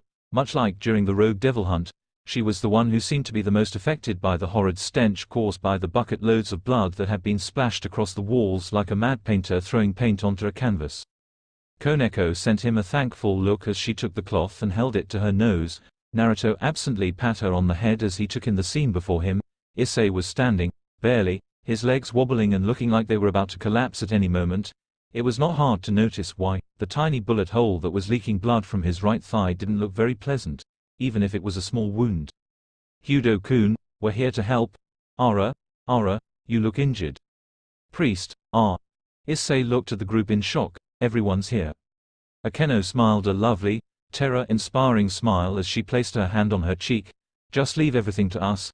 Her eyes strayed to the person who had likely been the cause of Issei's injuries. Now, I wonder how I shall cook this one. Issei shivered and sweat dropped at the same time. Greetings, shitty-ass devils, yelled out a young man with short white hair, red eyes and a disturbing slasher smile. Judging from the clerical clothing he was wearing, it was easy to deduce that he was likely a member of the church. The psychotic-looking teen who looked like he could give Joker a run for his money in the insanity department rushed towards them with a strange beam of light in his hand. Kiba darted forward, meeting with the white-haired male in a clash of blades. They met in the center, their swords clashing, making a strange zapping noise as light blade met steel. A power struggle began between the two, each trying to push the other off. It soon became clear that the pair was evenly matched in the physical strength department. Neither seemed capable of overpowering the other. The two jumped away when it was clear neither would be winning this contest. Kiba had the advantage of strength with his reverse handling of his sword, but the white-haired boy could put more force into his push. You know, it's very rude to attack someone without even introducing yourself. You won't earn any points with the ladies that way. The white-haired boy looked like a retarded dog as he let his tongue hang out in his posture slump. Do I have to introduce myself again? I'd rather not give another introduction to more shitty devils who are just going to die soon. Why don't you ask the shitty devil who's nearly dead on his feet? If you survive long enough to, that is. As the two began trading blows again, Akeno blinked as she noticed someone was missing. Ara, where is Kitsune-kun? Over there. Koneko pointed over to where Naruto was. Akeno felt a bead of sweat trickle down the side of her face as she saw the blonde teen crouching in front of a petrified-looking little nun. Hiya. Naruto greeted with a wide grin, seemingly not at all bothered by the sounds of combat going on between Kiba and the strange white-haired dude. My name's Uzumaki Naruto, what's yours? AR. The nun, a cute-looking girl around their age with blonde hair and green eyes, shrunk into herself a bit. My it's Asia Argento. Asia, huh? Naruto blinked, then tilted his head. Kind of a weird name, but whatever. He held a hand out to the timid girl, who squeaked at the action. It's nice to meet you, Asia-chan. Years of instinctual politeness kicked in and Asia found herself giving her fellow blonde a handshake. Nice to meet you too. Oi. Oi. The white-haired priest disengaged from Kiba and glared at Naruto when he saw the blonde chatting up the nun. The hell do you think you're doing, shitty devil? Huh. You can't just go ignoring me like that. The priest ran towards Naruto, prepared to run him through with his blade. Asia, who was in front of the blonde male, saw what was happening and opened her mouth to scream out a warning. Before anything else could happen, a large burst of dark energy forced the priest to jump back, lest he be destroyed. The energy ended up hitting the wall on the other side of the room, then going straight through the wall like it wasn't even there before blasting into several more walls after that. I dislike it when people hurt my cute, little servants, Ria said as she finally decided to get herself involved in the battle now that she had a clear shot of her enemy. All eyes followed her as she moved to stand by Issai, her hands still outstretched towards the priest and her eyes narrowed in anger, especially someone with such a vulgar mouth. Then again, I wouldn't expect anything less from a stray exorcist. The only set of eyes not really following Ria saw the happenings in the room at the moment were Naruto's, who finally realized that Asia was exposing herself. He took one look at her breasts, which were free from their confines, both her bra and nun outfit having been ripped sometime before their arrival, and hummed thoughtfully. We need to do something about that, he murmured, taking off his school jacket, wrapping it around the girl's shoulder and closing the front. Asia just looked at him surprised. Well, it's not a perfect solution, but it'll do for now. Ah, thank you, Asia said automatically. Naruto gave her his foxy grin. Or, don't mention it. Anything for such a cute, little Imoto-chan. Asia flushed at the new title she had just been given by this strange but nice boy she had just met a few seconds ago. Yeah. I've got a potty mouth. The priest was ignoring Naruto and Asia now that Rias was actually willing to fight him. She was the bigger threat anyways, it seemed. I'm so sorry about that. The church didn't like that I was so vulgar, or that I kept killing humans, so I was kicked out. But you know what I say. Fuck the Vatican. So long as I get to continue killing you shitty devils, nothing else matters. You're kind of the most difficult type of exorcist to deal with, the kind of exorcist that takes pleasure in killing us. Fuck you. I don't need to be told off by a devil. I'm just trying to live my life like everyone else. I'm not in a position where pests like you can talk down to me. Even devils have rules, ha. Why the hell should an exorcist care about the rules of someone beneath them? Then why don't you just disappear? Rias exclaimed coldly before she fired another blast of dark energy at the priest. He jumped away just in time to avoid being vaporized. The energy sailed past him before blowing another hole into the wall, causing him to whistle at the destruction caused. Niece, I like those passionate eyes. Wani-san, you are the best. I can feel your urge of wanting to kill me. Is this love? No, I think it's a killing intent. Superb. This is great. I love the feeling of intending to kill and getting intended to kill. Despite the amount of bravado he had, it was probably clear to the priest that he was outnumbered and outgunned. Even someone as insane as him had to recognize how bad his situation was. Even without Rias' energy blasts trying to tear him apart, facing off against 4 devils of unknown strength was not a good idea. Buku, Akeno warned, her voice screaming over the explosions caused by the energy blasts Rias was unleashing. We're going to need to finish this quickly. I can sense several fallen angels coming to this location. I see, then it looks like I need to hurry this up. Taking aim once more, Rias began to rapidly throw ball after ball of black, demonic energy at the priest. With the amount of explosions that began taking place and the number of holes appearing in the wall, it was a wonder the house was still standing. It got to the point where even the exorcist realized his situation was hopeless. Suddenly, The idea of sticking around to fight didn't seem so appealing anymore. He quickly reached into his cloak and retrieved a vial of clear liquid, which he threw at Rias. The vial would have hit, but before it could, a blonde figure stood in the way, his left hand swiping at the vial to knock it aside. Rias' eyes widened. No, wait. Naruto. Don't. She was too late. The moment her blonde servant's hand hit the vial, it shattered from the force. Whatever was inside flew out, splattering all over his face and upper body. Naruto hissed, a pained grimace set on his face as the liquid began to hiss and steam, eating away at the exposed parts of his skin. Naruto.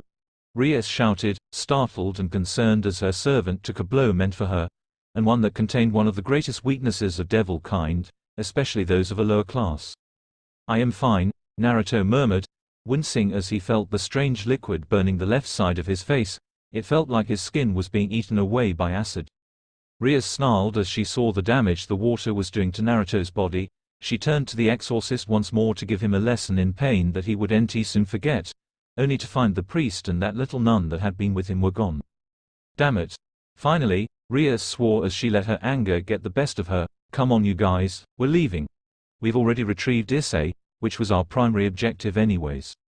Why did you do that? Rias was nearly in tears as she healed up the ugly-looking burns on Naruto's face and body. Of course, a good deal of those tears were as much from anger and frustration as they were sadness at seeing one of her beloved servants so injured. The red-haired beauty grit her teeth so hard her gums almost bled as she looked at the wounds on Naruto's flesh. They were truly hideous to see. The entire left side of the blonde teen's face had been burnt to the point that she could see his cheekbones and part of his jaw. In other places the skin was cracked and red and deformed, turning what had once been an handsome face into something that looked like it comes straight from a B-budget horror flick. And it wasn't just his face that had suffered. The rest of his body had several patches where the skin was blistered and cracked. She saw one that looked particularly horrendous on the right side of his torso just below his armpit. It looked like it had gotten an extra dose of that holy water. All the skin in that area was gone and she could clearly see the bone and muscle. She could heal it, of course, and there wouldn't even be a scar, especially not when combined with the strange healing that Naruto's body seemed to be doing automatically. But just seeing her servant like this was enough to bring Rias to tears. It was even worse because Naruto had taken that damage for her. Why did I do what? Asked Naruto, sounding surprisingly calm as Rias healed his wounds. He didn't seem all that bothered by the injuries he had sustained, nor by her chosen method of healing. Since her form of healing required as much skin contact as possible, they were both completely nude. Lying together in a bed, Rias was on top of him, her body pressing against his from above, her breasts pushing into his chest as their legs entwined and their hips connected. It was as close to sex as one could get without actually having sex. She was healing him in a private bedroom located within the occult clubroom. Naruto wondered why they had a private bedroom in the occult clubroom, but wasn't able to dwell on it long for several reasons, not the least of which was the body of his drop-dead gorgeous king on top of him. Don't give me that. Rias looked up from where she had laid her head on his chest to scowl at him, small drops of glistening liquid still leaking out of her tear ducts. You shouldn't have taken that holy water for me. For someone like myself, holy water would hurt but it wouldn't be fatal. For a new devil like you it's incredibly dangerous. You could have been killed. You can't expect me to just stand there and do nothing when someone attacks you. Naruto defended himself. There was no way in hell I was going to let anything happen to you. And I wasn't going to risk the small chance that it was something that would kill you. But you could have died. Better me than you. Rias clenched her teeth so hard that it actually hurt. After several seconds of glaring at the blonde beneath her through frustrated tears, her body collapsed on top of him. All feeling left her as exhaustion set in, and not just from their arguing. She rested her head against his chest, her ears pressed to his skin as she listened to the reassuring heartbeat that let her know Naruto was still alive. You are so incredibly stubborn, she whispered in a pained voice as she placed her hands on another one of his wounds. The most dangerous ones had healed now, leaving healthy, pink skin. Naruto chuckled a bit. So I've been told, this isn't a laughing matter. Naruto winced as Rias smacked his chest. Sorry. For the longest time, neither one of them spoke. Rias had to focus almost all of her attention on healing the rest of Naruto's wounds, and the blonde knew better than to speak out of turn. It required even more effort for Rias to heal his wounds than usual because she spent so much energy flinging balls of destruction at that priest. Perhaps it had not been her best idea to not dispose of the priest immediately, but she had been angry at him for hurting one of her servants, and scaring the crap out of exorcists was very therapeutic. "I am sorry that I upset you," Naruto said after a while, speaking in a very soft voice. Rias did not raise her head, she was too tired for that, but she did squeeze his hand to let him know she was listening.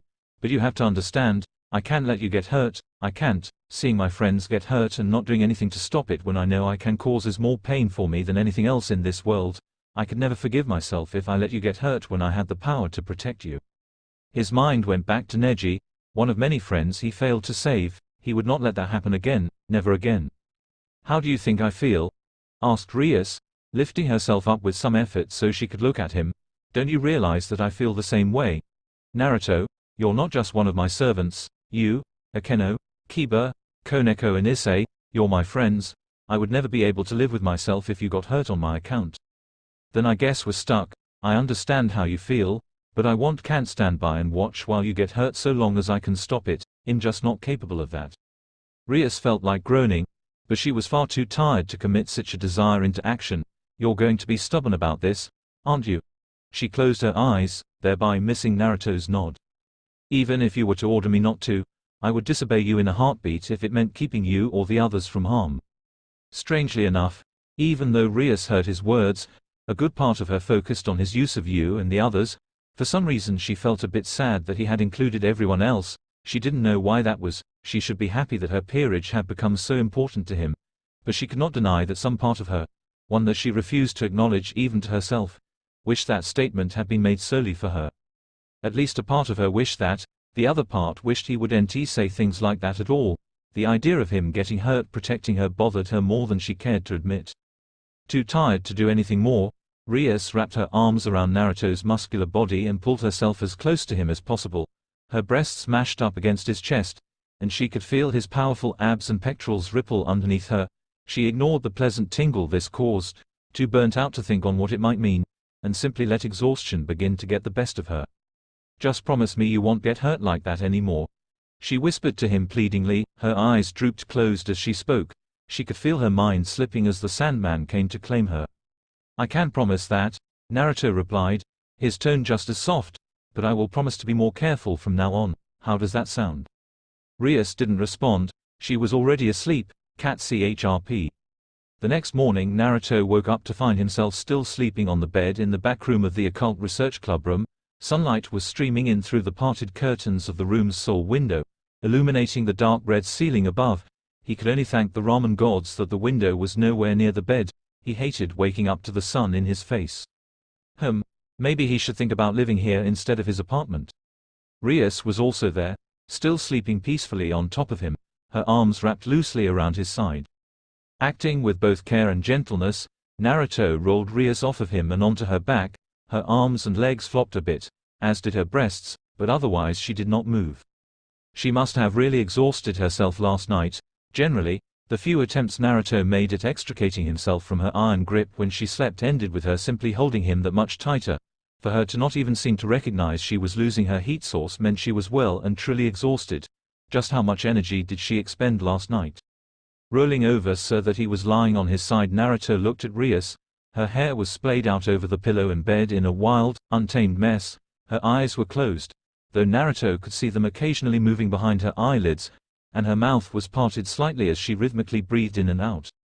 Taking note of her breathing unfortunately brought attention to her chest. Her two large breasts stood out proudly on her chest like mountains with pink, snow-capped peaks. For just a second, Naruto found himself mesmerized by the way her breasts jiggled with each inhale and exhale of oxygen and carbon dioxide. He shook his head. He was not a pervert, at least not completely, nowhere near Issei or Jiraiya's level of perversion at least. He was just a healthy teenage male with a good deal of hormones and a large libido, same as any other male in his age. Keep telling yourself that, Naruto. The bed creaked just a bit as he moved his legs over the side and stood up. Rias still did not wake up, so Naruto decided to tuck her in. Placing his left arm under her knees, he lifted her legs into the air, pulled the covers she was laying on top of back, then up. He set her legs back down and straightened them out, then pulled the covers over her. He let the sheets rest just above the swell of her breasts and below her collarbone, ran his hand soothingly through her hair, then straightened back up. After putting on a pair of pants, Naruto left the room and walked into the main clubroom. It was not much of a surprise when he saw everyone was still there. Issei had been pretty injured as well. It was only logical he would stay there while Akeno healed him. The rest were all very close to Rias, and had probably decided to stick around because she was. They were all asleep at the moment. Issei was laying on the couch where Akeno had been healing his wounds. Akeno had fallen asleep with half her body on top of him. It didn't look very comfortable, but Naruto could only imagine how amusing it would be to see Issei wake up like that. Kiba had taken to using the floor as his bed and was laying on his back with his hands behind his head. Koneko had curled up into a tiny ball on the chair. It was Koneko that Naruto walked up to. Kneeling down, he placed a hand on her shoulder and began to shake her awake. Koneko-chan, Koneko-chan. Watching the first year wake up brought with it an entirely new level of Mo that Naruto did not know existed. Unfurling herself like some kind of cat, the white-haired cutie stretched out her arms and legs, twisting her lithe body this way and that as she yawned widely. It was so incredibly adorable that the blonde-haired, blue-eyed young man nearly squealed like some kind of fangirl. He was not a fangirl though, or a fanboy for that matter. Nope, definitely not, so he did not squeal. He did let out a small squeak though. After stretching herself out, Koneko then sat up, her legs tucked under her rear as she rubbed the sleep from her eyes. Then she saw Naruto, her eyes widened. Naruto didn't even have enough time to say good morning before the girl was leaning into him, her arms engulfing his torso as she buried her face in his chest. Koneko-chan, I'm glad you're okay. Realizing that the girl had probably been as worried about his safety as Rias was made Naruto feel like an insensitive prick. Now he had not only worried the girl who was quite possibly the most important person in the world to him, but he had also worried his cute little Kohai who had easily taken the number 2 spot for the most precious people position. What kind of jerk worried his friends so much? Apparently he did. Not being able to really do anything else, Naruto returned the hug, burying his face in her hair as he ran a hand down the back of her head.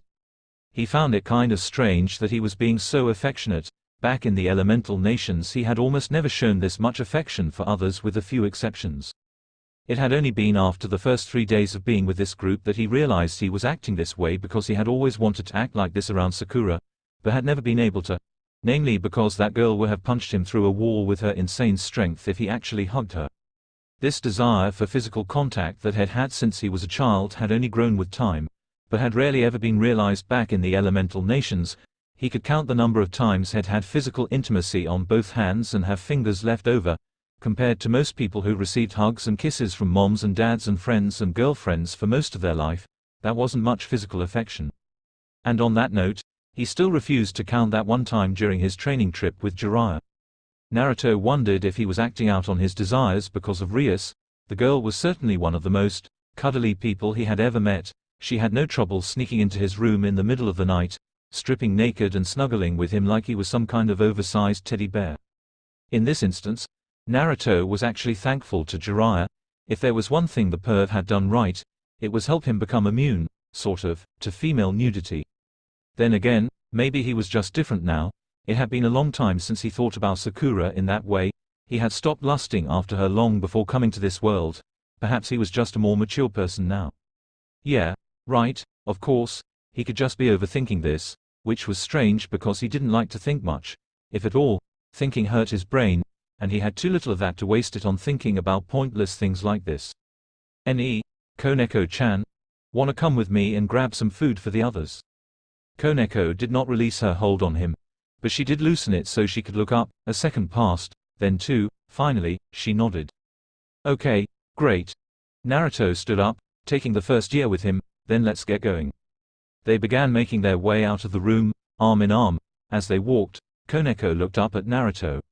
I want daifuku. A small bead of sweat ran down the side of Naruto's forehead. You really like sweets, don't you?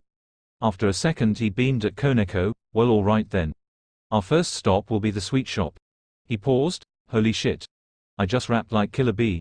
A mild wide grin split his face. I'm awesome. Koneko blinked. Once. Killer who? Never mind. Koneko's cheeks were just a teensy bit red as she walked along the sidewalk with Naruto, both her arms wrapped around one of his. Their feet made light tapping noises along the cement as said appendages carried them to their destination. The sun was now out, though it was still fairly early in the morning. As Sol's rays radiated down on Terra and coruscated off the asphalt, a calm breeze blew through the streets. causing those few trees that lined the pavement to rustle and sway. Those few people who were awake at this early hour of the morning were staring at the pair as they walked by. Koneko's enhanced hearing managed to pick up the comments some of those people made. Not all of them were very pleasant. The derogatory remarks they made about Naruto's sexual preference pissed her off even more than the ones they made about her she wasn't a little girl. And those rude remarks about how Naruto was some kind of lolicon delinquent made her want to pound their faces in. Don't let their words bother you. Naruto's voice cut through her thoughts. She looked up at him to see his grinning face staring down at her. They don't know anything about us. And none of these people are important. I don't give a crap what they say about me and you shouldn't either. After a moment of thought, Koneko nodded. Okay, I won't let them get to me, she said, then added, I still want to punch them through a wall. Naruto's grin widened until his eyes were forced closed and his whisker marks spread further across his face. In that moment he truly looked like a kitsune, just as Akeno always teased him about, so do I. With her thoughts and desire for violence stymied, for the most part, Koneko turned her thoughts on how she ended up in this position. After their small, touching moment within the clubroom, Naruto had asked her if she wanted to go with him to the market so he could buy breakfast for the others. It hadn't taken her long to agree. And that was how they ended up traveling down the road, heading back towards the clubroom with Naruto carrying several bags in one hand, filled with all kinds of breakfast foods. She had enjoyed the time they spent together immensely, though a part of her was wondering why this was. Naruto was new to her. She did not know him all that well, yet somehow, in the span of a single day, he had become very important to her. It must be the head petting. It felt good, really good. They soon entered the clubroom to see a frantic Rias demanding that they all spread out and begin to search for her and Naruto. Yuto, I want you to lead the search.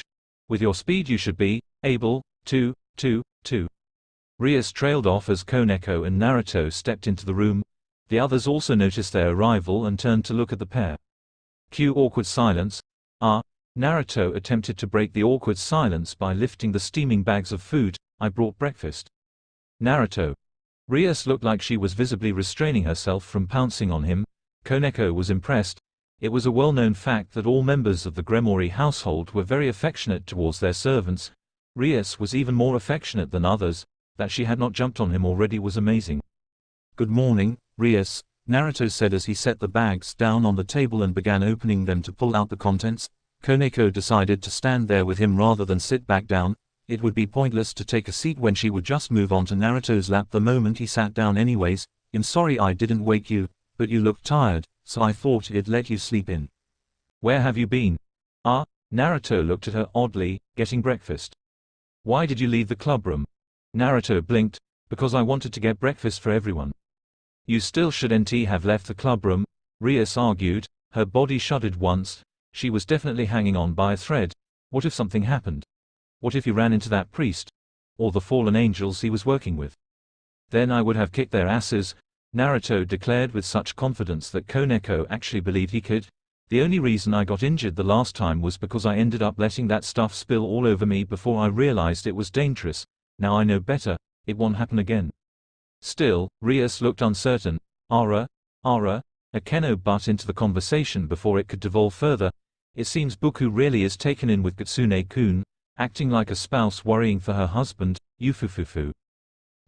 What was this? Was Rias actually blushing? What a rare occurrence. Issai didn't seem to like where the conversation was heading, judging by his expression, not that Koneko cared what that pervert thought. It's just because H is my servant. I would have been just as worried if you, Issai, Kiba, or Koneko went out when there were fallen angels and a rogue exorcist running around. If you say so. Akeno didn't mention that Koneko had been with Naruto, and Rias had not been nearly as worried about her being gone as she had Naruto. Rias crossed her arms under her chest, which pushed him up quite a bit. Koneko looked at Rias' chest, then at her own chest. She frowned. I do say so. Speaking of exorcists, Naruto decided to steer the conversation in another direction as he set about piling food on one of the paper plates he had brought back. Everything from onigiri to bread rolls and pancakes were put on the plate. He also grabbed 2 forks before moving to sit down. You mentioned that the one we ran into was an exile. As soon as Naruto sat down, he had to move the plate above his head so Koneko could crawl onto his lap. Setting the plate down on Koneko's lap, he let the girl hold the plate with one hand while giving her one of the forks. the other hand slid around her waist to keep her in place, and he used the hand that now possessed only one fork to begin cutting up the pancakes. Koneko attacked the onigiri, munching on one of the rice balls like it was one of her sweets. Rias sighed as she saw the scene. She was too tired to feel irritated. Issei was not. He glared daggers at Naruto as he took large chunks out of the bread roll in his hand. There are two kinds of exorcists, Rias explained, those who work under the divine and those who have gone rogue. They are considered heretics and are normally killed on sight when found by the church. However, some manage to escape and come into contact with fallen angels. As both are considered enemies of the church and God, they often team up and work together. They are very dangerous, she continued, sometimes even more so than a regular exorcist. It would be best if both you and Issei did your best to avoid running into them. Are all priests insane like that? Asked Issei, suddenly speaking up. That exorcist didn't seem like he was all there. He really enjoyed killing devils. He even found enjoyment in killing humans. Issei went quiet for a moment as he stared at his free hand. And that girl, Asia, I couldn't even protect her. Please forget about that girl, Issei, Rias snapped at him with surprising suddenness. He looked up at her in shock, causing the red-haired devil to grimace. Sorry, but you really shouldn't be spending time with her. That girl is on the side of our enemies, working for those who would like nothing better than to kill us. If you ended up getting involved with her, it would cause a lot of problems. I don't even want to think about the amount of blood that may be spilled from an incident where you two got involved with each other. Issei didn't say anything, but the look on his face made it clear he was not happy with Rias' words. Breakfast was quiet after that. Cat CHRP, do you think I did the right thing? Rias asked now that everyone aside from her and Naruto had vacated the premise. Akeno, Kiba, and Koneko had school to go to. Issei would have gone to school, but his injuries were still aggravating him, so she had told him to take the day off. He had stomped out just a little while ago. No doubt the young man was still miffed about Rias' words against Asia. Naruto also had the day off, but decided to spend it with Rias instead of going home. It wasn't like there was anything to do back home that he couldn't do here, and the company was infinitely more pleasant. The only one among them who had been difficult to convince to leave had been Koneko. The girl seemed to truly love Naruto, or at least love getting pampered by him.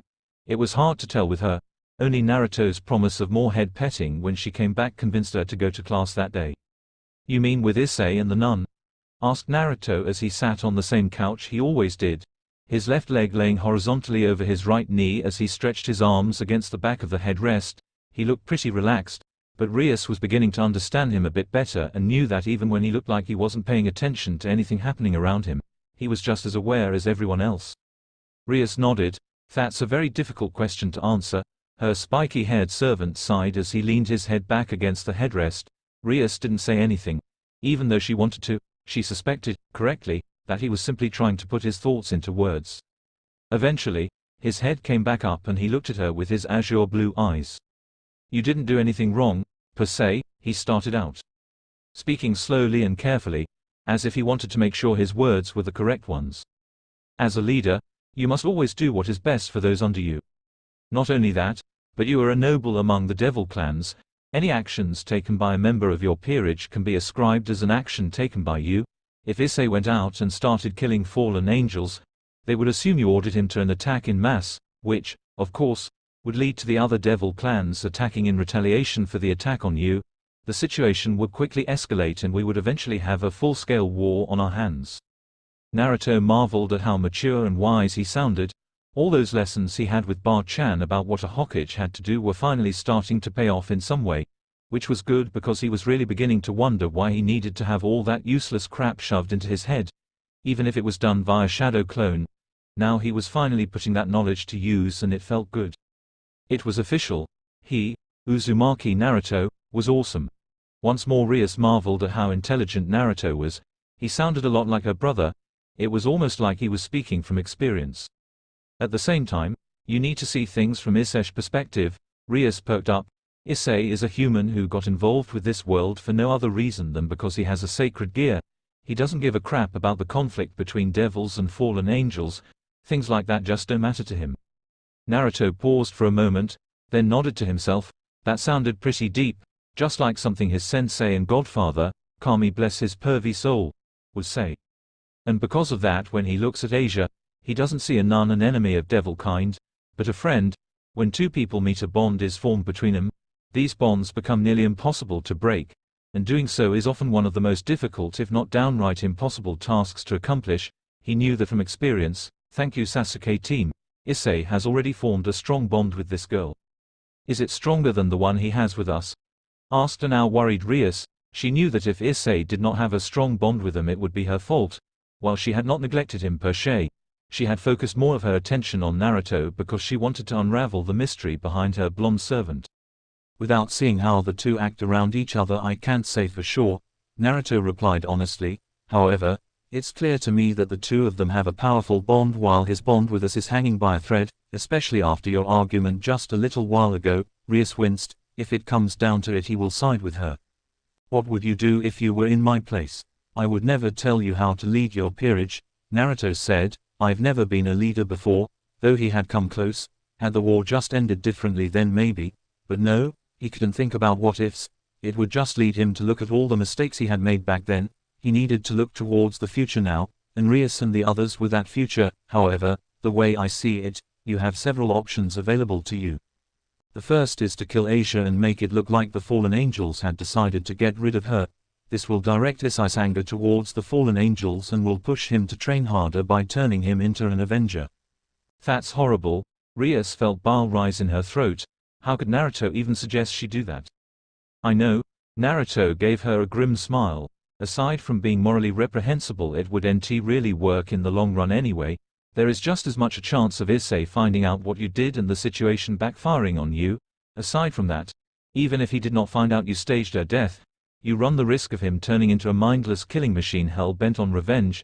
He would become an uncontrollable monster and would likely start the war you were trying to avert anyways. Then why would you even suggest this? Because it's option I've seen used before, Naruto replied. There are those in this world who would do anything it took to get their desired outcome. I knew someone who took this route and saw its outcome. It wasn't pretty. For just a second, Rias thought she could see a flicker of anguish within Naruto's eyes. It was gone almost as quickly as it came, but the sight of that pain left her stunned. The second option is to find some way to force Issei into obeying your orders, Naruto continued. This isn't as bad as the first option, but still won't help you in the long run. By denying him the chance to save his friend, Issei will begin to resent you. He will likely become rebellious, questioning or sometimes outright refusing your orders, and when the time comes that you need him, he will remember that when he felt he needed you, you were not there for him. Rias closed her eyes. That was certainly not an option she wanted to think about. Opening them again, she looked back at Naruto. And the last option? I think you know what the last option is. Naruto gave her a knowing smile. The last option has the highest risk, but if it succeeds, it'll likely yield the greatest results. The smile on his face grew. I like to call it doing the right thing. Cat CHRP, please let me go save her. Not a chance. Rias didn't even look up from where Issei's silhouetted form could be seen against the curtain's backdrop as she spoke. She finished buttoning up her shirt, then got started on her skirt, pulling the cloth up her porcelain legs. If you do this, your actions will have a major effect on the relationship between devils and fallen angels. Entering their territory without just cause would mean war. Once the skirt was buttoned up, she slid her socks on. But Asia is my friend. Damn it, Issei. Rias finally slid the curtains open, foregoing the shoulder cape and button-down corset. She stalked towards the brown-haired boy. Her eyes narrowed. The normally perverted second year took several steps backwards until he was pressed against the wall. Don't you get it? If I let you go to the church to rescue that girl, you will be killed. I don't want something like that to happen to you. But Rainier said something about a ceremony today. It's possible that Asia will be killed, and that's something I can't allow to happen. Naruto leaned against the wall next to Koneko, his arms crossed as he watched the proceedings. The others were also in the room, all except Akeno, and all of them focused on what was happening between their club president and king, and the pawn of their peerage. I don't care, Rias stated. So long as you are a member of my peerage, I won't let you go. Then disown me. Issei cried out. The young man looked like he was on the verge of a breakdown. Even Koneko could not help but feel for the boy. I'll save Asia on my own. I'm just a pawn anyways. It's not like you'll be losing much by letting go of your weakest piece. Ria's eye sharpened. Enough, she snapped, causing Issei to actually go stiff at the dangerous tone in her voice. Just then, Akeno burst into the room. She hurriedly walked over to Rias and leaned into her ear, whispering something that no one else could hear. Ria's face shifted for a moment before going back to a neutral expression as she nodded. She turned back to look at the others, Akeno, Naruto, and I have something important to do, so we'll be going out for a bit. Naruto stood up from the wall and uncrossed his arms, placing a hand on Koneko's head. He smiled as the girl looked up at him. Take care of your senpai, okay? He might be a pervert, but H is a good kid. I know, Koneko nodded, don't worry, I'll watch over him. Right. Naruto rubbed her head, carefully running his fingers over her ears. The girl twitched and nearly began purring. And take care of yourself as well, I would hate to see anything happen to you. Koneko blushed, okay, be boku. Issei shouted in surprise, wait, I'm not done yet. Before I leave I want you to know something, Rias interrupted. You may think the pawn is the weakest piece in chess, but that's a very big misconception. A pawn possesses a very special ability that no other piece has, promotion. Much like in a real game of chess, the pawns in the evil piece system possess the ability to be promoted to any piece other than a king once it enters enemy territory. Issei scratched his head. He didn't get it. Rias looked mildly exasperated. Issei, what I am saying is that the moment you step into enemy territory, you can be promoted and increase your power beyond that of a simple pawn. For instance, a church task would be a good example of enemy territory. A little ways away, Kiba knocked a fist into an open palm as a look of realization spread across his face. Naruto was grinning fiercely. So wait, Issei's face scrunched up as he struggled to comprehend what he was being told. Are you saying that if I were to enter enemy territory and be promoted, I could gain power similar to Akenos' ability as a queen? In theory, Rias told him, but the queen is the strongest piece. With the amount of strength you have right now, that kind of power may put a large strain on your body. It's possible that you won't be able to bear the weight of the promotion. So then, turning into a knight will make me like Kiba, and a rook would be like Koneko-chan. Also possible, Rias said. She grabbed the corset and shoulder cape in Akenos' hand and began putting them on as Naruto walked over to them. Also, I have one more thing I need to tell you. Issei looked over at her. Your sacred gear is activated by your willpower. The stronger your will is, the more powerfully it will react to your request. Willpower, and the last thing you must remember, Rias stated with the utmost seriousness, even a pawn can kill a king. This is the same basic principle found in chess. With it you can become stronger. Issei was now off in his own little world, studying the chess set on the table. Rias turned to Kiba. Yuto, I leave everything to you. Kiba gave his king a small salute. Of course. Rias nodded, then left with Naruto and Akeno in tow. That was some pretty good acting back there. Naruto told her when they had gotten far enough away that it was unlikely anyone would hear them. I was impressed. Are you sure this plan is going to work? Asked Rias, not even looking at Naruto as they walked away from the occult research building. I'm taking a big risk. Even knowing that the Grigori are not involved in what's going on in this town, there is still a large danger present, especially with that rogue exorcist hanging around. Everything will work out fine, Naruto reassured her. Have faith in your servants. Even Issei is not without his strength. But Issei's still not very strong. Rias bit her lip in worry. He hasn't been able to increase much in strength since his reincarnation. What if Issei is currently fighting to protect something precious to him? Naruto interrupted with the kind of confidence someone showed when they knew what they were talking about. His voice carried the strength of conviction. He is fighting for his friend, to rescue her, to protect her, and when the time comes that he needs the strength to do what's necessary, I have no doubt he will find it. It's only when we're protecting the things that are precious to us that we find out what true strength really is. As they walked down out of the school, Rias found herself in awe of Naruto's wisdom. It was so at odds with his personality, and yet, she couldn't help but think it suited him. Listening to him now, she almost believed that he had experienced something similar to Issei already. And maybe he had. Rias still didn't know as much about Uzumaki Naruto as she wanted. But that would change soon. After all this was over, she would step up her game to find out more about him. That was a promise. Cat CHRP, Naruto grinned as he looked around the clearing Akenos' magic circle teleported him to. It was in a forested area somewhere near the church. Or at least he assumed it was near the church. It's not like he could see anything beyond the trees. They were pretty thick here. Even though they were nowhere near as large and majestic as the trees back in Konoha, these ones were still very big. With trunks that were easily 5 people wide, standing at a height that towered over 30 feet, and branches that were thick with leaves, It made seeing past them impossible as the branches overlapped each other in a twisted network of patterns that only nature could produce. Well, look what we have here. There was also a little girl here.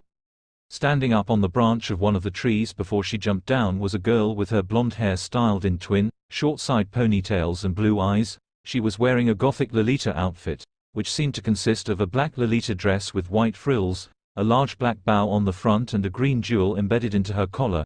Covering much of her legs were thigh-high, white socks and black shoes. She was also wearing a bow on top of her hair. "Welcome to our humble little part of the forest," the blonde girl curtsied. "My name is Mittelt, and I will cure."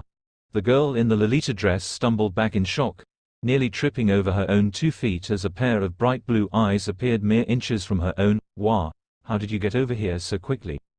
Akeno and Rias both blinked, then looked to their left. When they saw the young man they had come here with not right next to them, they looked back at the scene with the blonde girl in shock. There was only one thought on their minds: so fast. "So kawaii," Naruto mumbled out.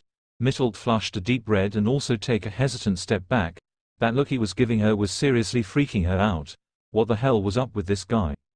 Before she could so much as think of moving further away, the girl suddenly found herself being hoisted off her feet, earning a loud squeak from her.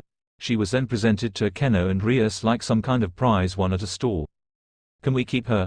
asked Naruto, his large blue eyes staring at Rias as he gave the redhead his variant of the puppy dog eyes. "Ara, Ara," Akeno gave the blonde an amused smile as she placed her hands on her cheeks.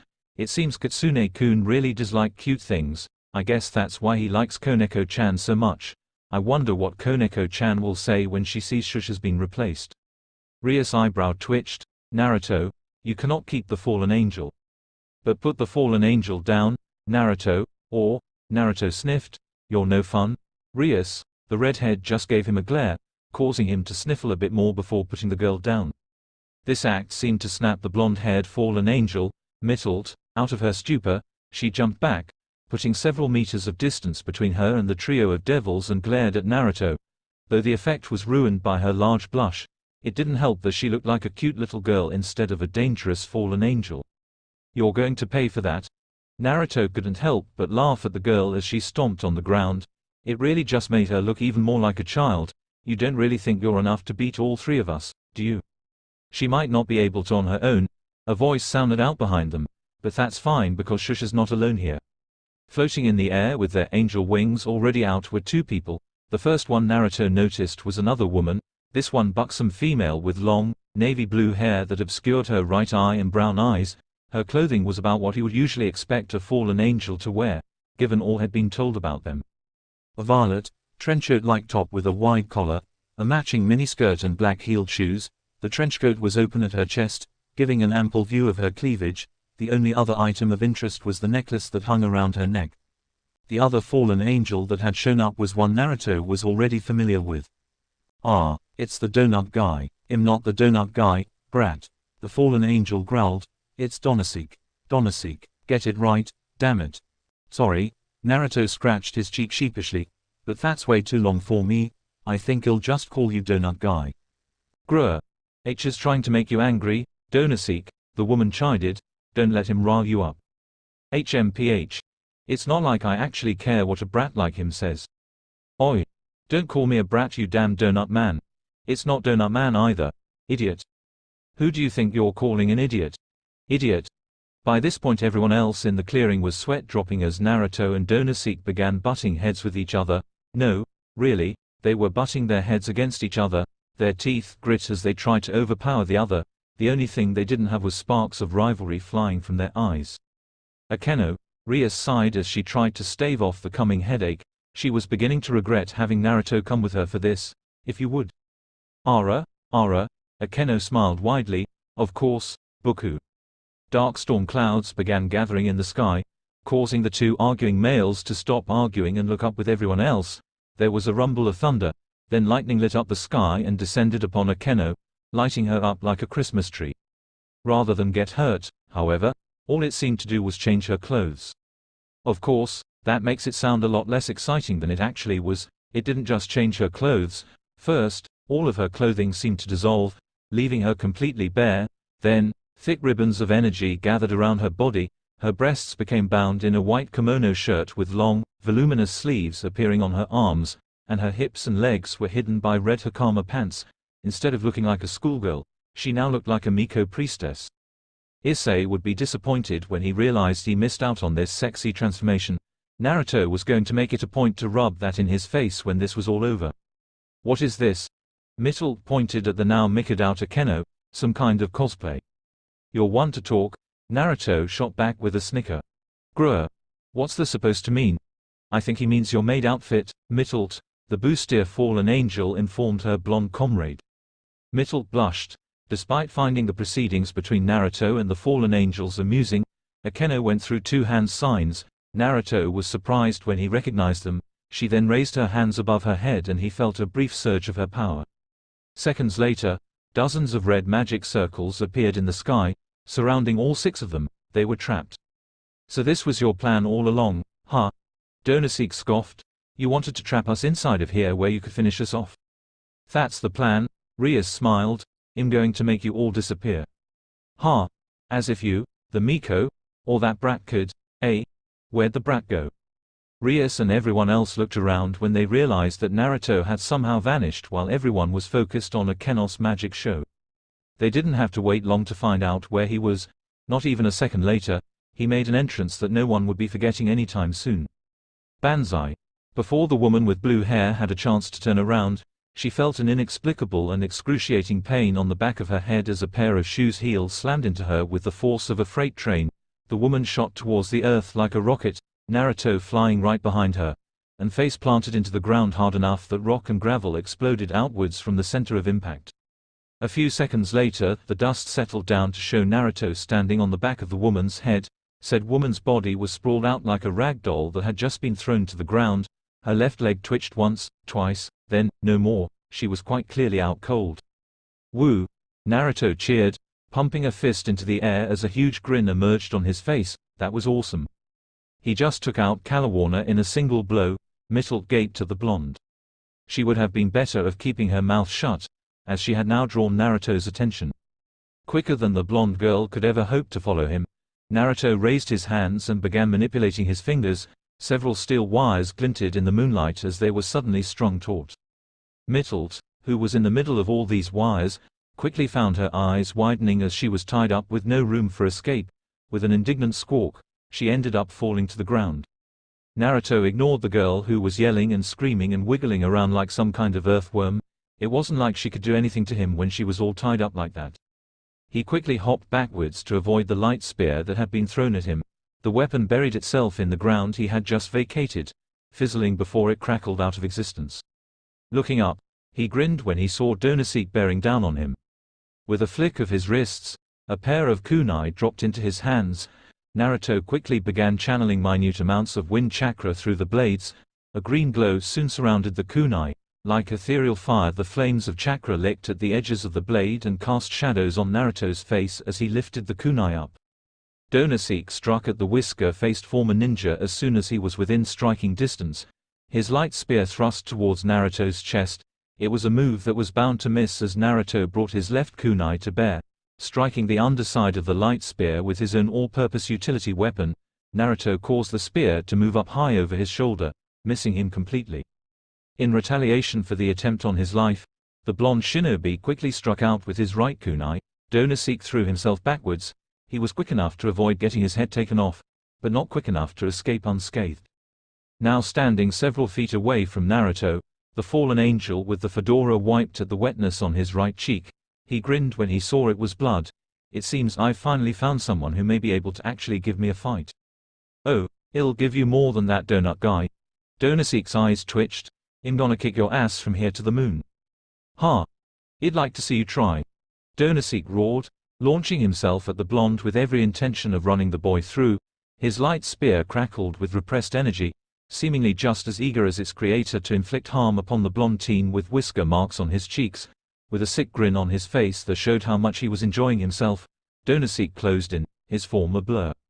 This desire to see pain inflicted upon his opponent was not to be either. It seemed, just as he got close, Naruto disappeared. His form flickered briefly and then it was gone. Donosik skidded to a stop, blinking several times as confusion set in. He looked left, then right, then up, nowhere. The blonde brat was nowhere to be found. Just where did he go? Never let your opponent get behind you. Donasek's eyes widened. He turned his head just in time to see the blonde crouched behind him, his hands in the shape of a hand seal. Naruto grinned. I've been wanting to do this for some time now. Thanks for giving me this chance. Konohagakure hidden technique, 1000 years of pain. With a roar that shook the heavens, Naruto shoved his chakra-enhanced fingers directly into Donasek's ass. You know those moments in all anime, manga, fanfiction where time seems to stand still and everyone's sweat drops because something incredibly stupid just happened. This was one of those moments. Several seconds soon passed, the moment of sweat dropping ended, and Donasek was unceremoniously launched into the air like a cannonball from the glorified ass poke. With his hands on his rump, the man unleashed a loud, girlish scream of anguish and humiliation. Said scream got softer and softer as the man disappeared into the atmosphere, and soon, it vanished entirely along with the fallen angel himself. Bye, donut guy.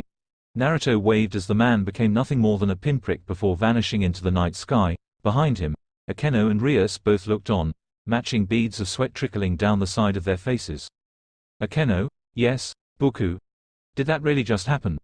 If by that, you mean Kitsune-kun beating 3 fallen angels like they were newborn humans in the most humiliating way possible without killing them and not getting a single scratch in return, then yes, that did just happen. I thought so. Cat CHRP. Naruto found himself smiling as he walked home later that night. Today had been a good day, he decided. He spent time with his precious people, managed to learn a few things about Rias, and he got to kick ass all in the same day. Really, what more could he possibly ask for? Well, an all-you-can-eat ramen buffet would be nice, but you can't have everything. Tragic. Issei had also really surprised him today. Well, not really, but it was certainly good to be proven right. When the time came that he needed to fight for someone he deemed precious, the pervert had managed to find the strength to defeat a fallen angel. He still had a long way to go before he would actually be able to put up a fight against some of the stronger opponents that were no doubt out there. But Naruto had a good feeling that the kid would be fine. Provided he had the proper motivation, of course. As he was nearing his home, Naruto finally stopped walking and sighed. I know you're there. You're not very good at hiding. Why don't you come on out? Hee, so you were able to detect me. Donasek stepped out from behind a flagpole. There was a disturbing grin on his face, one that most psychopaths have when they're about to do something, well, psychotic. I would say I'm impressed, but it wasn't like I was actually trying to mask my presence from you. Where are the other two? Don't know, the man shrugged. Who cares about them anyways? They were weak, they probably went back to the Grigori to beg for forgiveness. I see. Naruto paused. Why didn't you follow them? Che, why would I want to go back there? The man scoffed, sounding disgusted at the thought of rejoining the fallen angel faction. Everyone there is so weak, constantly trying to maintain this fragile peace we now have. I've gotten sick of it. I want battle. I crave combat. I need to fight and kill so that I can finally enjoy this life I have. So you're one of those people, huh? Naruto closed his eyes, his face set in a grimace, the kind of person who kills simply because he can, who takes pleasure from causing others pain. That's right. Donasek crowed. I crave bloodshed and death. I need it. To fight strong opponents and watch as their life bleeds out of them.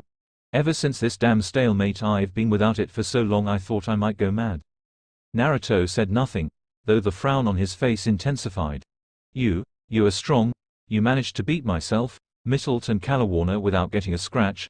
Granted, those other two are weaklings and I had underestimated you. Light flared into existence within Donasek's hand, coalescing into a physical form and hardening. He pointed the newly crafted light spear at Naruto, whose back was still turned. I won't make the same mistake again. I don't suppose I could just convince you to leave. What do you think? I see. Naruto sighed. You say you won't make the same mistake again, but by standing there, jabbering away like some kind of idiot, you already have. Huh? What the hell are you URK? As pain erupted in his back and chest, Donasek looked down to see a hand piercing it. The hand was sticking right out of the center of his chest, the solar plexus to be exact. It was covered in blood that glowed a bright green due to the strange energy surrounding the appendage.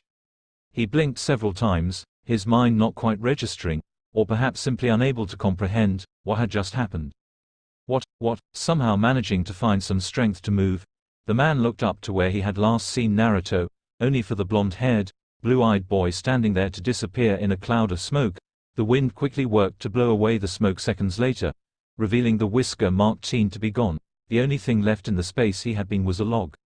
How? Donosik was unable to get anything else as the hand was yanked from his back. Copious amounts of blood began pouring out of the wound as the hand that had been acting as a plug was removed, his legs weakening as the life-giving liquid spilled from his body. The fallen angel soon collapsed onto his hands and knees, his breathing heavy as blood began running out of his mouth as well. Several seconds later, the man collapsed completely, his form going still and the light in his eyes dimming. Naruto stood over his now dead foe, a grimace of remorse on his face. "Fool," he whispered, "you should have just left when I gave you the chance." He looked down at his hand, sighing as he used a burst of wind chakra to make all the blood shoot off and splatter across the concrete. "You can come out as well, Rias," Naruto called out in a tired voice, "I know you're there." Looking chastised at being caught, Rias walked out from around the corner she had been hiding behind. She stood there awkwardly, not quite meeting his gaze as he looked over at her. Eventually, Naruto just sighed and rubbed the back of his neck. "Is there something you needed me for?" "No," Rias shook her head, "I just wanted to know why. Why I didn't just kill those fallen angels when I had the chance." Naruto finished, then gestured with his head towards the corpse of the fallen angel he had just slain. "You want to know why I didn't kill him the first time we fought?" Rias nodded reluctantly. "Yes. What purpose would killing them serve?" asked Naruto, closing his eyes tiredly. "None. There is no purpose in killing them. The only thing it would have done is spread the cycle of hatred even more. I'm betting that somewhere, those fallen angels have friends, maybe even family. If I killed them here, those people who loved them would have found out and hated me for it. Then they would have come to kill me, which would make you hate them in turn and retaliate. Eventually, devils and fallen angels would become embroiled in hatred as each sought justice and revenge against the other in a never-ending and pointless conflict." Rias said nothing, but she didn't need to. The look on her face said it all. Dying like trash, never-ending hatred, a pain that never heals, that is war. Naruto stared at his hand, clenching and unclenching it with an almost absent-mindedness. "I truly hate war, and I will not be party to acts that might instigate it. That is why I refuse to kill unless no other option is available to me." He chuckled in mock derision. "I suppose you could say I'm a pacifist with a penchant for ass-kicking." He looked back over at Rias to see her staring at him. "Does that answer your question?" Yes it does." Rias smiled at him, though it was one filled with confusion and concern. "Good night, Naruto." "Good night, Rias." As Rias vanished within a magic circle, Naruto continued his stroll back home. He wanted to get some sleep. The fight with Donosik had ruined his good mood. Thanks for watching.